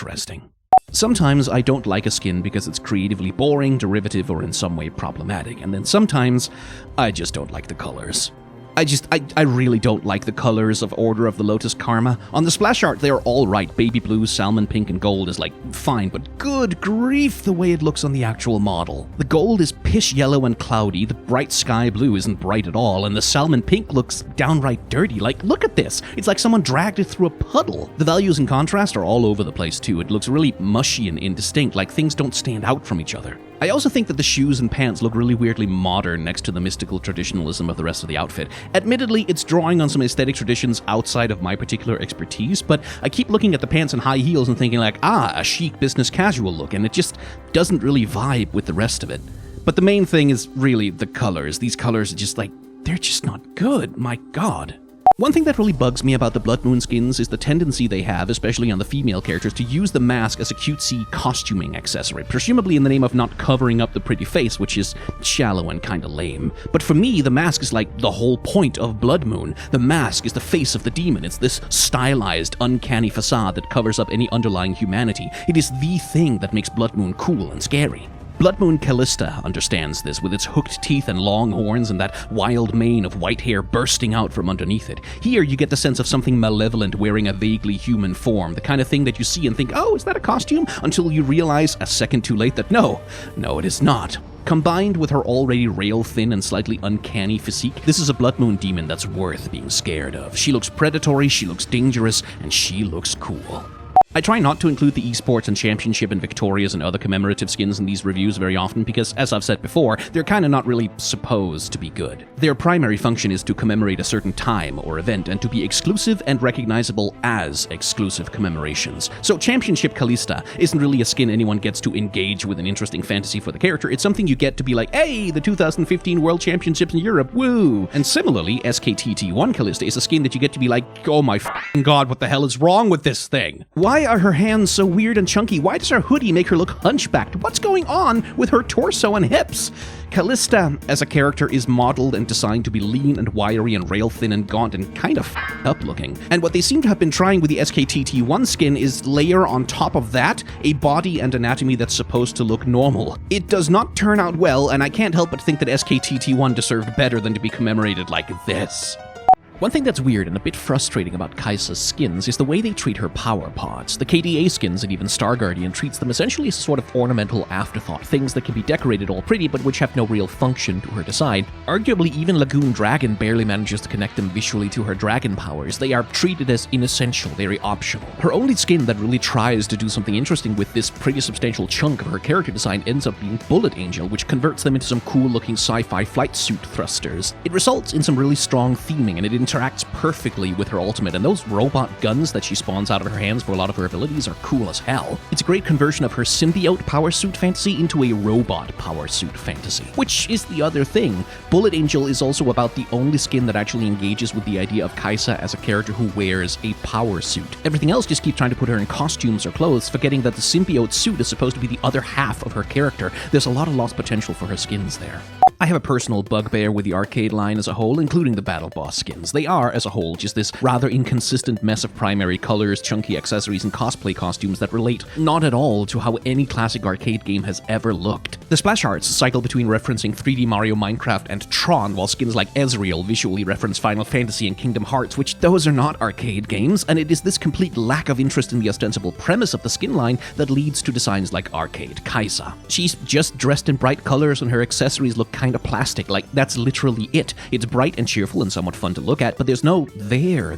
Her power pods have these chunky 80s era buttons on them, but then she also has the Halo energy sword for weapons, which again is not an arcade game, and it points to the problem. This is the Funko Pops of skin lines, a bunch of shallow, meaningless, hey, I know that popular thing references mashed together with pixel art VFX, displaying no passion for or engagement with any of the nostalgia that it's trying to bait.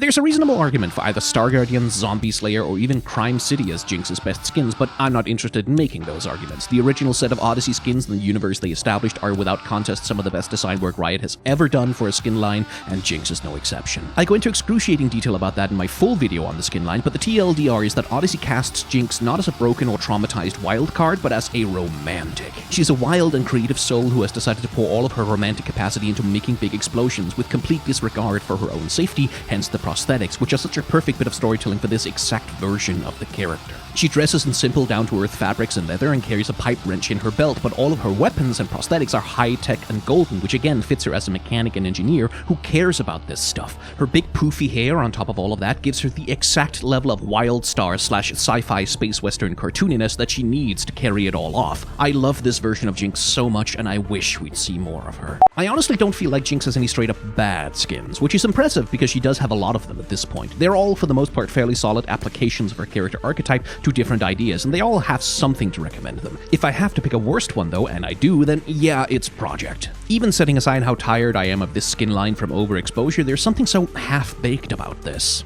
It begins with a pale face and the Joker grin, which, like, really, a Joker grin? And then a prosthetic arm on one side, and then another different blue, glowy prosthetic arm on the other side. But then also a fur collar like Project Jin, which looks really cool, but then also a scuffed and beat up sort of scrappy look like she's a punk mech from the Badlands, but then also all of the weapons are super sleek and clean. It's very disjointed and not in a way that feels intentional. This skin feels at war with itself. On the one hand, wanting to be a chaotic chaos cyborg, and then on the other hand, it wants to be a sleek, slick Project Killbot, and it just can't find a synthesis between the two. And then that Joker grin. I mean, really, come on. Jin's best skin, huh? Well, he has the best Project skin, he has the best Blood Moon skin, and he has the best Dark Star skin. How is a man to pick? Well, pretty easily as it turns out, because High Noon is better than all of them. You heard me. And listen, I'm not saying those other skins aren't great, but casting Jin as a Wild West steampunk automaton gunman, hiding the components for a high-powered rifle in his shoulder is just, ooh, it's so good. It uses his lanky, weird proportions, his asymmetry, and his uncanny body posture perfectly. Even his weird artistic flourishes make perfect sense as the odd mechanical behavior of a robot that doesn't do, gunslinger shots from the hip like a human would do. All of Jin's other skins are ultimately loyal to the idea of him as a theatrical artiste. They all make him pretty, they all make him refined. High Noon is the only skin with the courage to present Jin as an awkward, lanky, lopsided, uncanny weirdo, and I respect that so much.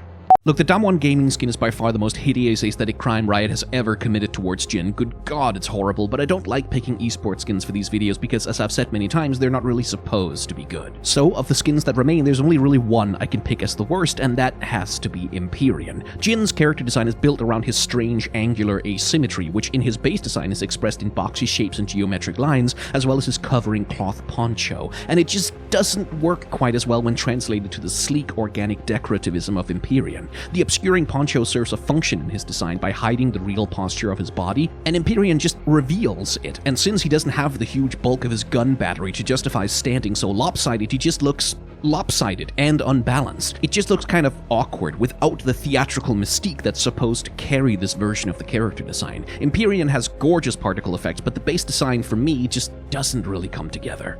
Yeah, not gonna lie, I have some trouble picking out a best skin for Jace. There's a solid argument for Resistance as his best one. It's certainly the one that gives him the most compelling reinvention as a character, but then it also errs too much on the side of being drab, dour, sci-fi grunge, and it comes out overall pretty boring. Battle Academia uses him as a great, annoying Mr. Perfect class president, but then the Hammer just ends up being this really weak, generic sci-fi tech with no personality. Full Metal is cool, I like him in a robot suit, but it's also a bit on the generic side. It is just a robot suit. So it kinda has to come down to personal taste here, and honestly, my taste is Jace Brighthammer. I have a weakness for the D&D skins anyway, but this is also just a really compelling and complete costume. Jace is a natural good fit for a paladin character, and then you add on top of that a bunch of good little details here and there that makes this character feel characterful. There's the book, the potion, the cup, the purity seal on the shoulder. It feels like it was made with love, and that does count for a lot for me when it comes to skins. For Jace's worst skin, there's only really two options in my mind. First, there's Forsaken Jace, which seems to answer the question of what if Jace was evil by making him the boring, disposable henchman of an actually interesting villain. It's so drab and joyless and completely absent any reasonable drip, but I do at least get it, like I see what this skin is going for.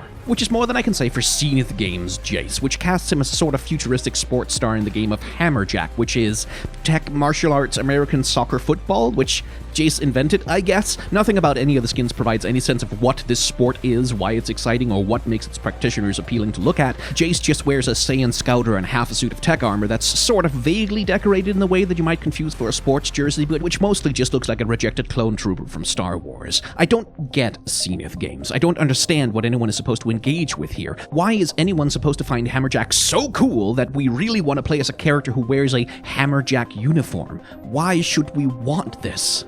Jax is one of the very old League of Legends champions who's never really received an update, but the strength of his character design is such that even in spite of this, he still has a bunch of really rather good-looking skins. Even his older fare, like Jaximus, Temple Jax, or Anglo Jax, remain really strong alternative versions of his design. But I do have to cop out and pick the legendary here, because you just can't beat Mecha Kingdom's Jax. League of Legends has no shortage of robot skins, but the idea of combining robots with wuxia fantasy aesthetics is a solid and interesting twist on the formula, and the execution here is immaculate. Jax's model strikes a near-perfect balance between traditional warrior and Gundam, and his model mixes and matches metallic rigid structures with organic shapes and imagery, with a great contrast being drawn between the intricate joints and mechanisms of the robot on the inside and the fancy decorated armored shell that protects it from the outside. But the animation might be the biggest feature here, convincingly selling the heft and weight of a robotic body and the mechanical stiffness of its movement. This doesn't feel like Jax with a mecha costume, this feels like a mecha that was modeled after Jax.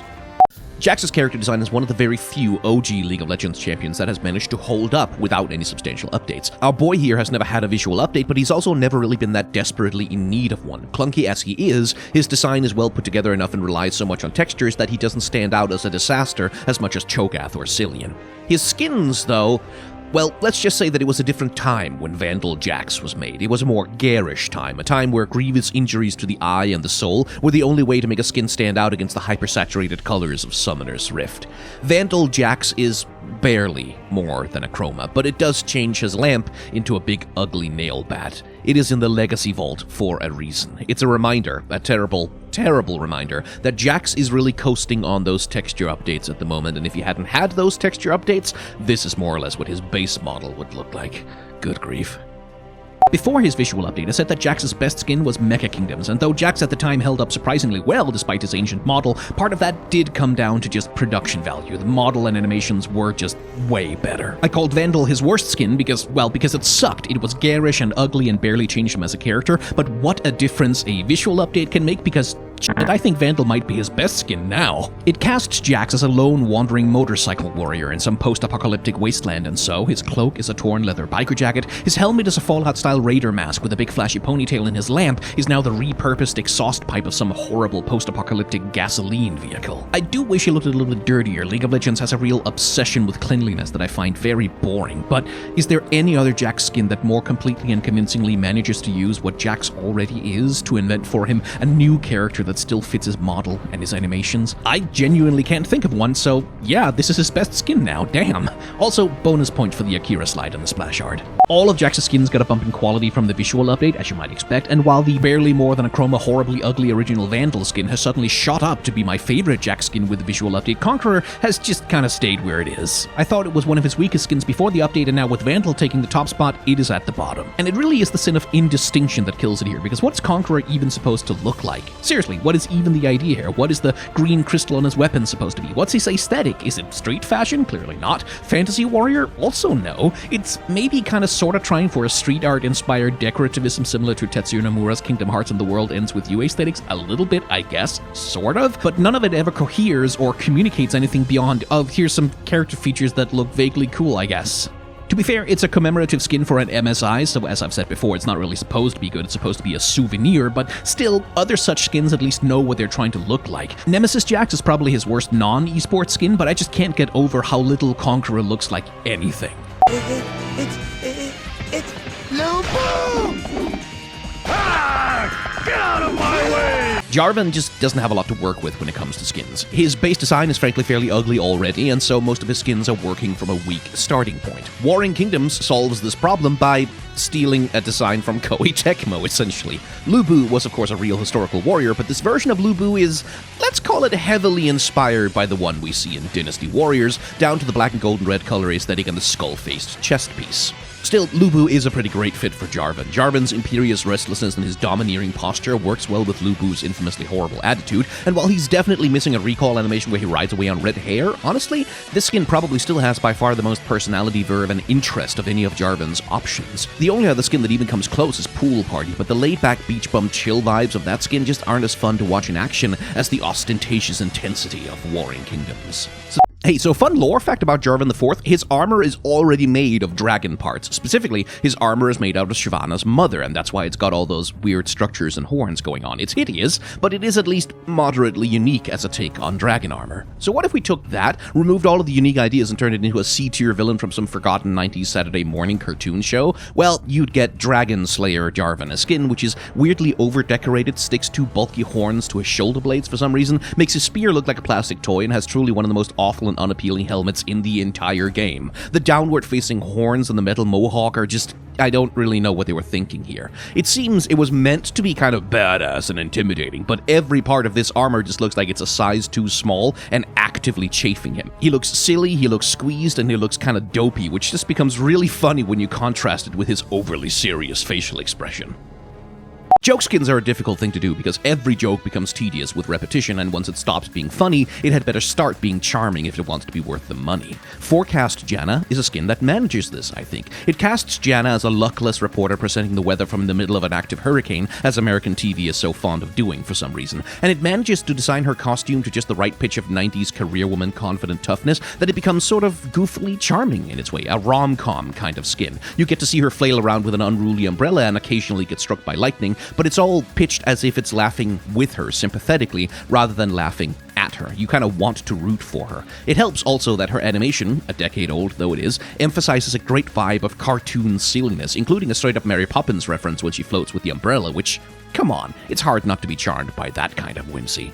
Jana has received a visual update actually many years ago now, so while Tempest looks pretty bad, it has actually once upon a time looked worse, if you can believe it. The skin is scarcely more than a chroma though, trying to sort of cast her as a dark and evil wind sorceress in contrast to her normal bright and good wind sorceress look, but god, it just does not work. Jana's base design is simultaneously too uncreative to give her an interesting costume and too cowardly to actually make her naked, and Tempest just copies all of those problems while layering on top of them the additional problem that her bra and panties getup simply isn't a convincing outfit for a stereotypical evil sorceress. Like, they could have at least put some kinky spikes and vague BDSM aesthetics in there. They could have at least given her big 90s anime villain shoulder pauldrons or do something with her. A vaguely sinister staff with an eyeball isn't enough for a good villain aesthetic. You have to have at least some drip. So yeah, there's a good reason why this skin is in the Legacy Vault. Outside of the Vault, by the way, her worst skin is probably Frost Queen because there are many more interesting ways to do that concept than giving her a sexy figure skating costume. Ivern is a naturally whimsical, silly, and somewhat cartoony character, and so naturally, Candy King Ivern is his very best skin because it makes him a monstrous cannibalistic serial killer, brutally consuming his own subjects.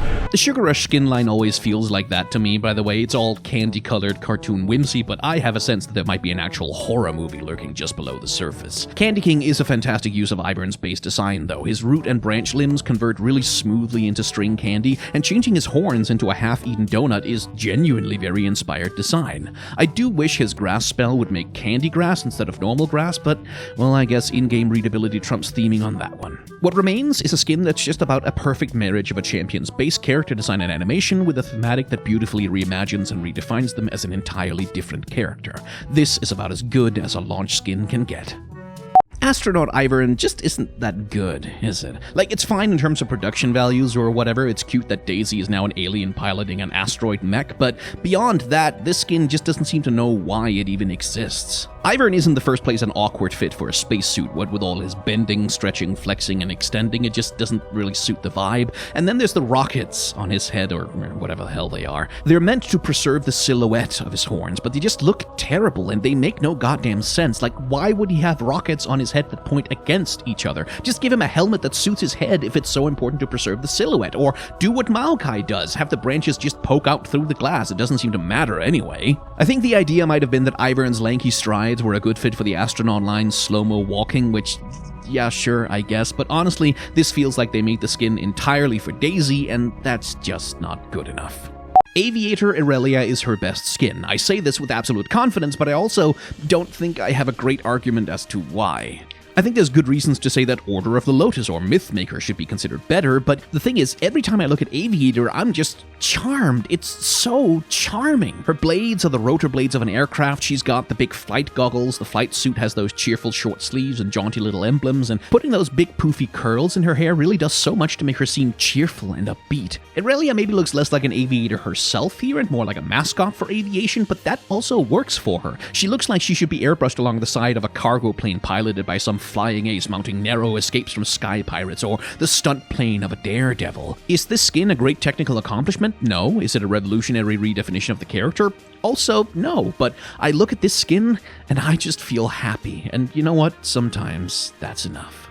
She's just wearing fatigues. Project is a skin line about a dark cyberpunk dystopian future where human beings are enhanced into cyborg killing machines and small groups of scrappy rebels live in the junk heaps outside of the megacities, building their revolutionary weapons from scrap. And Relia is supposed to be a Project reject, now trying to save the outlying junk cities from a violent crackdown, a scrappy underground hero. And she's just wearing fatigues, like that's literally it. It's just some fatigues that are gray and a hood with a visor. All of that premise, and that's all you can think to do with it? Just a gray suit with sometimes some metal plates on it? Where's the cyborg shit? Where's the dystopian wastelander scavenging parts for repairs? Where's the freedom fighter? You can't just be like, oh yeah, floating laser knives or whatever, and act like that's enough?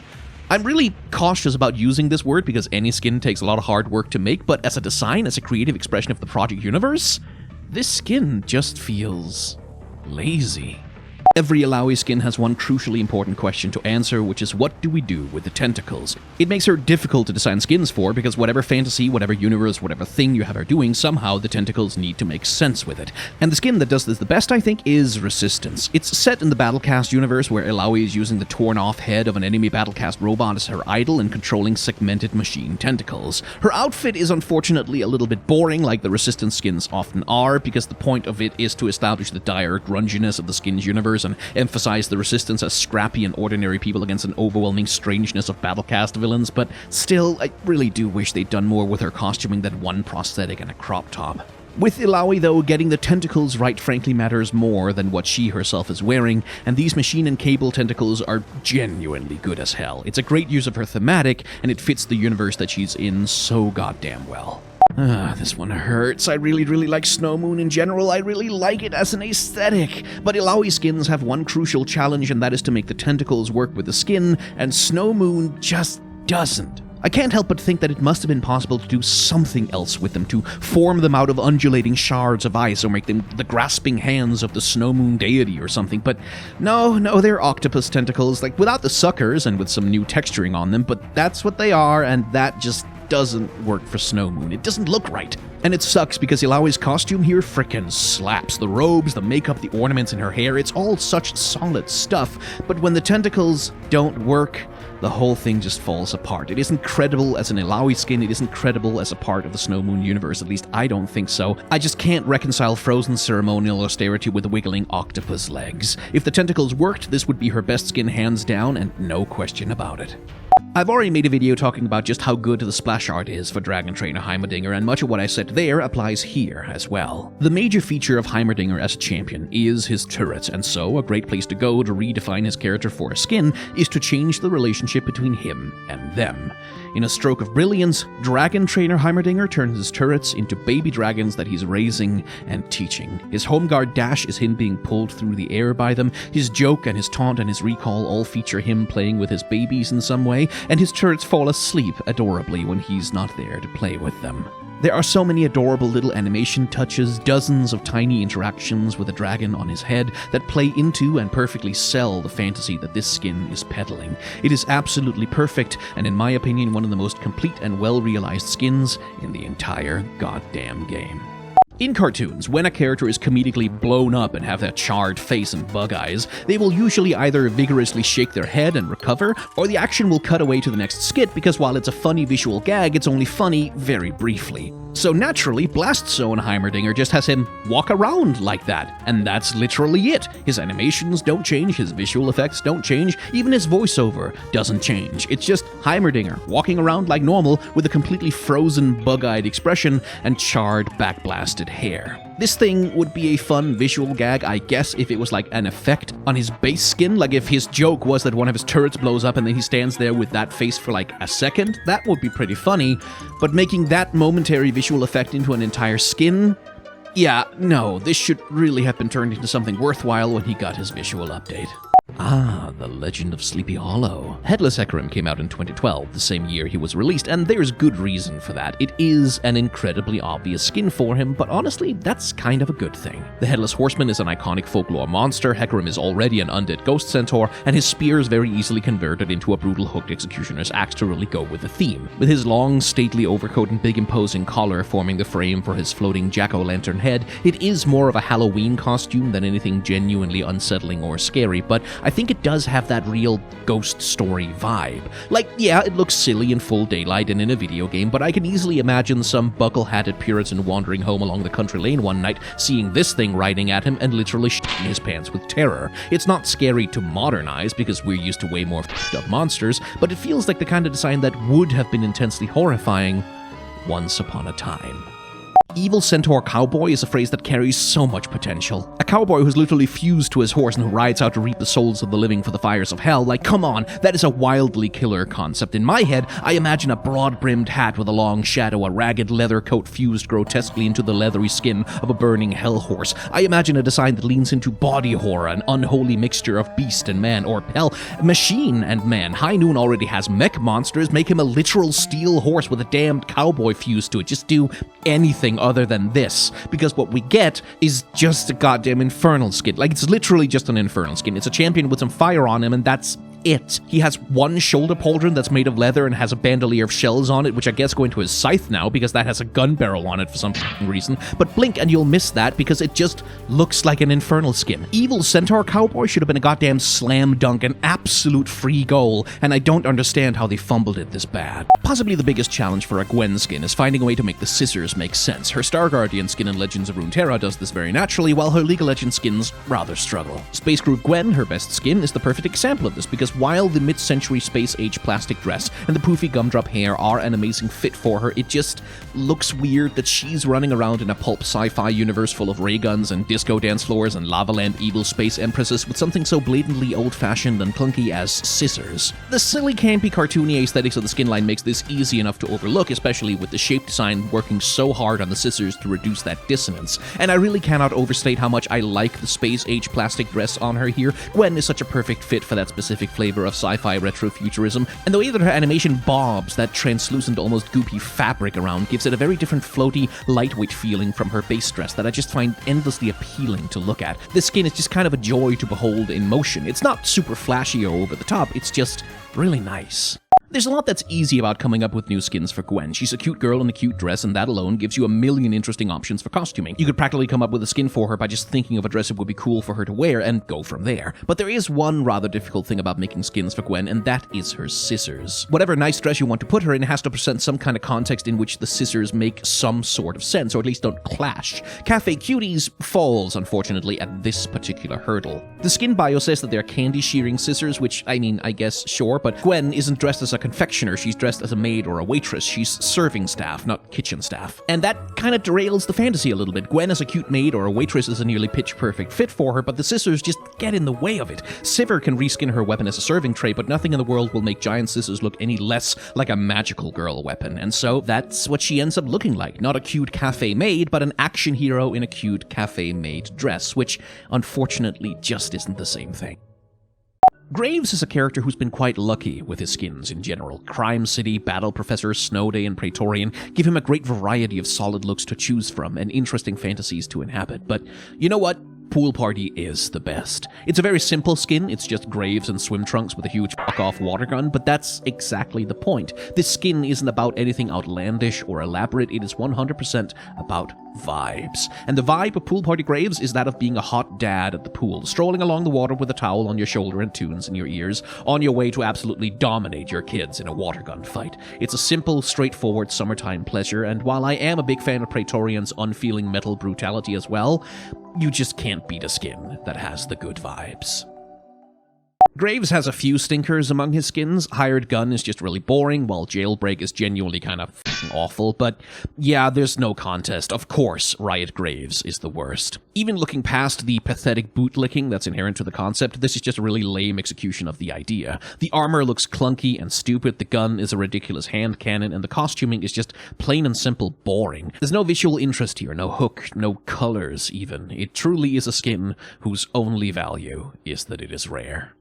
Before 2013 or so, Gragas and his body and the way that he looks is exclusively considered a gross and disgusting joke in his skins. It's something hideous and hilarious to be pointed and laughed at. And most of his skins before that point are based entirely on that one Family Guy tier joke. Haha, he's fat and that's disgusting, ha ha. After that point though, things do start to change. Gragas gets to be presented as charming, cheerful, powerful badass. He begins to be allowed to inhabit a lot more and much better power fantasies, and in 2022, we reach the absolute pinnacle. Space Groove Gragas, the first of his skins to present him as stylish. Here, he is the king of cool, presented immaculately groomed and styled in the plastic retro-futurism of the skin line, and finally, for basically the first time ever, we get a skin that presents and considers Gragas through the lens of beauty. It's held back by his ancient model and animations, of course, but it is a brilliant example that art gets so much better when it's made from a place of appreciation.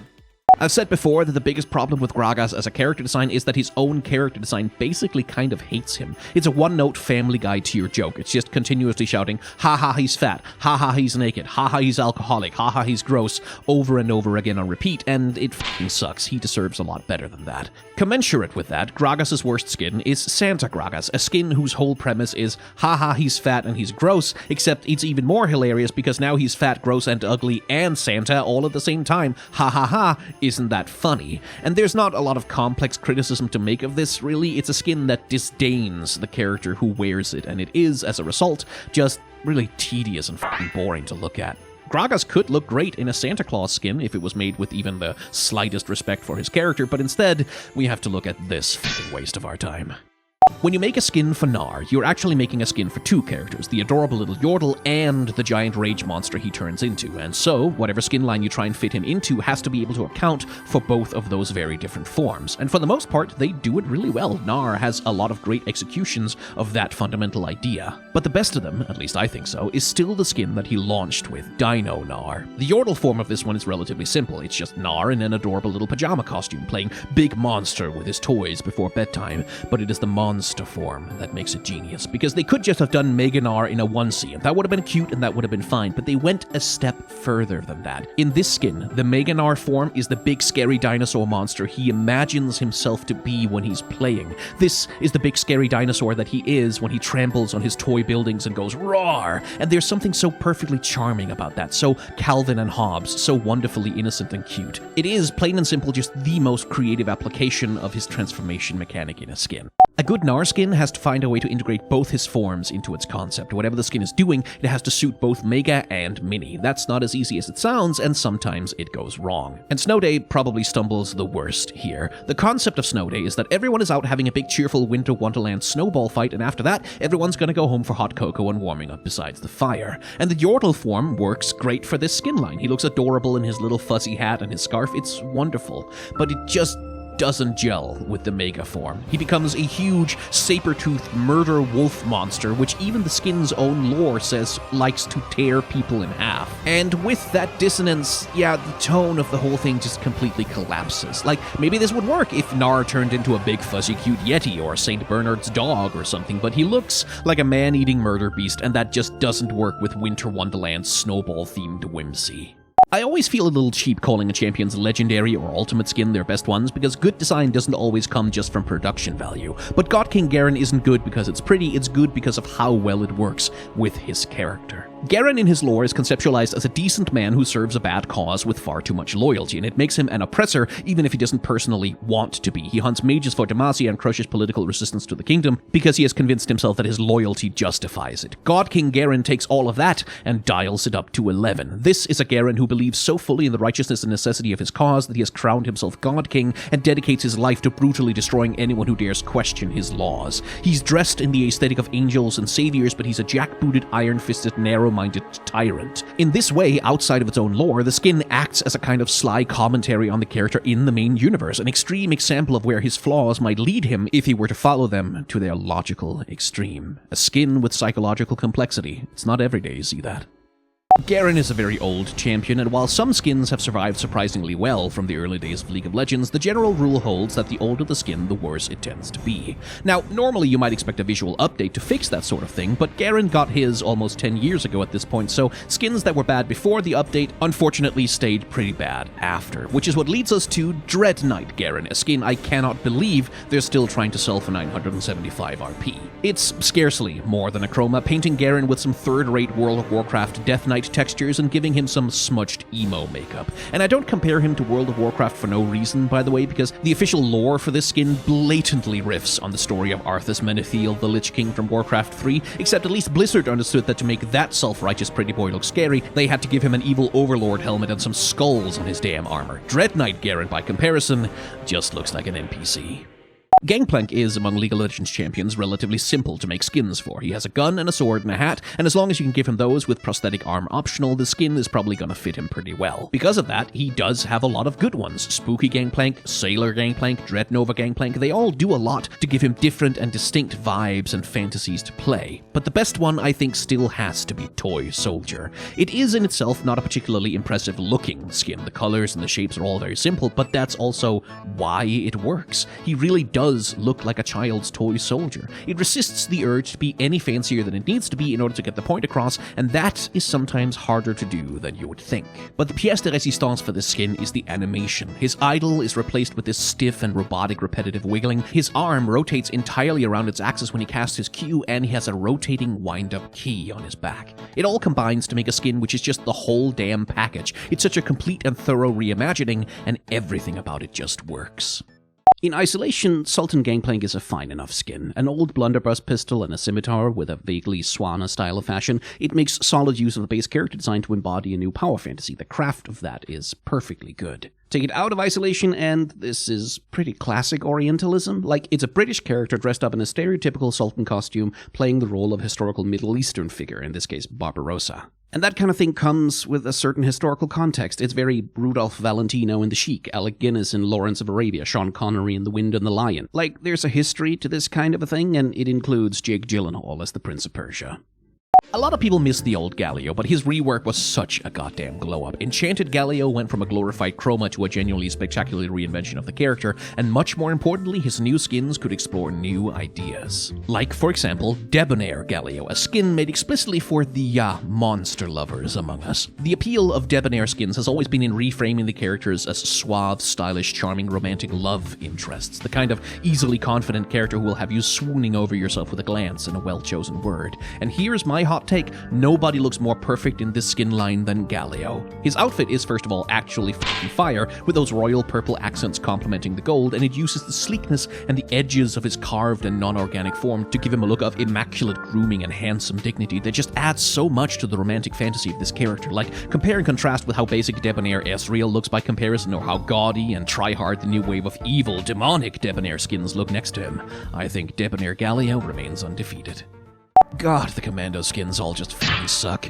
Galio doesn't have the worst of them because his rework managed to make even Commando look a little bit better, but it's still by far his worst skin. Infernal might be more boring than this, but at least doesn't make me roll my eyes every time I look at it. Granted, I do have a special disdain for the modern military tactical aesthetics, and that is a personal bias born from the fatigue of 20 years of forever worn Call of Duty clones, but also, Commando is just a terrible fit for Galio. Like, he has fucking wings and a spiky tail, and in this skin they turned the spiky tail into a jet turbine? What? And his wings are made out of some olive drab tiled metal armor plated nonsense, which, like, oh my god, if you're gonna do this, at least have some kind of coherent concept in mind. Make him a Metal Gear style military mech or something. There's no way he's not gonna look outlandish, so lean into that instead of trying to make him look rugged and grounded.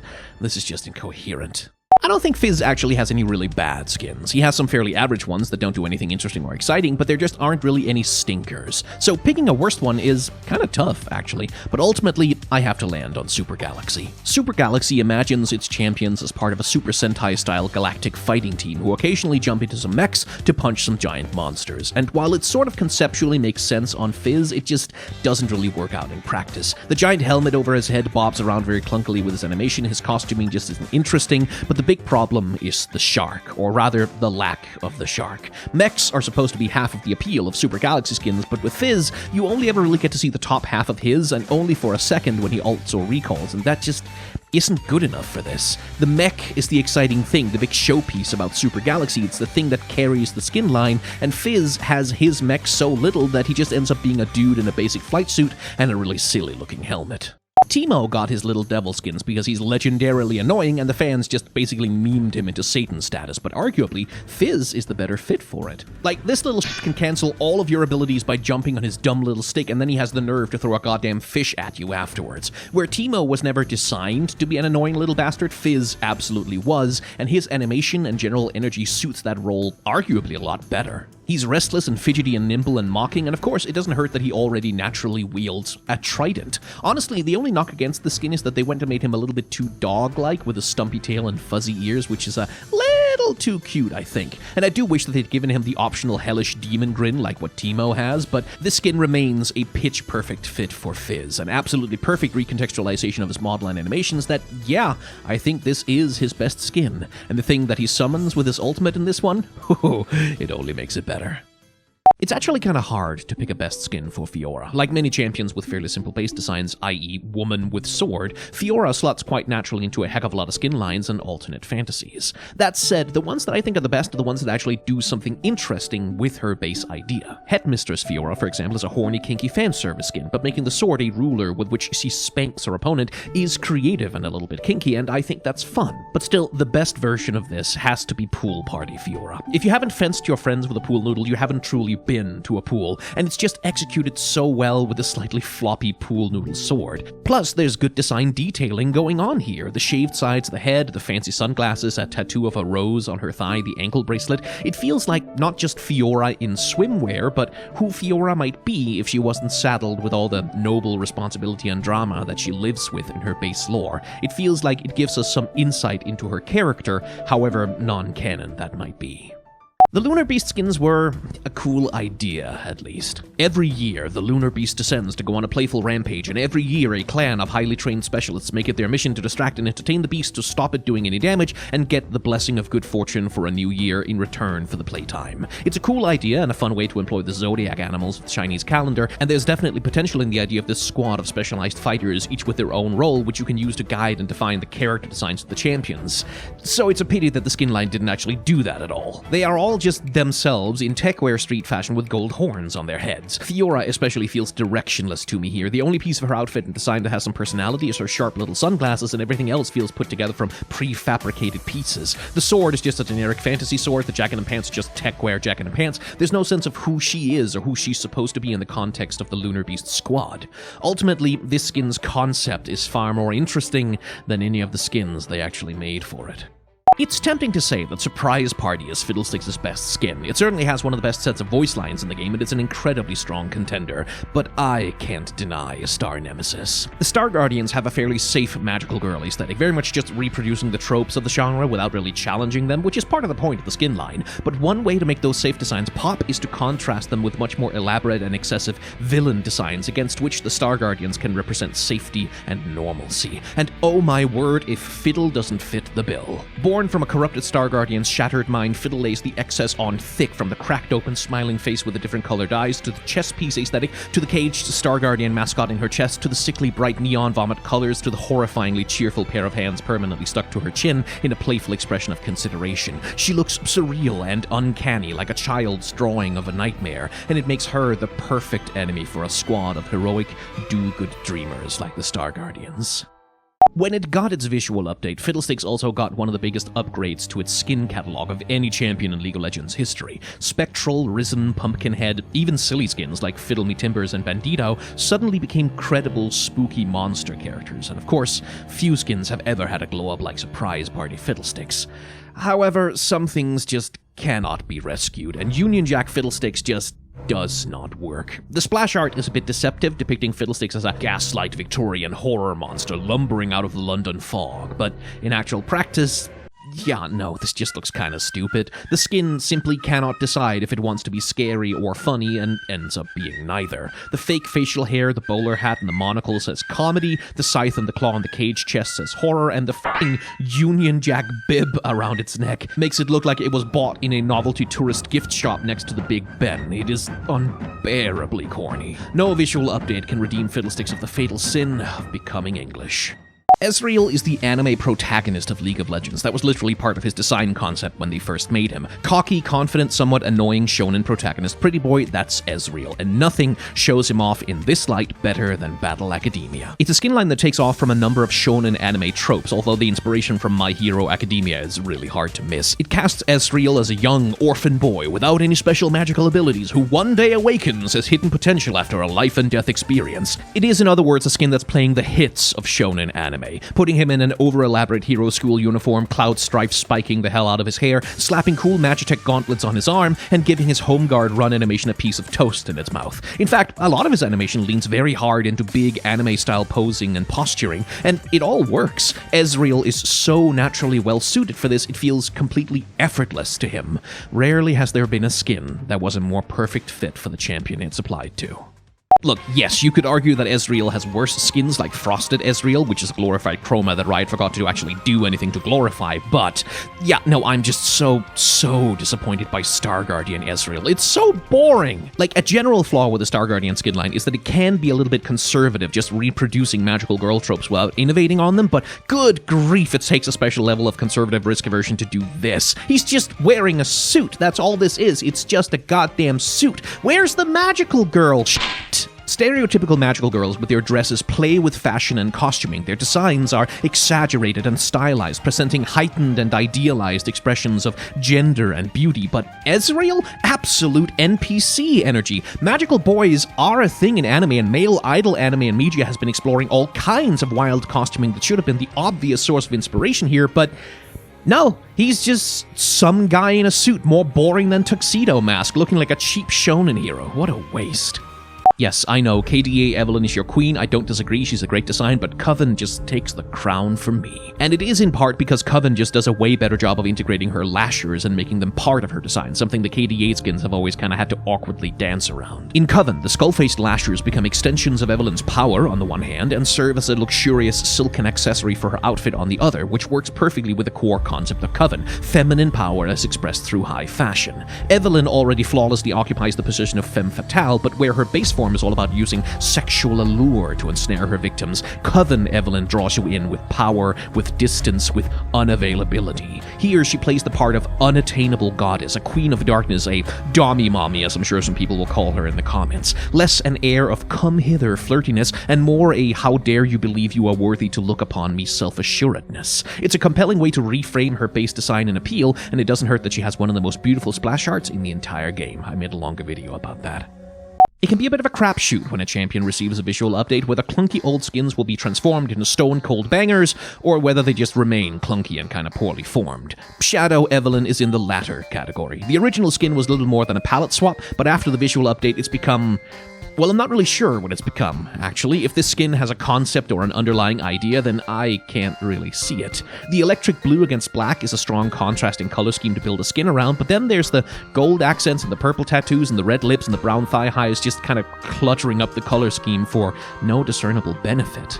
Evelyn is always a great fit for sexy fan service skins, but this one just kind of throws her in a bustier and hot pants and goes, she's showing skin, so that's sexy, right? And it doesn't really deliver on any kind of coherent fan service fantasy. She looks like she was supposed to maybe deliver a hot goth chick fantasy, but hot goth chicks coordinate their outfits way better than this. This looks like someone just hit randomize on the character generator in The Sims and thought, fuck it, that's good enough. Super Galaxy is all about being a cool mech pilot and piloting a cool mech, and Super Galaxy Elise is the evil mech pilot piloting an evil mech that the Super Galaxy squad are theoretically fighting against. Playing the villain obviously suits Elise really well, and hokey though it is, I love how hard this design went on giving her devil horns to make her look more evil. The color scheme is also solid, that purple and poison green is classic villain color palette, and making the spider legs on her back float apart from her body is a good little tech detail. The spider form is similarly just good, well-executed design craft with its sharp and deadly shape language and drill abdomen. It's a perfect bad guy mecha. The cleavage feels a little bit perfunctory on this one though. Like, if she's supposed to be a sexy evil villain, I would want her to show skin on her thighs and maybe have a backless suit or something. Actually commit to the horny. Cleavage just on its own looks kind of weird being the only place that she shows skin. You could have given her a cool evil spider logo or an Iron Man style power generator or something to make her look more intimidating and powerful instead. Still, that's a nitpick, and overall this skin rules. I liked Withered Rose better when it was called Death Blossom. Like, I'm not even kidding, Death Blossom is damn good for a launch skin, and Withered Rose's spider form disappoints a lot by comparison. Death Blossom has custom animation on the petals of her spider abdomen, and Withered Rose just looks stiff by comparison to a skin that's literally 10 years older than it. I also don't really feel her human form on this one. Withered Rose and Crystal Rose are all about over-elaborate formal wear, with Withered Rose being the evil-looking, more aggressive dark side of the skin line, and Withered Rose Elise is just... like, the dress is just too basic. This is what comes up as the first search result for sexy goth dress on Google. It's just a corset with a miniskirt, and frankly, it just doesn't feel extra enough for the skin line. Like, Withered Rose Syndra has a crown with flowers and a multi-layered dress, and Zeri has this elaborate tomboy thing going on, and Elise just looks underdressed by comparison. Presumably there's some limitations with her model and animations that makes it hard to do anything bigger, which, okay, but this just isn't interesting enough to make a good evil femme fatale fashion, I think. Echo has an embarrassment of riches when it comes to good skins. From Sandstorm to Pulsefire to Firelight to True Damage, you're absolutely spoiled for choice when it comes to our favorite little punk genius. And certainly any of those is a valid choice for best skin, but it's not what I'm gonna pick. No, I really, really love Trick or Treat Echo. Not because it's the most elaborate or has the highest production values, but because it's just so goddamn charming. With his skull-faced mask and glow-in-the-dark bones he's painted on himself, with that pumpkin bag full of candy and the customized baseball bat and the big green mohawk and the bat wings tacked on his shoes and the stripy Tim Burton socks, Echo here to me is just so much the perfect representation of the trick part of trick-or-treating. He looks like the scrappy little punk kid who's gonna TP the house of any grumpy pants who doesn't hand out proper candy bars and get in trouble with his friends when they all dare each other to go up to the spooky old mansion on the hill at midnight. It's such a playful design, I think. It's silly and embodies the spirit of the holiday it's meant to represent to absolute perfection.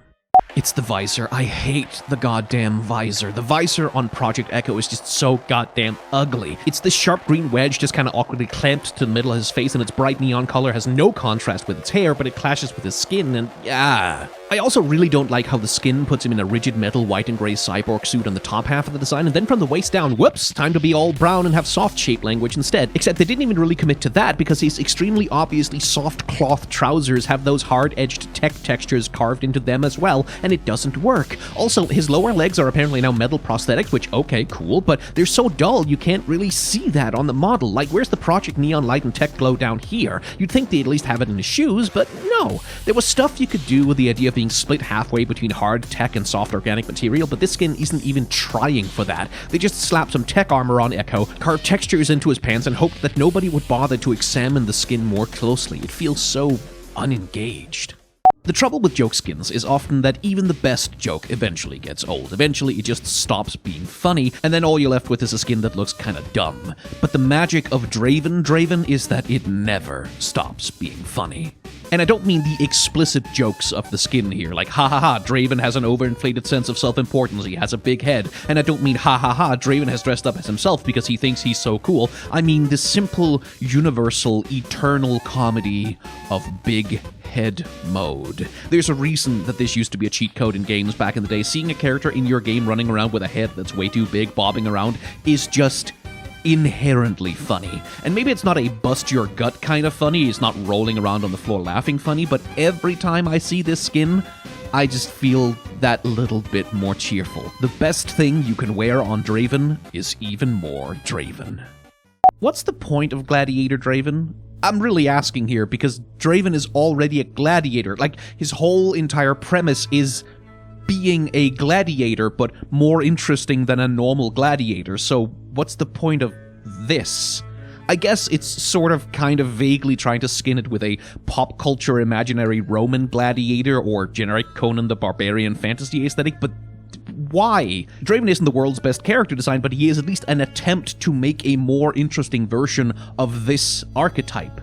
If you want to justify Gladiator Draven as a skin, then that shit better be the most interesting, unique, well-executed, high-quality gladiator skin in the goddamn world, and this really isn't. It should at least be better than his base design. Ooh, a spiky pauldron with a leather strap and a loincloth? Oh, good heavens, Riot, stop, you're overloading me with creativity. This just flatly sucks. It's a complete waste of space. Of course the best skin is Corporate Mundo. Do I need to justify this? Do you need an argument for that? Or is it just self-evidently true? But okay, I'll give you an argument. The parody of the worst parasites of capitalism that exists in this skin is just on its own really good. It is funny that League of Legends' most legendary meathead dumbass champion is running around in 80s business chic with a briefcase and a plastic brick for a phone. The voice lines he has are brilliant skewerings of corporate culture. His joke animation where he fixes his business by flipping the chart upside down is funny. The Patrick Bateman dance is perfect, but it's also the little things, you know? Like the way that he wears an expensive watch on both of his wrists and how his briefcase falls clumsily open during his walk cycle.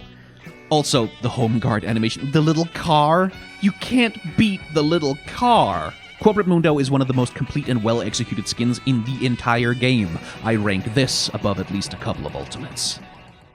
Toxic Mundo used to be a chroma, basically it was a palette swap, but then the visual update came along and put fresh coats of paint on all of his skins, massively increasing their appeal and value, except for Toxic, which technically isn't a chroma anymore, but honestly, it isn't much better. It really just is kind of Mundo but green, except also with a generic breather mask on, which, why does he need that? This skin doesn't even make his W into a poison cloud. He just has some tubes going in and out of him and leather pants instead of a straitjacket, and there's just no idea here. And a big aesthetic sin for me on this skin is the symmetricality that it displays. Like, Science Monster Design 101 is to incorporate asymmetry, to deny the onlooker order and predictability in order to increase the horror. But here, no, it's just like the horrible techno-mechanical stuff that goes in and out of his body is just symmetrical left to right, which just robs it of all its ability to be even potentially horrifying. This skin is just so painfully, tediously boring. Look, I'm not gonna lie, it's like 30% the hat that does it. Dark Waters Diana has other things to recommend her, like I love the sharp shape language of her coat a lot. I like that the bright little pendant on her chest is creating a point of contrast to break up the dark colors. I think that her khopesh looks cool as hell with that elaborate handguard, and the dark leather color of her outfit strikes a great contrast with that shock of white hair she has, but it's the hat, man. It's just such a cool hat, and it suits Diana in particular so damn well with that long, slender almond shade really emphasizing her agile assassin nature. It does look a little awkward from the front, I'll grant you, but it's angled that way to look as good as possible from above, which it does. And what more can you really ask of a hat? It also doesn't hurt that this skin reminds me of Lady Maria from Bloodborne, but, you know, I have my biases. Launch skins are often not among a champion's best cosmetics, in part because champions used to be churned out a lot faster than they are now, and in part because Riot does generally get better at making skins that fit their champions over time. First efforts often fail, and all that. The big problem with Dark Valkyrie Diana, though, is that she doesn't look like a Valkyrie, and she doesn't look like the dark mirror opposite of a Valkyrie either. She has this armor patterned after green iridescent feathers, which to me just says hummingbird, and then there's this really drab color scheme with blue hair and brass metal and teal and green armor pieces and bluish gray steel, and then also a yellow symbol on her forehead and orange glowing eyes. It's so all over the place. It's so unfocused. It looks like a first draft that nobody really bothered to give a good critique on. And while we're on the subject of that, why does she have the cleavage exactly? Like, is this supposed to be a horny skin? Because if so, it's really bad at being a horny skin. This really isn't very sexy. I'm not exactly breaking new ground by saying that Dunkmaster is Darius' best skin. It's a relatively uncontroversial stance to take, although some people do prefer God King. But we can spend a bit of time talking about why it's so good. It's a legendary skin, so a lot of its value and appeal comes from its production values. New model, new voiceover, new effects, and new animations. And one detail I love in those animations is how much care and attention has been put into his dribbling, especially when he dances. There's a real care and attention paid to making the ball feel real, like it has the right weight for a basketball. It isn't just a weightless cartoon object, it has a sense of physics, which matters a lot to this character's animation. But the main thing is that the concept is just perfect. Darius has a might makes right Imperial Conqueror attitude already. Noxus is the best, all of the nations suck, nobody can stand against me, and so on. And it takes very little tweaking to turn that into the cocky attitude of a star athlete at the peak of his powers, trash-talking the enemy team. It's a really well-observed point of characterization that, yeah, if Darius was a basketball star, he probably would be like that. So it feels not just like a joke skin, but a real expression of his character, and I love that. Bioforge Darius as a skin is sort of the definition of, aw, you tried. It tries to have an interesting take on Darius. This is Darius wearing a supervillain powers and using strange biochemical mutation gas to power his madness. But here's a question for you. What if the liquid was yellow instead? Well, you would instantly read it as electric power. And if it was red, you might read it as blood powered. And if it was orange, you might read it as fire powered. And the reason why that is because the color is literally the only thing about him that tells you that, ooh, he's supposed to be biochemical. Because Darius here isn't mutated in any meaningful way. He looks perfectly normal. His armor isn't corroded or covered in goop. There's no sense that the suit feeds the chemicals into him in some sci-fi body horror sort of way. He's just a perfectly normal looking guy who wears a suit that happens to have green glow in the tubes attached to it. And that is just about the most boring possible way to execute on that kind of a concept. Corgi is the kind of skin that you're either on board with or you roll your eyes at it. It's based on the easiest possible pun that you can make out of the character's name, and it has no concept or idea in mind except to be funny and or cute. So there's not much to explain or argue here why this is Corgi's best skin. I think it's just really, really adorable and nice to look at. The little Corgi with his fluffy butt in that old-timey pilot's jacket and the hat with his saddlebags barking projectiles at the enemy, it's a really good time. It's enjoyable to see him flying around doing his little Corgi things. And for a skin like this, that's basically mission accomplished. If you want something with a more elaborate concept, Arcade and Astronaut have you covered there. They're both pretty good, but this skin just makes me happier. It's just nicer to look at. It feels better to experience this skin. A worst skin for Corgi, huh? Just the one? The trouble with Corgi is that if you look at his skins, you have to wonder, does this look bad because it is bad? Or does it look bad because it's pasted onto a 14-year-old model that was made back when the game was effectively a Warcraft 3 ripoff? Earth Rider, Red Baron, Toboggan, Hot Rod, the Fnatic World Championship skin, they all look pretty terrible, but not in ways that are meaningfully unique from one another. Red Baron does have kind of an interesting idea, which is very poorly executed on, and Earth Rider is just a meme, so you can argue that it's supposed to suck, but yeah, no, they all just kind of suck. The worst skin you can actually buy is Earth Rider, but Corgi very, very badly needs that damn visual update because he's frankly kind of embarrassing. Much though I love Broken Covenant in concept, it's a skin which simply cannot carry all its cool ideas into the actual game. Cho'Gath's ancient model cannot sustain its complexity or communicate the size and gravity it needs, but it makes an interesting point of comparison with his actual best skin, which is Shanhai Scrolls, because that's a similarly recent skin which does manage to make him work. It manages to smooth over Cho'Gath's worst jank and edges and shape him into something that's genuinely new and interesting. His rather skinny and bony base model gets bulked up in multiple places here, especially along the back and chest with those mountainous ridges and the mane of cloudy white fur, and his head is given this elongated Chinese dragon-like sensibility. There's a great color gradient going on here, from that raging black and red on his claws and tail to the more placid teal and green hue on his actual body. It creates a good visual hierarchy in his design, and it looks great in combination. Cho'Gath very badly needs a visual update, but Shanhai Scrolls is a masterclass in working around his limitations. People might get mad about this one, and I don't understand why, because Gentleman Cho'Gath sucks. It just kind of sucks. It's not very good. It's a 2010 Reddit meme. It's from that period of quasi-ironic Le Gentleman meme culture that would eventually percolate into modern alpha male manosphere bullshit. But even if it wasn't that, it would still kind of suck just from the bad execution. This is just Cho'Gath but with a top hat. Cho'Gath but with a monocle and spats and a bad suit. It's just Cho'Gath wearing the Halloween costume version of what someone with no actual cultural knowledge thinks the upper class looks like. Oh, he's kind of holding a wine glass in one claw, how sophisticated. Ooh, he has a pipe. There's probably a good version of Gentleman Cho'Gath you could make with a visual update, one where he actually looks dapper and has some kind of sense of style to contrast his monstrousness, but as it stands, this is just a really basic, outdated meme skin with a horribly low-quality voiceover. Seriously, the audio quality on those lines is ass. Cassiopeia is a slightly messy character. In her lore, she's supposed to be an unspeakably horrifying snake monster, but in her design, she's a gorgeous hot lady with a snake tail, while her voice lines suggest that she's a sensual double entendre spewing seductress. One of the nice things about Spirit Blossom is that it resolves these contradictions. Here, she is a spirit of temptation, dressed in sumptuous and luxurious finery, bedecked with gold and imperial purple and gorgeous makeup, wearing a robe that conceals the transition from her human form to her snake body. It's a character you can imagine reclining on fine pillows blows in just such a way that an unfortunate victim does not spot the monstrous part of her until it is far too late. I also love the snakebite makeup just under her lip. It's a cute little "I am telling you what I am" design detail that feels appropriately folklorish. Cassiopeia here really does embody the kind of monster you can imagine passing into the legends of a mythical past. Spirit Blossom understands more than any of her other skins how to use what Cassiopeia already is to tell its own story.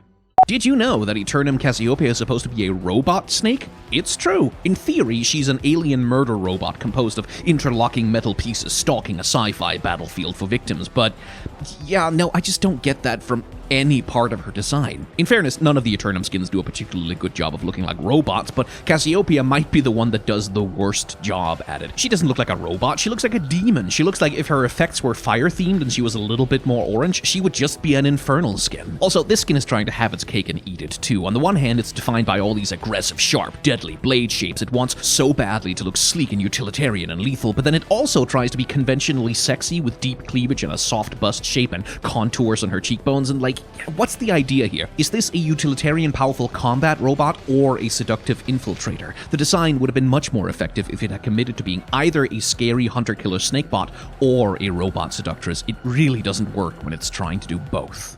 Picking a best skin for Camille is tough. She has a bunch of good ones, but I think it's the launch skin that takes it, actually. Program Camille is just too good. Unlike the project skins, which usually just look like a bunch of humans wearing tech cosplay, Program Camille looks like a bunch of complicated technology that happens to be arranged in the shape of a person. I especially like her torso, where her shoulders are composed of ligamented cables and her chest is this hollow bowl that gives the appearance of a bust while containing her power core. Her head, which especially in the splash art has this elongated wedge shape almost lifted directly out from the design of the alien, has cameras arranged like compound insect eyes, and that's just the good shit. That's how you play with the tension between the human and the machine. The skin even hollows out her thighs, an important part of her design, making them hard-edged metal struts protected by shapely armor plates, and this to me is exactly what a good robot skin should do. It should adore the synthetic inhumanity of cables and metal. It should love the purity of the machine form.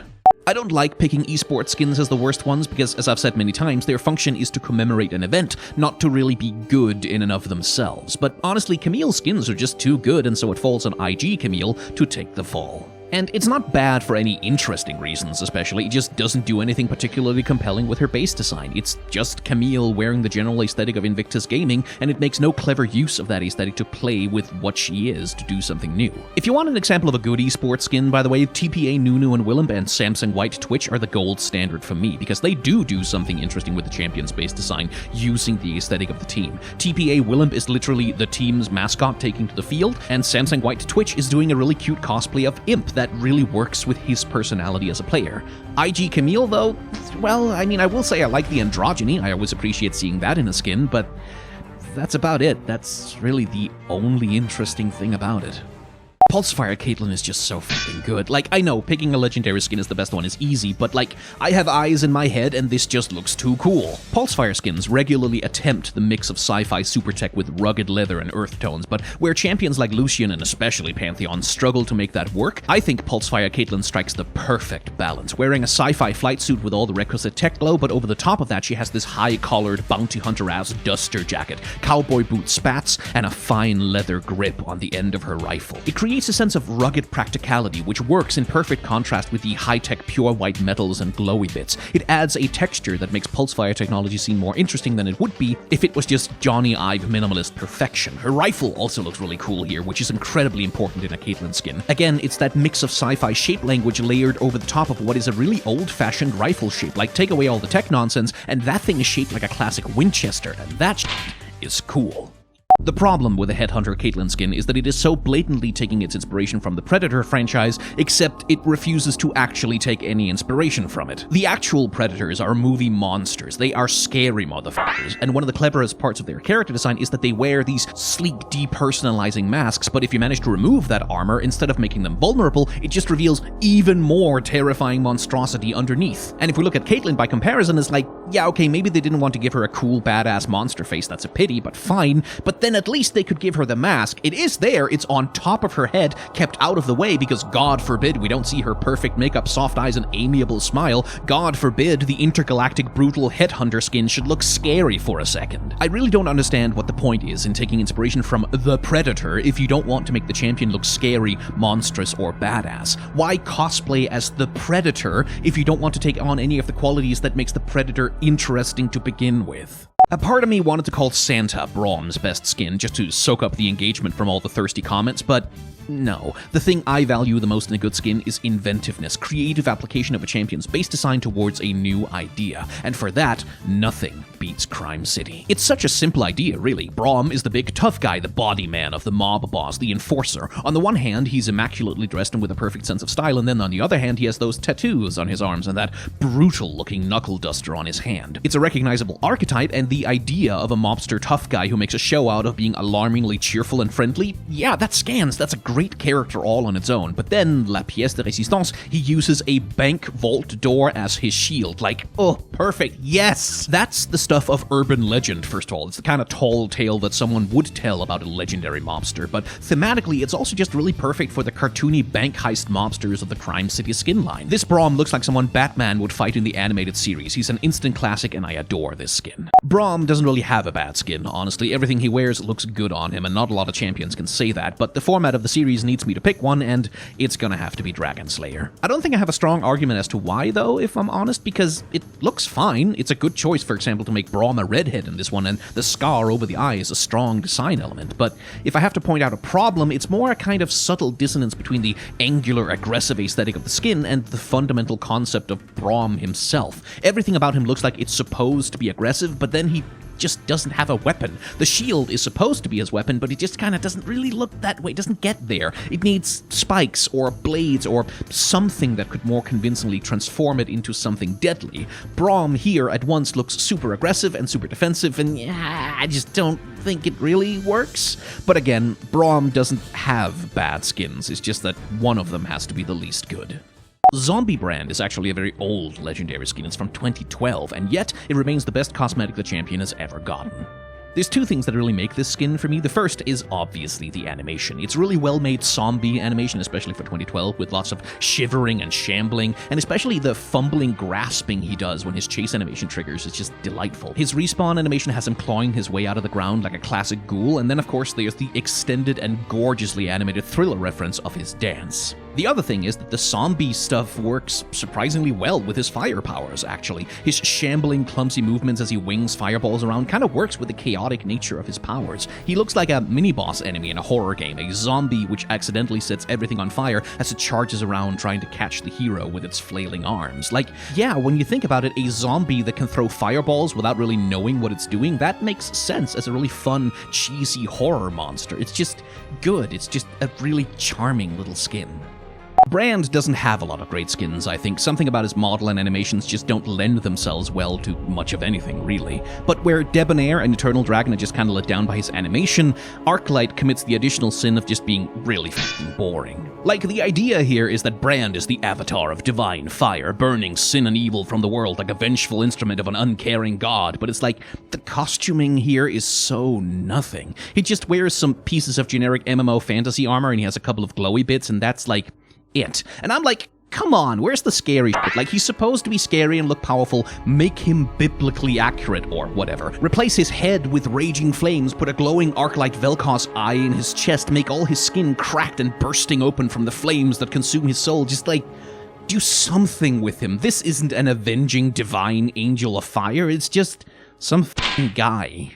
I have a massive Space Group bias. I think that skinline is full of genuinely genius visual ideas, and few of them are more fun than Blitz and Crank. The whole Dog Planet versus Cat Planet thing and their voiceover is admittedly kind of 2008 I Can Has cheeseburger humor, but I think we are far enough into the future that that qualifies as post-ironic retro charm, and it certainly works on me. Beyond that, visually, it is more clever than it seems. By far, Blitzcrank's most important and funniest ability is the grab, and so in this skin, the grab gets turned into an entire character all its own. Blitz the Cat, whose head empty, all fluff, adorable horrible idiocy makes it all the more humiliating and hilarious to get snatched out of a bush into a 5-man level 1 gank by him. The animation is the absolute highlight, though. The squishy bobblehead marshmallow softness of the kittens, Blitz scratching at you in a panic in the auto attack, the dance in the taunt animation and the recall, it's all just disgustingly adorable, utterly saccharine, and you kinda gotta have a heart of stone not to be at least a little bit charmed by all this cheesiness. I mean, come on.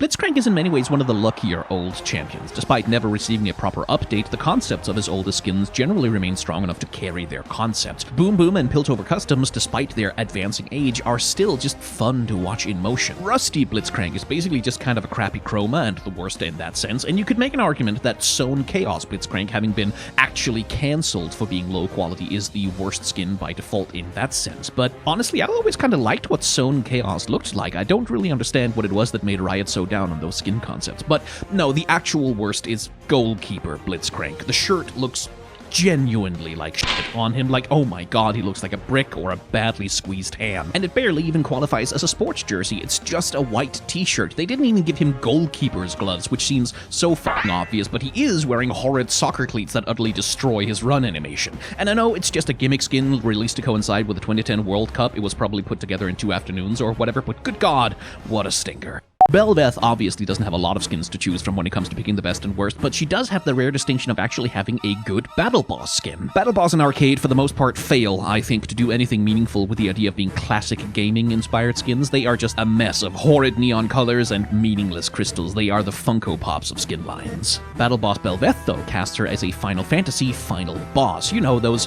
abstract and often bizarre god beings that pop up after the apparent final boss has been defeated. Chaos, Necron, Zeramus, Neo-Exdeath, Dark Cloud, that sort of thing. And that is a pitch-perfect fit for Belveth, who already plays with the uncanny with her false face and monstrous stomach maw. I do think it could have leaned a little more into monstrous body horror. The design prioritizes making her look like a regal, beautiful empress sort of character, which fits the idea, but I am missing a little bit of that Yoshitaka Amano f***ed-up, grungy, biological menace, you know? Still, it fits her imperious personality, it works with her animations, and it is, finally, an arcade universe skin that actually evokes an actual video game aesthetic. Cosmic Matriarch Belveth is by no means a bad skin, it's just the only other skin that Belveth has, and so it's the worst by default. And I think it falls down on exactly the same merits that Battle Boss works, actually. It doesn't quite manage to make her false face work. Now, don't get me wrong, it looks amazing in the splash art, but in-game, her design and animations are calculated to make the false face look, well, false, like a puppet head, and that uncanniness just kinda undercuts the cosmic majesty that her skin is supposed to convey. This is supposed to be one of the highest and most beautiful cosmic powers in the skin line's universe, and having that fake head wiggling around, it just doesn't quite do that. Her aura JoJo punching also doesn't help matters. Her animation in general is kind of a little bit on the goofy side, honestly, and it doesn't quite work with this skin. The visual effects are gorgeous. I love the way the model is textured, but yeah, just not quite as good on a conceptual level as Battle Boss. The best Bard skin is Bard. F*** you, fight me. I'm not justifying this, I'm not justifying sh**. I am obviously right, and anyone who disagrees with me is obviously wrong. But, okay, if I must. I admit it is a kind of painfully obvious skin, a D&D skin line with a character named Bard plays a Bard. Yeah, not exactly a genius leap of creative inspiration there, but on the other hand, I don't think I could look myself in the mirror in the morning if I had the opportunity to do that and I didn't take it, so And the execution of the skin is more than just obvious, I think. Having him be a faceless, empty suit with a mask merely hovering where a head should be is like, oh, that's a really interesting D&D character now. There's intrigue and mystery here. Immediately you wonder what this guy's deal is. Making his horn a curly French horn is just fun and charming, and giving him an outfit almost like some operatic impresario with that ruffled cravat and fancy coat and, yeah, the opera mask floating around, that's all just fun. It's interesting. It implies a story that is worth hearing. I have to pick a worst skin for Bard, and I don't want to. They're all so good. Elderwood is on some perfect Ghibli forest god business. Cafe Cuties has a freaking teapot with a mustache for a head, and Shanghai Scrolls is such a perfect, wise, old nature spirit design. Snow Day Bard makes you cocoa with marshmallows, and what the f*** else could you possibly want from a lineup of skins for a champion? If I have to pick, though, and I did this to myself, then it's Astronaut Bard. It's not a bad skin, it's almost great even. Bard is a great fit for the spacesuit body, and I like that he's trailing cables like he's been disconnected from a space station, and of course, the alien meeps are cute. But it's also just not very interesting. Like, it's just Bard in a spacesuit. It doesn't really do anything beyond the barest surface level of its premise, and yeah, while it's cute, it doesn't really delight me in the way that other Bard skins do. It's good, it's fine, but every other skin he has is great. I don't think it's especially controversial to call Warring Kingdoms Azir's best skin, but then sometimes the consensus is just correct. And I'll actually go one step further and say that I think that the physical head of a bird gives Warring Kingdoms Azir a much more powerful regal presence than the golden mask with a dark void beneath it that he has in his base form. The same goes for the blood-red plumes that he has on top of his head. They seem like the kind of ostentatious thing that an emperor would wear to be visible to his people from great distances. A better ornithologist than me might be able to figure out what kind of bird Azir is supposed to look like here, and a Three Kingdoms nerd might know if he's a reference to some figure in Chinese history or another, but what I know is that between the jade armor, crimson red feathers, the streamers, that big powerful feather collar, and all of his feathers being pure white, providing a brilliant bright point of contrast to the rest of his outfit, he looks commanding, powerful, and regal, the very image of a demigod battlefield emperor. Like seriously, this skin to me looks much more like an emperor than Azir does in Shurima. Galactic Azir is probably the best of the galactic skins, ultimately, but it is still Azir's worst skin. Part of this is production value. His sand soldiers in this skin are barely more than palette swaps, and it just can't communicate the galactic alien emperor idea. But also, it just feels like a skin that's made out of obligation. Nasus and Renekton have one each, and so Azir has to have one too, and it's just pretty dull, honestly. I just don't get any sense of strangeness or otherworldliness that might have given it some presence or power. And since that's all I have to say about it, let me complain about something else while I'm here. Worlds 2022 Azir, because how the hell do you manage to make Mecha Azir suck? Well, apparently you do it by mashing ice blue and gold and dull brown and dark blue and pale gray onto his model in plastic chunks with red detailing, and then attaching 6 different colored banner streamers, making him look like a low-rent Gundam knockoff that got put up outside of a supermarket to advertise 50% off frozen chicken. In fairness, Worlds Azir is supposed to look like a mascot. It's just I'm baffled why they had to make him look like such a lame one.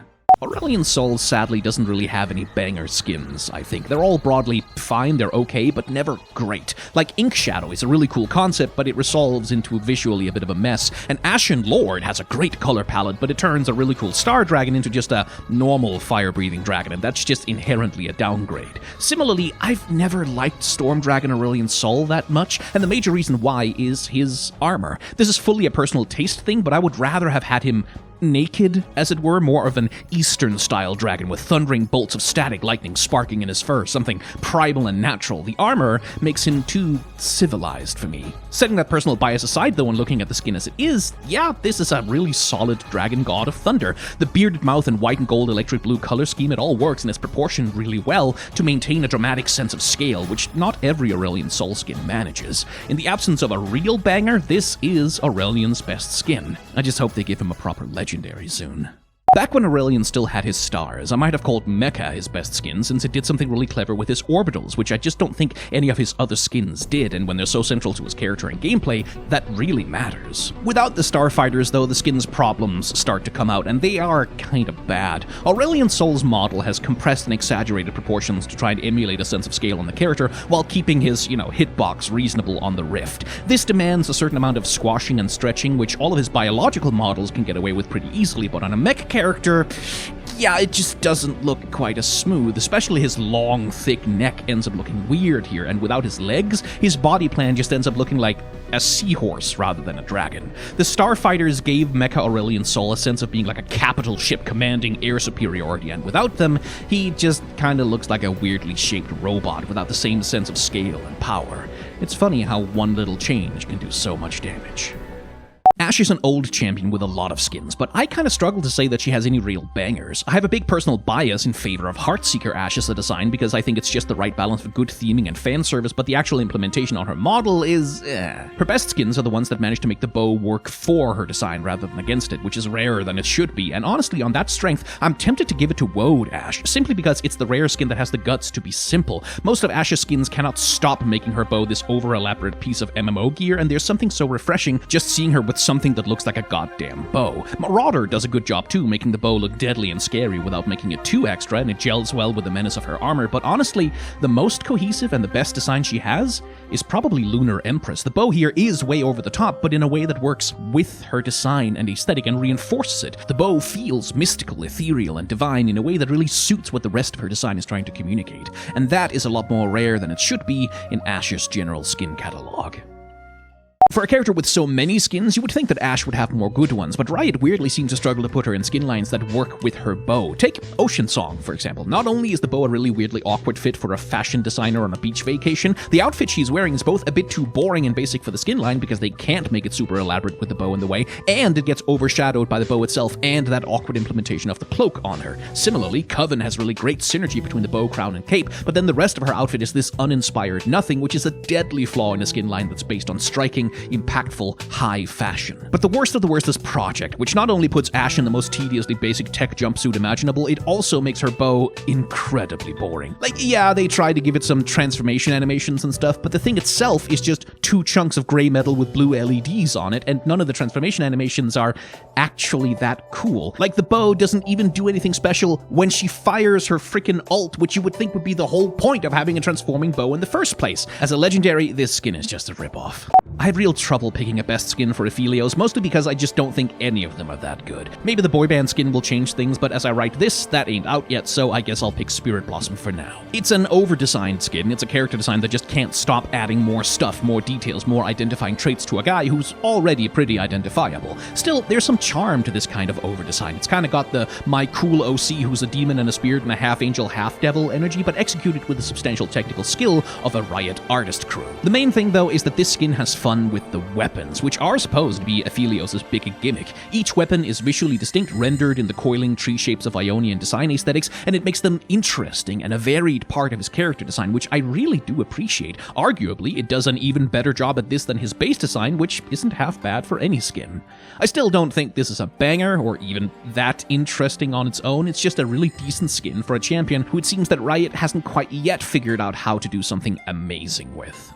Much like how it's hard for me to pick a best skin for Aphelios since Riot hasn't quite figured out what to do with him yet, I also had a bit of trouble picking out a worst one because they're all just sort of baseline really competent. Even the esports skin, EDG Aphelios, acquits itself fairly well with a clean style and some fun, edgy weapon designs. And so it falls to Lunar Beast Aphelios to take the worst spot, not because it is itself that bad, but just because the Lunar skin line as a whole never really worked for me. Ostensibly here, he's supposed to be the secret son of the Bull God, which the whole Lunar Beast festival is about ritually battling, and I just... Okay, I guess this does not seem to matter at all to his design, where he looks exactly like all the other Luna Beast skins, which is to say, someone in unremarkable red and gold techwear fashion. And while his weapons sort of try to incorporate some bull imagery into their shape language, they end up just looking really indistinct from one another, which is a big problem when the champion's visual identity is tied so closely to the interesting aspects of their weapons. Again, it's not bad so much as it's just not good. Annie is a champion who's spoiled for choice when it comes to good skins. Super Galaxy has a fantastic implementation of Tibbers, even if Annie's own costume is a little bit basic there, and Cafe Cuties is obscenely adorable, with Tibbers looking absolutely amazing. And despite being over 12 years old at this point, I still think Reverse Annie is one of the best and most adorable joke skins in the game. It's so simple, but it's so well executed. Still, recency bias is going to have its day here, because I think the title has to go to Fright Night. Annie has tried horror skins before, with Franken Tibbers and Goth, but Fright Night Annie is by far the skin that goes the furthest and commits the hardest to the aesthetic bit that it's playing with. Granted, that aesthetic is lifted almost entirely from Tim Burton and Henry Selick, so I don't want to give Riot too much creative credit here, but it's a really good bit to imitate, and you can't say that they didn't put a lot of effort into the mild, non-actionable plagiarism they've got going on here. The wiggling texture effects are amazing, Annie looks credible as a horror character, and Tibbers oozes whimsical goth charm. What more can you ask for? Being an original launch champion whose visual update happened 11 years ago now, Annie is predictably stuck with kind of a lot of skins that haven't aged well. Annie in Wonderland, for example, looks rough in 2023, and Red Riding Annie's main notable trait is causing people to ask the question, wait, why isn't her fairy tale skin Goldilocks, though? Of all of her skins, the one that feels most abjectly pointless to me, though, is Prom Queen, a skin which barely has a concept and couldn't even be bothered to pretend like it had an idea for what to do with Tibbers. It puts him in a god's-forsaken fedora, like he's a libertarian who wants to argue with you about age of consent laws, and it just makes me feel bad to look at. What gets me is that Annie is like the perfect candidate for a Carrie skin, right? Splash a bucket of red paint on her and make Tibbers a demon from hell instead of a bear in a suit, and surely you've got something that's more compelling to look at than this anodyne nothing of a skin. As a launch champion who's never been updated, Anivia's ancient model and animations work against her at every turn. Skins like Divine Phoenix, which are meant to embody awe-inspiring divine power, just kinda can't do that because in motion she looks way too goofy. Which means in turn that her best skins are the ones that make that goofiness work for her. Papercraft, for example, gets away with clunky movement by being made of something that would make sense to see as kind of clunky in motion, paper. But her best skin, Bewitching, uses her lack of grace to imbue her with a sense of mischievous comedy lightheartedness, which is absolutely perfect for a Halloween theme. It's also her most interesting skin, simply for the fact that it turns her into something other than a bird creature. It tries to be creative with her body plan, and for my money, it succeeds excellently. The face in the hat makes her adorable, and the wiggly wings makes her look harmless rather than too scary. It can't escape the problems of her base model and old animation, but it can turn those things into a strength, and honestly, I find it delightful just to look at. Anivia is a really old champion who's never been meaningfully updated, and so it's no surprise that she has a bunch of very old skins that just haven't aged well. Bird of Prey is conceptually okay, but visually quite ugly, and the less said about skins like Team Spirit or Noxus Hunter, the better. Even Festival Queen, a skin from 2017 which has gorgeous texture and model work, kind of falls flat on its face the moment it has to animate with Anivia's ancient rig and chunky animation. But the worst of the worst is Hextech. It's already a bad pairing to try and give a metal robotic skin to Anivia's wobbly rubber animation, but on top of that, the textures are hideously burnished and dull. The wing feathers look like limp noodles, and worst of all, she has 5 tailpipes coming out of her ass. I guess they're supposed to be like, oh yeah, she's a hot rod, she's modified for speed, but they just end up looking like she has 5 buttholes. It's a bafflingly horrible design choice, and I don't understand how anyone ever thought that this looked cool. Amumu might not have any friends, but at least it has a lot of skins. Most of them are terrible, granted, but hey, you gotta take your W's where you can find them. The Porcelain skin line was a mixed bag for me. Like, do we really need another skin line where Ezreal is an anime protagonist, but Porcelain Amumu I consider an absolute triumph. It's harder than it seems to design skins for a champion whose model rig is 14 years old and who's proportioned like a Funko Pop, and Porcelain is just the absolute best use of his proportions that any skin has ever done. And the fact that he's made of stiff and chunky porcelain in the skin gives some cover to his stiff and chunky animations. The texture work on display here is absolutely immaculate. There are flowers painted in his crying eyes, the decorations around his rims are themed after mouse ears, the face is credible as just a bit of porcelain decoration, and I love the highlighting and shading work on his brass limbs. They just look so clean. But best of all, of course, he has an adorable mouse poking its head out of his head, and it's so freaking cute, it's so well designed, it's so simple, but it makes an absolute banger of a skin. Picking a worst skin for Amumu is damn near impossible, because what does he have that isn't kinda crap? Like, besides Porcelain, which is near perfect, and Pumpkin Prince, which is adorable, they're almost all just flavors of mediocrity. Most of them are half-assed costume skins like Little Knight Emumu, Surprise Party Pharaoh, Almost Prom King, and Regifted, and while his Infernal skin is competent, it is utterly unremarkable. Sad Robot is alright, but his terrible Funko Pop proportions mean that 90% of his screen presence in that skin is a green translucent dome head, and Hextech utterly eclipses it as a robot skin. That one's also kinda decent, actually. But to pick a worst one, it's actually the newest one, because what the hell is Heartache Amumu supposed to be? Like, Heartthrobs and Heartaches is a high school preps versus punk skin line, and Amumu is a child? Like, if he's supposed to be human, he would be like 8, and so what is he doing in high school? And more importantly, what the hell is he supposed to look like? Why is he purple? Why are his eyes like that? What the hell is he wearing, and why is he in this skin line at all? Alistar is a deceptively tough champion to make cool skins for, because, like, how do you make him anything other than a Minotaur? The closest a skin has gotten to really redefining him ultimately is Hextech, his robot skin. It negotiates his huge bulk and weighty animations really well into a metal body, which has the neat little gimmick of having a visible central gear spinning in his torso, which, while not a huge touch, adds a lot of a sense of mechanical credibility to his look. He becomes quite convincing as a robot character. Similarly, the chunky and geometric shapes of his robot parts gel really well with the sudden, violent movement that Alistar tends to do in-game anyway. When he accelerates 0 to 100 for his charge, when he bursts with energy for his E, it all just matches pretty damn well with a robot skin in general. I won't call Hextech a particular banger of a skin, it's mostly just fine with a couple of creative visual touches, but Alistar doesn't really have anything better, I think, which is kind of a shame for the guy. Like a lot of old champions, Alistar has some easy low-hanging fruit for his worst skins. Like Golden Alistar, Black Alistar, Unchained Alistar, even Infernal Alistar, these are all just barely variations on a theme, shaking out to be little more than less interesting versions of his base design, barely more than Chroma's, honestly. Longhorn Alistar is only really worth using for the 0.3 of a second that passes between realizing, oh hey, it's a cowboy who's a cowman, haha, and then finding that joke incredibly tedious, and Lunar Beast is just kind of boring, the way that entire skin line is boring. Still, weighing them all up, I do have to say that Golden Alistar kind of has to be his worst skin, because while Riot did try to do a little bit more with it in the visual update, bless their hearts, it's just so painfully mediocre. Like, there's nothing here. It's just a Minotaur who's kind of yellow instead of being kind of purple, and it has absolutely no distinguishing features. I even find the costuming less interesting than base Alistar, so why even bother with this? We're not exactly spoiled for choice when it comes to Akshan skins, but between the two of them, I do think that Crystal Rose is a better use of his character. Akshan's natural roguish attitude lends itself really well to a romantically swashbuckling, besuited Lothario, the kind of insatiable drama queen who picks the perfect moment to crash a fancy ball, not to ruin things, but to make the night unforgettable for all who are attending, and absolutely magical for whoever he chooses to dance with. It's a little bit hokey and to some people maybe kind of cringe, but I also find it charming in a hokey and kind of cringe sort of way. Like, yeah, it's a little silly, but honestly, it's earnestly silly and charming, and it's a fresh breath of air, especially in the Crystal and Withered Rose skin line, which tends to take themselves entirely too seriously, in my opinion. I think he makes for a credible romantic lead here, albeit a romantic lead who thinks he's in a serious dramatic romance, but who is in fact in a romantic comedy.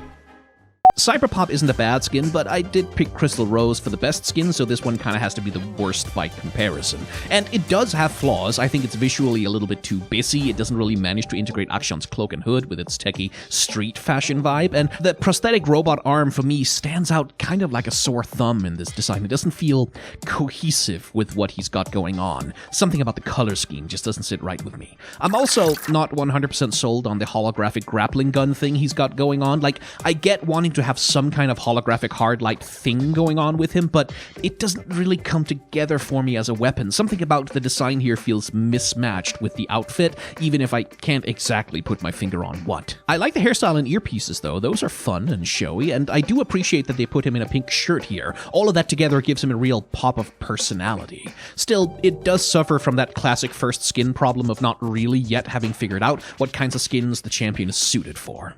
Akali has a ton of skins, but not really a lot of great ones, I think. They rarely manage to do anything with her except default to basic coolness appeal. Like Project, Blood Moon, Headhunter, even Nurse and Coven don't know a way to frame Akali except as a vehicle of badass violence. And to be fair, she's built specifically to be that. It's hard to find a way to change that into anything else with a skin, but it does mean her skin library for me gets kinda repetitive. Which is part of the reason why I found KDA to be such a breath of fresh air for her, because it reframes her badass ninja posturing into untouchable pop megastar girl boss posturing. It takes all of that edgy danger appeal and channels it into a music star persona, a character that someone inhabits on stage, and that's just a really clever way to reframe a character. It's all a performance, a put on, a show, and that really kind of rules. They also did a good job on credibly reskinning her weapons to look like expensive art object accessories from some fashion brand to really sell the idea. It's a genuinely, really clever skin, and there are good reasons besides the music video why it's so popular.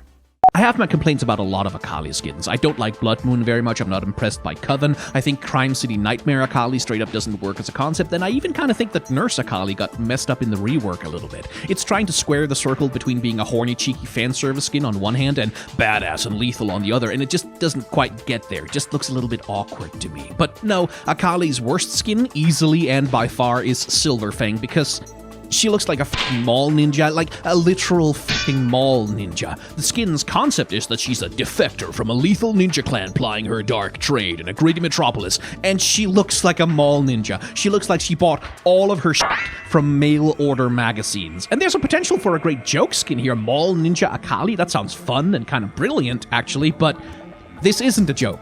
We're supposed to take this seriously, and I can't, and even if I could, I would refuse to, because everything about this to me just looks kind of embarrassing and cringe. Oh my god, Ari has so many f***ing skins, holy sh**. Most of those skins tend to default to just being Ari in another cute outfit, and there's nothing wrong with that, but it gets a little bit repetitive for me. I want to see her design reinterpreted, not just dressed up in new clothes. Now, any good reinterpretation of Ari has to know what to do with her tails, since they're so central to her design, and the KDA skins have by far the best and most interesting idea in that regard. In these skins, her tails are conceptualized as glamour props for an untouchable pop star, an iconic calling card that shows up in her branded imagery and music videos. KDA All Out takes it to an even better level by connecting the fractal crystal visual theme of the tails to the idea of distorted perspectives and reflections and the difficulty of being authentic in her role as a pop star, which is a really cool way to use them. I still think Ari has potential for much more radical reinterpretations, but for now, the KDA skins are easily her best. Ari has a lot of skins, and me not being the target demographic for them, I find a lot of them just kind of disposable. They feel less like skins meant to make her into a new character and more like just, hey, let's put her in this cute outfit now. Which is fine, to be clear, it's just not for me. So, judging her skins on those terms, I think her worst is probably Elderwood, because it's just a strapless bikini top and a wraparound skirt. Like, this skin is supposed to be Ari as a fairy trickster forest spirit flitting about the Elderwood, foiling the corruption of the Coven, and like, I've seen fairies with more creative plant and leaf design outfits on the covers of Trapper Keepers. This is some Disney Channel original-ass mid-budget TV movie level. We pasted some leaves onto normal clothes with hot glue level basic Like, I'm not an expert on feminine fashion, I will admit, but if the point of Ari's skins is in part to enjoy her in a variety of amazing outfits, then I feel like this has to be really kind of disappointing for what it's supposed to evoke. One of the nice things about Aatrox's skin catalog is that it tries to come up with a lot of distinctly different versions of him. Angel, creature, robot, fishman, alien, armored knight, there's a good variety of different ideas going on here. I even kind of like the DRX skin because it makes him look like a nobody from Kingdom Hearts, and that's just funny to me. So I can see arguments for multiple different skins as his best ones. If someone were to say Lunar, Eclipse, or Sea Hunter, I wouldn't look at them like they're crazy. But I still think Blood Moon Aatrox has to take it. The criticism I'll give is that in concept it's just kind of, what if regular Aatrox was a very pretty muscular man? It's, oh, we made the Demon Man into a slightly different kind of Demon Man. How creative. But even taking that criticism into account, this skin is just too clean, man. The asymmetry is handled so well, intentionally loading a ton of detailing onto his demon arm side, so the stark, white sparseness of his other half gains maximum contrast. And what a contrast it is, blood red against white, and then the armor and belt filling out his waist. It's just proportionally really good. It's just a good goddamn skin. It's so well executed. Mecha Aatrox is like theoretically a good skin, right? As a concept, it's obvious and a great fit for the character, and a mecha with a giant sword is just inherently cool as hell. In execution, though, this just doesn't work. The color scheme is kind of boring with just blue and orange with little interest or contrast, but worse than that, he just looks goofy. The head looks like it's being squeezed in someone's armpit. Those giant antenna pods on the sides each look bigger than the head itself, and rather than look like a deadly, precision-engineered battle machine, his body looks spindly and fragile and kind of cheap, like it's injection-molded plastic or something. Worst of all, though, to me, is the arms. Base Aatrox has one naked arm and one wearing a big chunky gauntlet, which is good. It's an asymmetry that creates visual interest. Mecha Aatrox, on the other hand, just has one arm that looks a little bit too small and then one arm that looks way the hell too big. You can put a gauntlet on a robot, you can create that asymmetry in a bunch of interesting ways, but here it just looks like the engineers got the measurements on his blueprints wrong and built him that way on accident. It's so bad. For the moment, Briar only has one skin, but Street Demons is pretty good as launch skins go. As the name implies, the skin line is all about taking folklore demon creatures and putting them in streetwear, and a Jiangshi is a pretty damn clever way to cast Briar. It's not a perfect one-to-one. Jiangshi are set to jump forward with their arms outstretched, but Briar's pillory does sort of serve that same idea of confining her motion to a certain unnatural stiffness. As for her fit, the street fashion part, well, I'm not really a fashion expert, but it does strike me as a little bit basic. I like the cap with the Jiangshi curse tag, I like the white hair with the pink undercolor and the combination of modern angular tech aesthetics on her pillory with that cheerful orange color and the cutesy decal she's clearly put on it herself. But the actual clothes? I mean, I don't know. I just don't think they really express anything. They're sort of generically sporty and kind of sleek, but I don't get any personality from them. Briar as a character is all about the split between her cutesy base form and her horrifying monster form, and these clothes feel like they express neither of them. No cutesy charm, no raging howler beast, just generically sporty. Hui only has one skin, which by definition makes it his best and his worst, but my prediction is this skin will quickly slide to the bottom of the rankings because, yeah, I think this is first skin syndrome. Launch skins are often weak because they're made before Riot's artists have had time to experiment and figure out what really works on the character, and I think Winterblessed Hui falls at that hurdle because what exactly is the concept here visually? It's just kind of Hui with white hair and vaguely European aristocratic purple clothes. The story is that he's the herald of Polaris, the man who paints the aurora into the sky, which is a fantastic folkloric mythological idea, but he just looks like some random depressed aristocratic failson who's gonna write bad poetry and die of consumption before the age of 30. I feel like he should have a paintbrush made of snow crystals or a coat that shines with all the colors of the northern lights, or at least be dressed like an artist or a craftsman. The skin can't make up its mind if it wants to be about fancy winter fashion or about a character, but fashion is what prestige skins are for, and here, I feel like the skin is missing out on so many opportunities to tell us an actual goddamn story. Prestige skins as a whole have had a rocky history. They were introduced as glorified chromas whose only real value was manufactured rarity, and which all just kind of looked way too similar to one another to actually be compelling. But over time, Riot has realized they actually need to try a little bit harder, and so prestige skins have become interesting fashion experiments for the champions that get them. And none more so, perhaps, than Prestige Empyrean Cassante, because there's a skin that understands what it is and how to appeal to its audience. Cropped leather jacket with a big proud collar, tight pants with some wraparound shapes complementing his hips, a bit of pink makeup on the cheekbones to highlight the eyes, and of course that little wraparound top giving just the slightest tasteful flash of underboob while letting his ripped physique out to play. This is shameless, pandering, naked, obvious fan service, and the only reason it isn't trashy is because it looks so expensive. But this is a skin that understands its job and pursues it with total clarity of purpose and without ever pretending to be anything other than what it is. And that honesty is what makes for good fan service, because even though it's not fan service for me, I can see it as an art piece and I can respect its craft.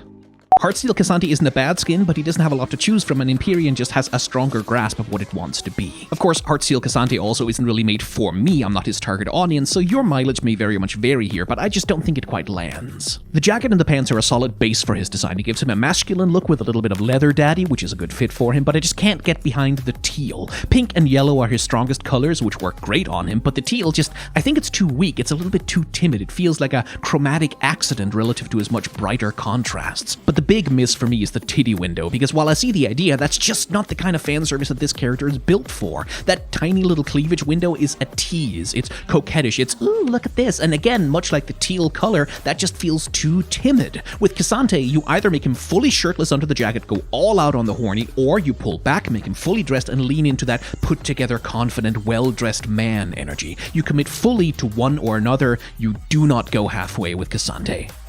So far, Milio only has his launch skin, which becomes his best by default, but it also becomes his worst by the same token, and yeah, I just don't really feel this one. I've expressed my general problem with Fairy Court before, that just doesn't do enough with its premise and its designs, and Milio is an example of that here. He's supposed to be an archmagus of the Fairy Court whose magic revolves around fireflies, and no, he isn't. He doesn't look like that. He just looks like a kid wearing pink and purple fantasy clothes.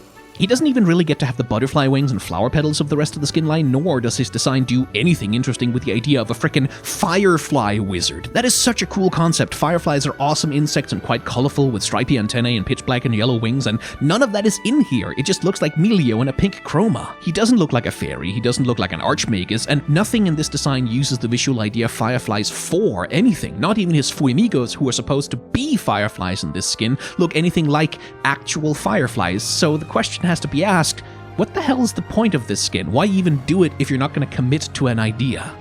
Nefiri only has her launch skin so far, so it's the best by default, but I think Soul Fighter really kind of slaps on her. Launch skins often end up being among the weakest in Champion's library, partly because Riot's artists just haven't had a lot of time to iterate and try out different things on the character yet, and so Soul Fighter to me is a pleasant surprise on that front. The skin line is riffing on the general aesthetics of fighting games, which are not my expert subject, but I certainly get a lot of Street Fighter and Arxis vibes from the way that they're rendered. The heavy use of black outlines especially bring to mind Street Fighter V for me, for example, and the flattened stylization feels very Guilty Gear-ish. And Nefiri fits the idea of a quirky, slightly unique non-human fighting game character with a weird hitbox or some kind of peculiar gimmick that you have to play around, and I think it's a really good fit for her kit and her idea to put her in here. On the other hand, though, the design is a little bit directionless. It's a lot of cool, high-impact, flashy details and costuming and a flashy color scheme, but it lacks a sense of underlying concept or direction. It's just kind of a really cool-looking magic dog fighter, but I don't get a sense of a story or a character underneath that, and that's a bit of a pity because that's one of the big appeals of fighting game characters. Star Guardian Neela sort of shares a problem with a few other Star Guardian skins, that magical girl aesthetics tend to skew young, and Neela fully looks like a grown-ass woman, which for me at least creates a sense of cosplay about her, for lack of a better term, like she's wearing clothes designed for a very different body which she has adapted to make a costume. I can't help but feel like she kinda needed a more grown-up and mature Star Guardian outfit to go with her more mature and grown-up proportions. Setting that aside though, it's a really great costume. The purple and teal goes well with her skin tone, it gives her a sense of calm and rest that meshes well with her story identity as a legendary veteran, and the bursts of bright pink retain a sense of sparkle and energy beneath that, which makes it perfect as the primary colors for her weapon and her magic orb. Her exterior is placid, but there's something bright and exuberant inside. That is effective visual storytelling. Plus, a sword whip is just objectively an amazing weapon for a magical girl. In the absence of better options, I think Star Guardian is her best skin, but it's getting carried by its color scheme especially, and I think it could definitely be a lot better designed to fit her specific body. Neela only really has Coven and Star Guardian to choose from when it comes to skins, and on the one hand I think Coven fits her better as a concept, but on the other hand I think the costuming here is kinda bad. The original concept of Coven is a skin line that's all about expressions of specifically feminine power through monumental high fashion statements, with a witch aesthetic layered over top of that. So crowns and stag antler imagery, bird feathers, there's a variety of inspirations, but the consistent vibes are expensive, sophisticated, regal, connected to nature, and striking, like imposing. And Neela just kinda looks generically fantasy evil to me here. I don't get the sense that this is sophisticated evening wear for a scheming power seeker. The metal accents look way too minimalist and nondescript to be impressive, and there's a weird inconsistency in the shape language. The red sash over her shoulders swooping around her body is striking, but its idea isn't continued anywhere. That visual flow doesn't continue. And flow is like her whole thing, from her water powers to her hairpiece to her abilities, but the sense I get from her fashion here is a lot of ideas that are disconnected from each other, a visual stop and start that can't get together to express any one thing, and it's a pity. Ocean Song is an odd skin line. It's supposed to be a beachside music festival, but Seraphine is the only actual music champion in it, and all the other characters are apparently musicians and producers in this universe, but then why do they have swords and bows then? It's a bit all over the place conceptually, but visually it's all about striking, interesting, beach-themed fashion, and I think Zeri does a really good job of that here. Her long coat, done up in sunset orange trailing into seaside teal, is a great visual centerpiece. Her hair and her top both feature fishnet vibes, and the consistent seashell motif across her outfit and the pearl bracelets are topped off with a pair of bright orange sunglasses casually slid halfway down her nose. It's all really solid vibes with a great central color scheme, and it manages to almost perfectly sell the "this is the fanciest beach party ever" idea. The only thing that I don't 100% vibe with here is the gun. I think it's supposed to be a tool she uses for her water-shaping dance performances, which, okay, but I really think it should just have been a super soaker. Like, just make it a water gun, it's okay, it doesn't need to be a mother-of-pearl art piece, the outfit is more than strong enough on its own. Immortal Journey Zeri just doesn't work for me. It's certainly not a bad looking skin, and I like the thunderclouds that ring the tails of her coat, that's a cool detail, but Immortal Journey is at its best when it occupies the misty realms of ancient mythology, and Zeri just looks too modern. Ideally, this would add a nice bit of variety to the skin line, but between her giant overcoat and tight trousers and the literal lightning rifle that she carries, I think it just breaks down. She doesn't look like she belongs in the same universe as the other Immortal Journey skins, because they all look like they come from ancient paintings of East Asian mythology, and she looks like she comes from a 2020s Cartoon Network show based on East Asian mythology. Which, to be clear, would be a cool idea for a skin line, but it just doesn't gel with Immortal Journey as it is, and the tension between that regal conservatism and Zeri's modern cartoon protagonist energy makes the skin feel both like a bad fit for the skin line and sort of split within itself between two completely opposite energies that it can't reconcile. It just doesn't come together for me. You're still here? It's over. Go home. But before you do, if you want to prove to me that you sat through all of this, and again, I really hope you're okay, put a clock emoji or some kind of time-related emoji down in the comments, and I'll put a little heart on it. Thanks for watching.